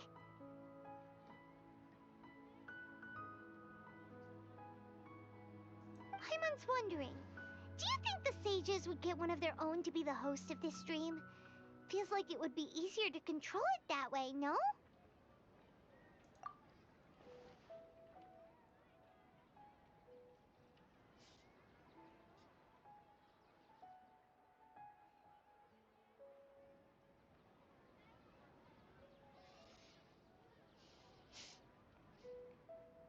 Huh. That's true. Plus, the sages probably weren't counting on there being other factors beyond their control, like Nahida and us. So, who do you think the host of the dream is? Oh, that would make sense. Ferris, the Knight of Flowers, is a symbol of the whole Sub-Zeru's festival, right? Let's go ask him some questions, shall we?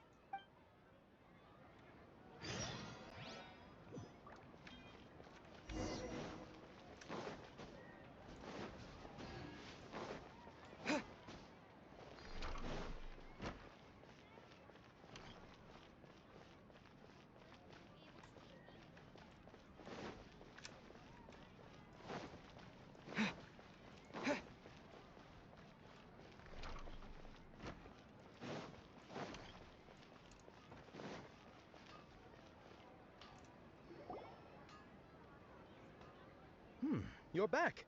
You left in a hurry last time. Is everything okay? Everything's fine, just... it's a little hard to explain. Would you mind taking part in a little experiment with us? An experiment? That came out of nowhere. I'm listening, though. What do you need me to do? Could you... make a wish? You want me to make a wish? Less questions! More wishing! Okay, my wish. My wish. Okay. I'm a little nervous saying this out loud, but I want Miss Dunyarzad to be happy. Oh. I noticed earlier that she looked a bit down, and she just doesn't seem like herself. She's always so gentle and kind, and all the kids love her. I've also wondered if the reason she asked me to be Ferris Knight of Flowers is because I'm special to her, or something. So, You have a crush on Dunyarzad? Oh, is it that obvious? After what I just said, I guess it is. When she placed the hat of the Knight of Flowers onto my head, she said to me, I want everyone to have a happy Sub-Zerus festival. What she didn't realize was that I'm not that interested in how everyone else feels. In that moment, I just wanted to be her Knight of Flowers for the rest of my life. 50 years? Okay, yeah, that was a bit much. Well, okay, I'm ready to make my wish.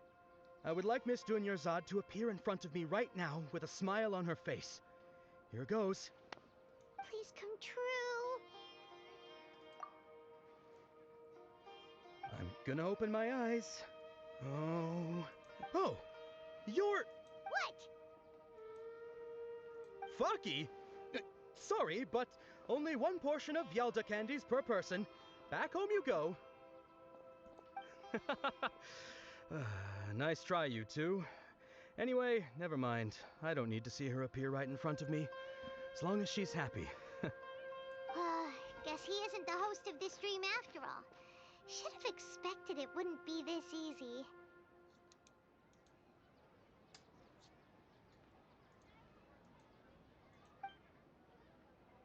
It seems like everyone who knows Dunyarzad loves her. But none of them has any... My ladies. That sounds like Dia! Oh, right. Huh? But Dia can handle them! Hey, Traveler!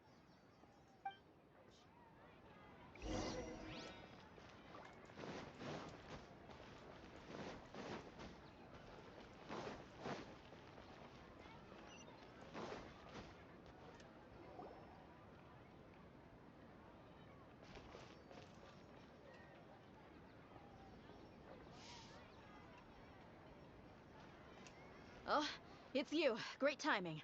Please take... Hey, this is my job.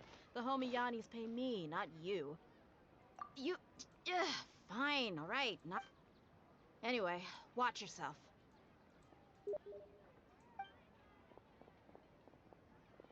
So you got yourself some backup. Suit yourself. You're going down.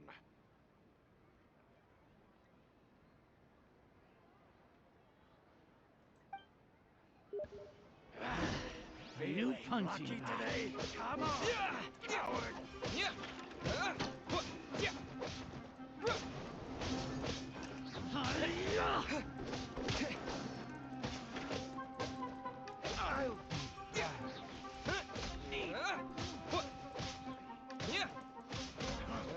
Close enough.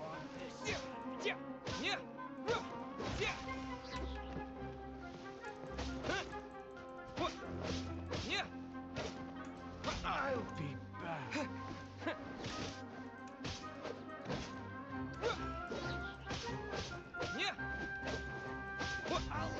Take my leave. Traveler, were you just taking your anger out on those guys? You and Nahida both. Dunyarzad wouldn't want to see you two like this.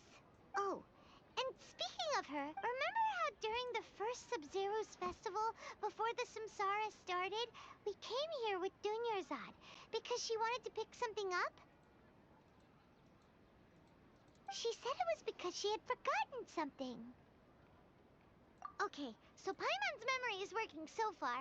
Anyway, Paimon also remembers that she is staying somewhere around here. She pointed it out to us the night before the Sub-Zero's festival.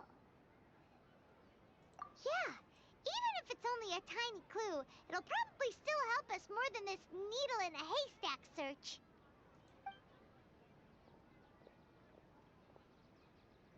This is the place.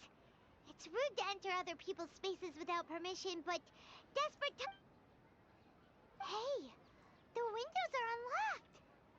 Okay, Paimon's gonna take a peek inside.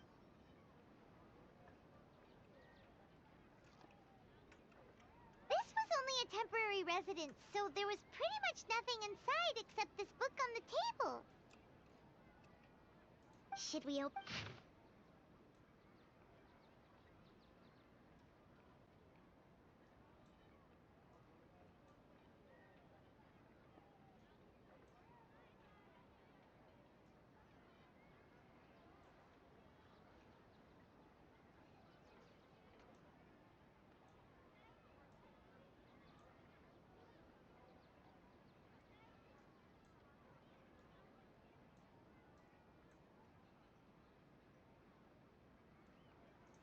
Wow. Dunyarzad wrote even though she was also busy preparing for the Sub-Zero's festival. She must have wanted to give this to us as a gift on the day of the Sub-Zero. If we hadn't found this book, we never would have known.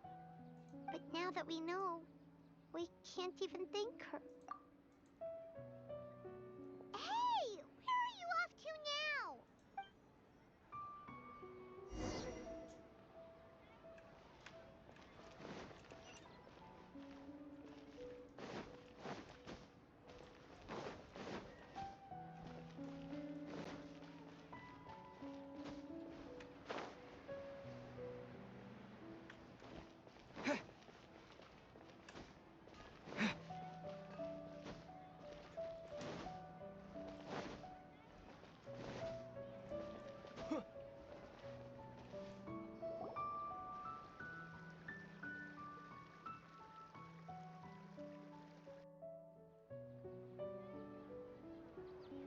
It's Dunyarzad's puppet.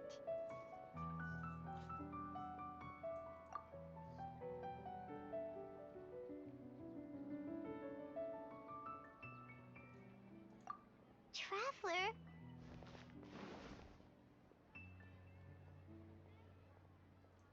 You must be exhausted. Come to think of it, we've been stuck in this place for a really, really long time. Heck, even the last time we were chatting happily with Dunyarzad feels like an eternity ago.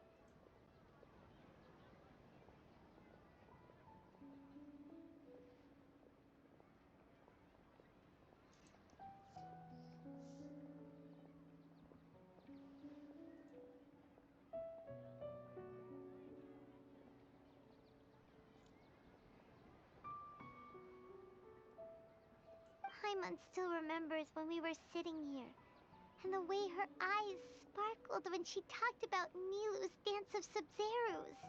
There will always be frustrations in life, but I know that the point of living is not to leave behind any regrets.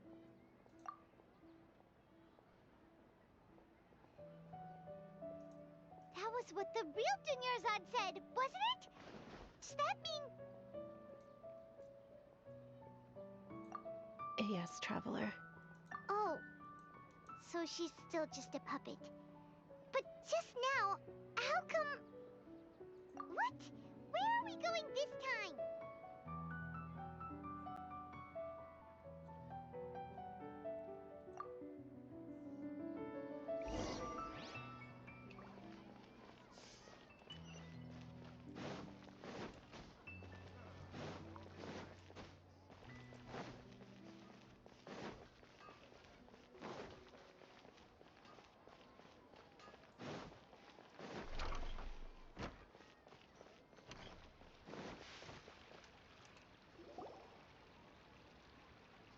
If you continue to resist, we will have to order an investigation into every single event organizer.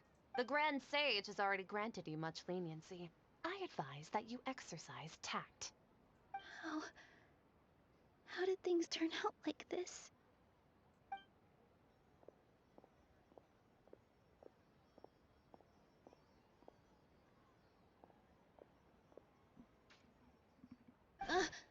Traveler? You don't have to get involved. He's a sage from the Academia. Traveler? Traveler? What the heck are you doing? If you get arrested by the Academia, that's another day gone to waste!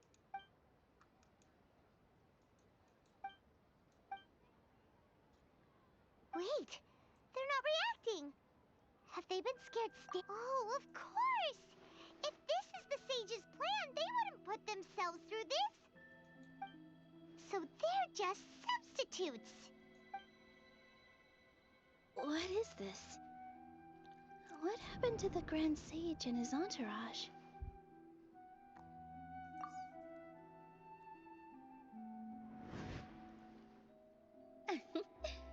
Like I said, they symbolize the goddess of flowers. It's just a shame that all the real Padisaras went extinct after her death.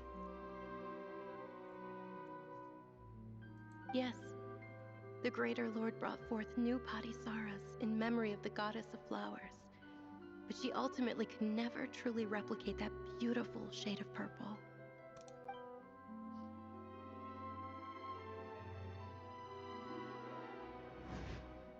Ah, that beautiful shade of purple. Aren't these flowers real Padisaras? Just like the ones from the legend? I didn't even notice. Tanyerzad, did you find these?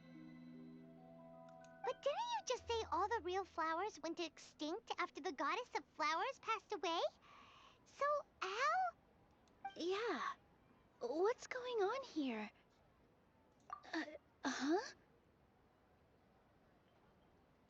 You guys are acting weird. But okay, I'll try.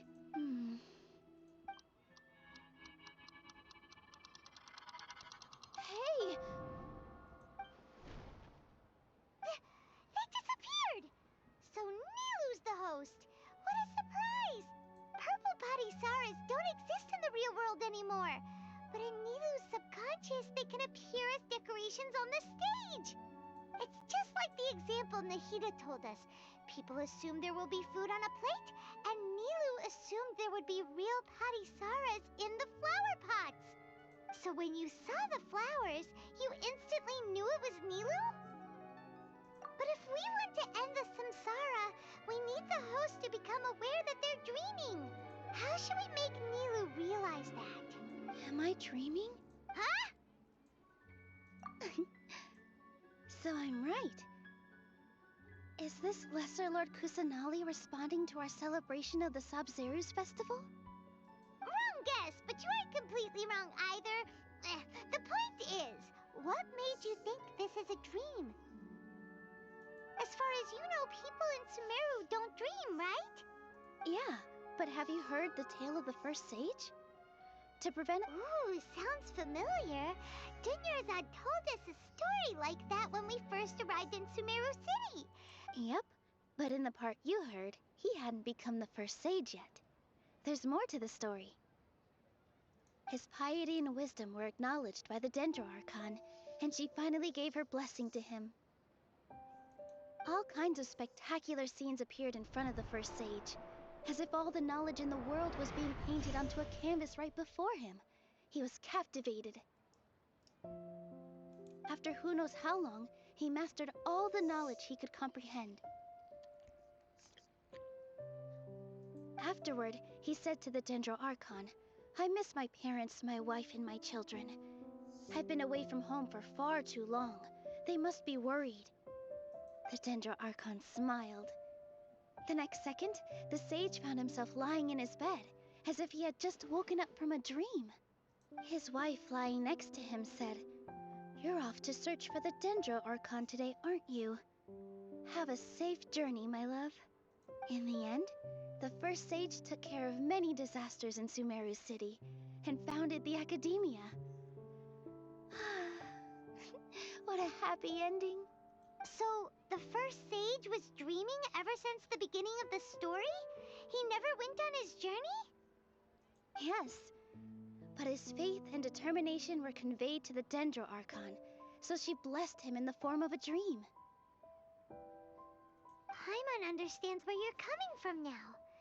That's a really interesting connection. But we really gotta wake up soon, like the sage in the story. I see. Well, it just so happens that today's Sabzeruz festival is almost over too.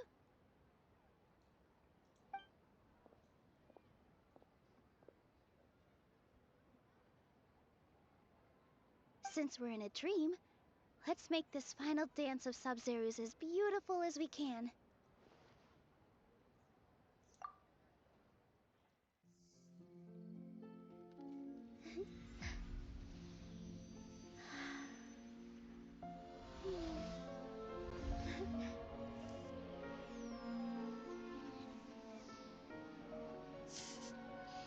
The wait is over, everyone. I dedicate this to our god, the dance of Sabzeruz.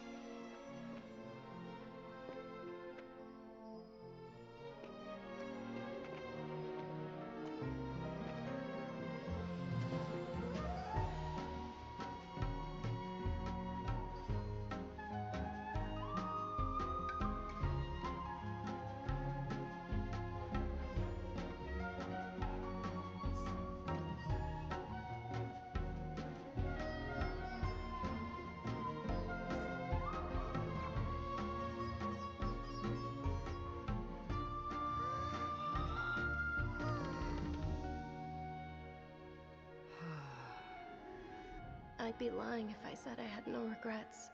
I would have loved to see Nilu's dance.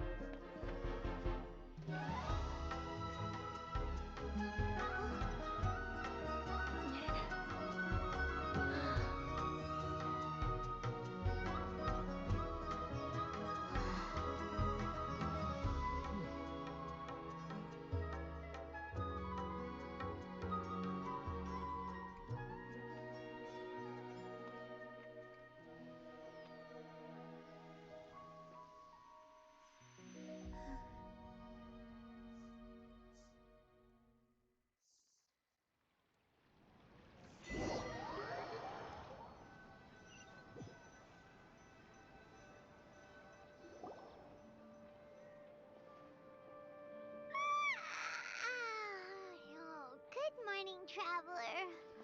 Oh, Paimon feels like she's been asleep for the longest time. Paimon's head feels super heavy. Did we oversleep? Do you even remember going to sleep last night? Paimon thinks it was after the Sub-Zero's festival. The Sub-Zero's festival! Have we finally escaped from the Sub-Zero samsara? Quick! Take off your Akasha terminal!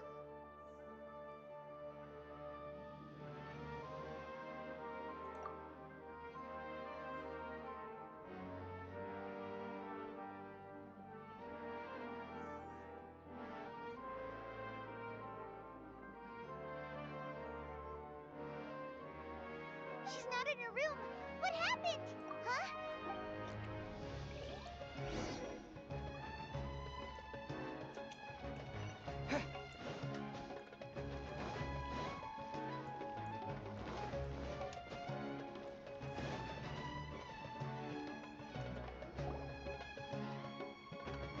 Well done, Traveler and Paimon. And thank you, Dunyarzad, for organizing the Sub-Zero's festival for me. I'm sorry, who are... Dunyarzad! Oh, a traveler, Paimon. I just had a dream. And I saw Nilu performing the dance of Sub-Zeros.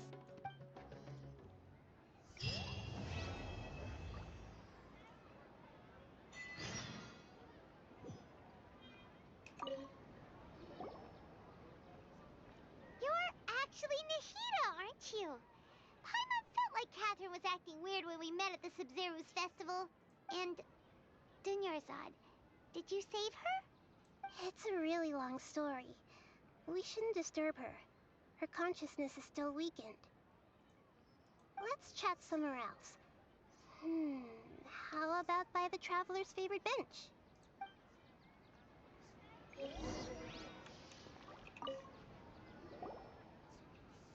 What's going on? Why are you two... It's actually been much longer than that. Oh? Let's talk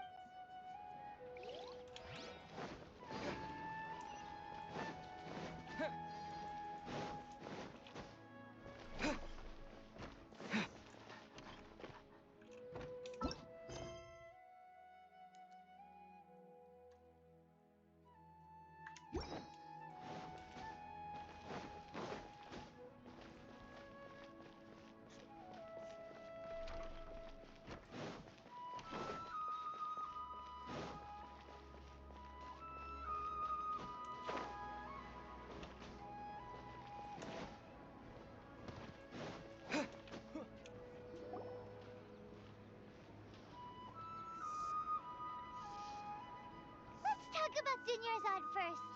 It's such a relief that she's alright. After we parted on the last day of the Sub-Zero's festival, I left the city and saw what the Traveler had described. Among the countless dreams, I found one that was growing fainter and fainter. This proved my suspicion.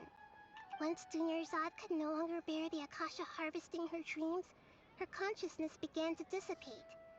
But this also meant it escaped the Akasha's control. Such a small fragment of consciousness can't last for very long, though. It will return to its original dream, where both will gradually fade until they completely disappear. I used all the power I had to keep her dying dream alive as long as possible. But it still wouldn't have lasted for much longer if it hadn't been for you two breaking the samsara. So it looks like we did manage to save Dunyarzad in the end. And not a moment too soon. Huh? Why are you two smiling so happily? I thought you'd be so moved that you'd start crying. I need to spend more time observing human emotions. Both are fine. Everyone reacts differently. Alright, you two must have a lot of other questions for me, right? After all, you saved my faithful believer. As your reward, I will answer any and all questions. At the Avidia forest, there was this incense that made the traveler fall unconscious and dream of a huge tree and a red sky. You also heard someone's voice, right? It said world and forget me. Yeah, so you do know!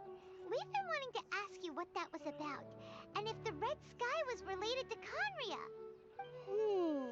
It seems like the traveler established a connection to Irminsul. That was a message left by Greater Lord Rukkhadevata's residual consciousness in Irminsul. Perhaps her last memory before she died. As you two probably know, Greater Lord Rukkhadevata disappeared after the disaster in Conria. The timings of these events do line up, so your suspicions are reasonable. A message from Greater Lord Rukkhadevata? We thought it was from the Scarlet King. The Scarlet King? That god who died even longer ago? Some present-day desert dwellers still worship him. You probably just heard some of their conspiracies. Okay, so what does the message mean? I still haven't managed to decipher it. Even the Akasha isn't currently capable of doing that. Greater Lord Rukkhadevata's residual consciousness in Irminsul seems to be contaminated with something that has a very dangerous aura to it. Many devoted scholars go mad as soon as they connect their consciousness. I've warned the Academia about this many times, but people still keep falling victim to it. But I believe this is the key to saving Irminsul. That's why I've kept trying to decipher it. So the tree in the vision was Irminsul? Oh, Tainari also said that Irminsul is sick! Is it because of the contaminated consciousness? But even if you can't figure out what that vision was all about, it seems like our search for you was all in vain. The Traveler wasn't affected after coming in contact with that consciousness. I've never seen anyone like that. With you here, we may have a chance at deciphering it. No, we must decipher its secrets. I've already eliminated all other factors that might affect Irminsul. This is the only one left. This puzzle has life and death at stake. It could determine Irminsul's fate, as well as Tevat's. To be accurate, I'm using the Akasha as a medium to occupy Catherine's consciousness. How did you do that? Poor Catherine. Does this mean you can also occupy other people's consciousnesses? Theoretically, I can enter anyone's mind as long as they're wearing their Akasha terminal. The Akasha is the legacy of Greater Lord Rukkhadevata. As Lesser Lord Kusanali and the first Akasha terminal, my consciousness has always been linked to the Akasha. I've always respected my people's free will, so I've never actually occupied their consciousness. When necessary, I just borrow this bionic Snezhnayan puppet. Hold on. Did we just learn some deep, dark secret? So Catherine is... No wonder Paimon felt something was off about her. What about your own body? Why do you need to borrow other people's? Don't you live in the sanctuary of Surasthana? That story begins a long time ago. After Greater Lord Rukkhadevata disappeared, the sages found my newly born self and took me back to Sumeru.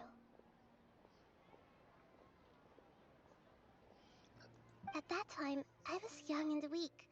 The sages kept me in the sanctuary of Suristhana, ostensibly for the sake of protecting me. But I've hardly heard from them since.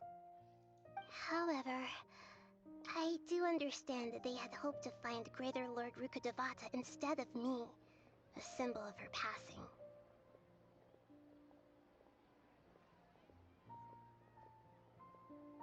So, the sages basically put their new Archon under house arrest? How dare they! Why don't you teach them a lesson, Nahida? In some ways, they aren't wrong. Greater Lord Rukkhadevata was omniscient and omnipotent. Even after her death, the Akasha is still empowering this nation. And I'm still really far away from being able to call myself the God of Wisdom. Moreover, the Academia is also more proficient at governing this country. My existence has little meaning. Yeah, you got a lot of believers. Just look at the Sub-Zero's festival. Everyone who showed up truly loves you. Thank you for the kind words. But I honestly don't need physical freedom as long as I can connect my consciousness to the Akasha. Trying to find a way to save Irminsul is my life's mission and top priority. I will work on that, and try to live up to being a deity in the meantime. Every once in a while, I will also take up the duties of the God of Wisdom and enlighten a lost soul here and there. Doing all that should be enough. There's never been any big problems with the Academia's governance of Sumeru. This is the first time I've seen them step out of line. I wonder what caused them to go down this path, and what they hope to achieve. Even though the city's residents haven't noticed anything strange, if the Traveler hadn't broken the Sub-Zero's samsara, the situation could have become dire. I tried to do some investigating in the Akasha, but I couldn't find anything suspicious, and all the people of interest seemed to purposely avoid wearing their Akasha terminals. I think they're deliberately trying to hide something.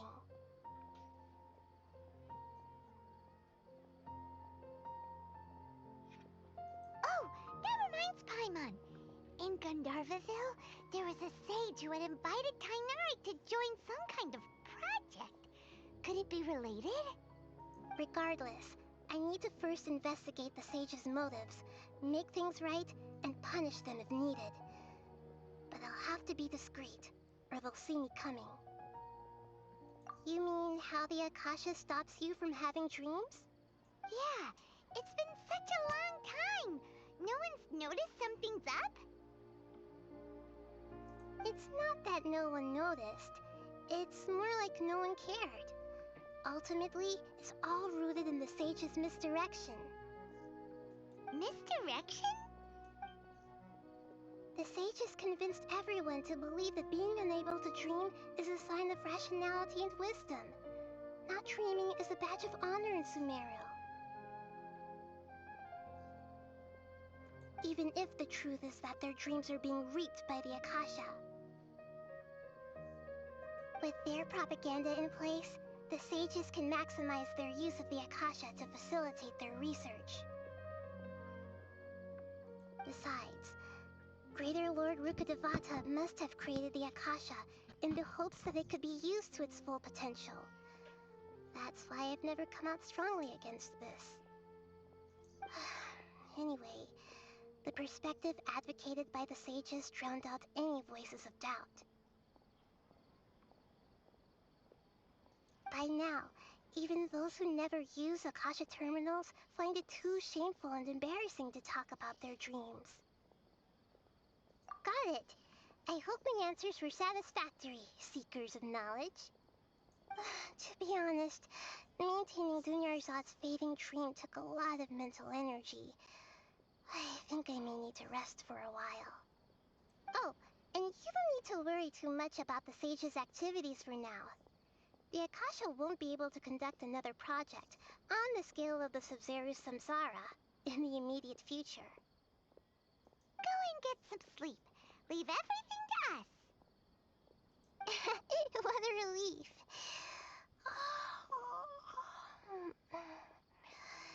This is truly the most exhausting birthday I've ever had. Hmm? Traveler? Paimon? Why am I here? Do either of you know? Maybe you were sleepwalking. You know you can't wake up a sleepwalker.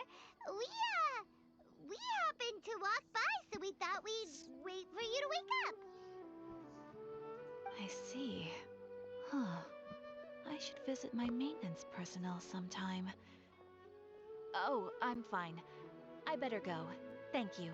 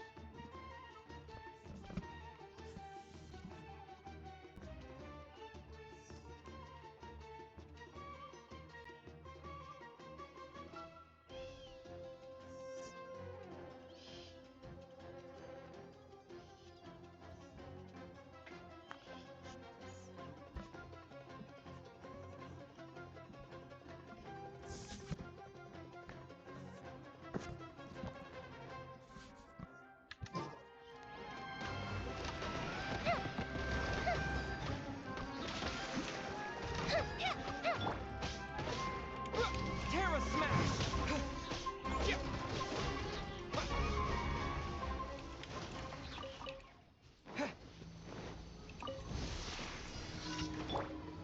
Solidify!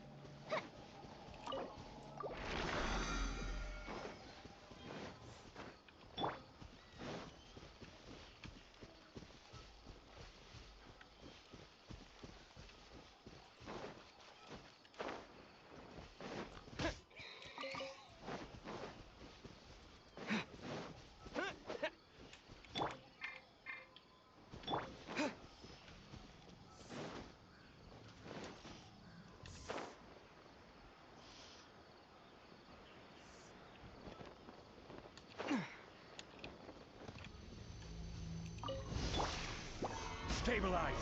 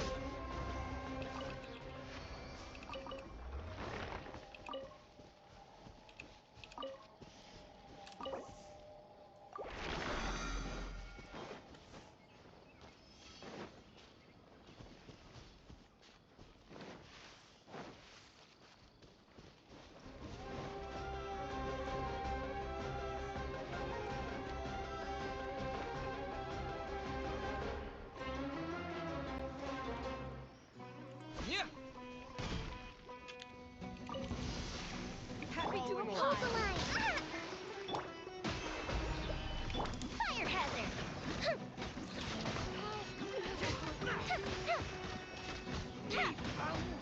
That's close enough. A festive reprise! Come on! Coward! Neat!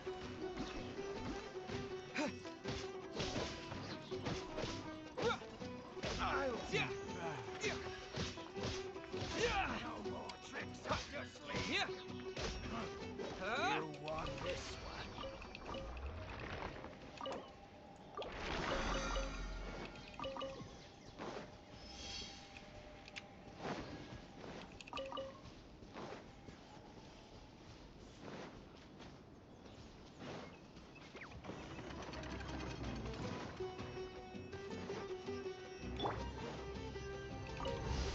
Gather!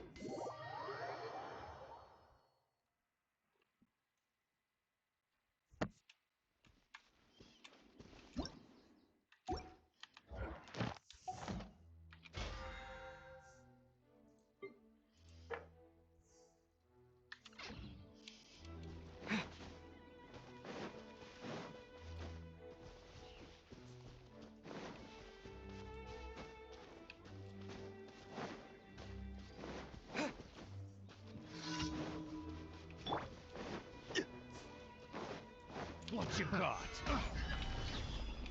Allow me! We'll talk!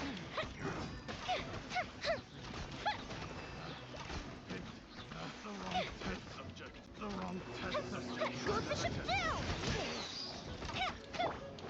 Have a little taste. The wrong test.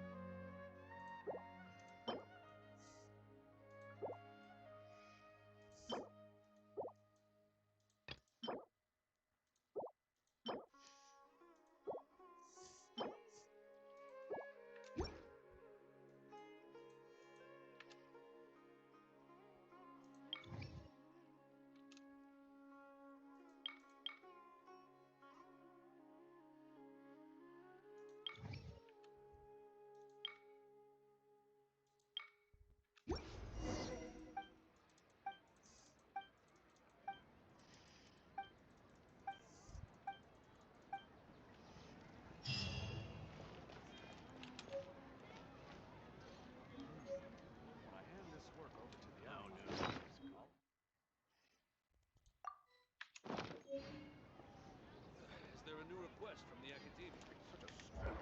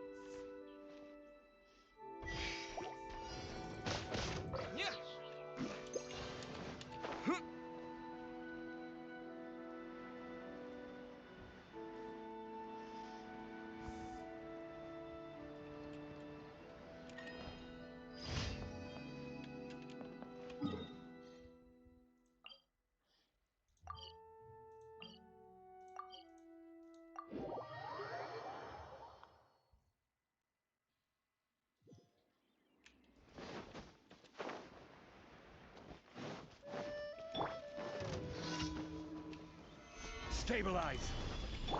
Hold the line!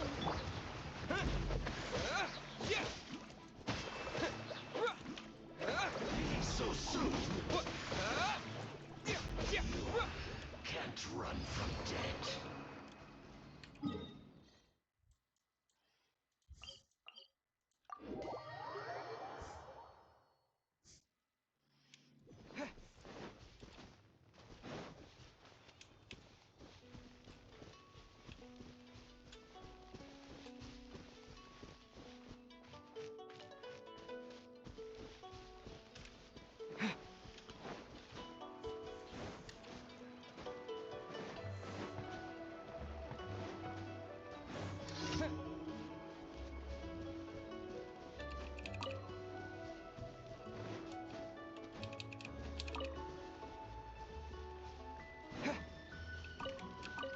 Terra Smash!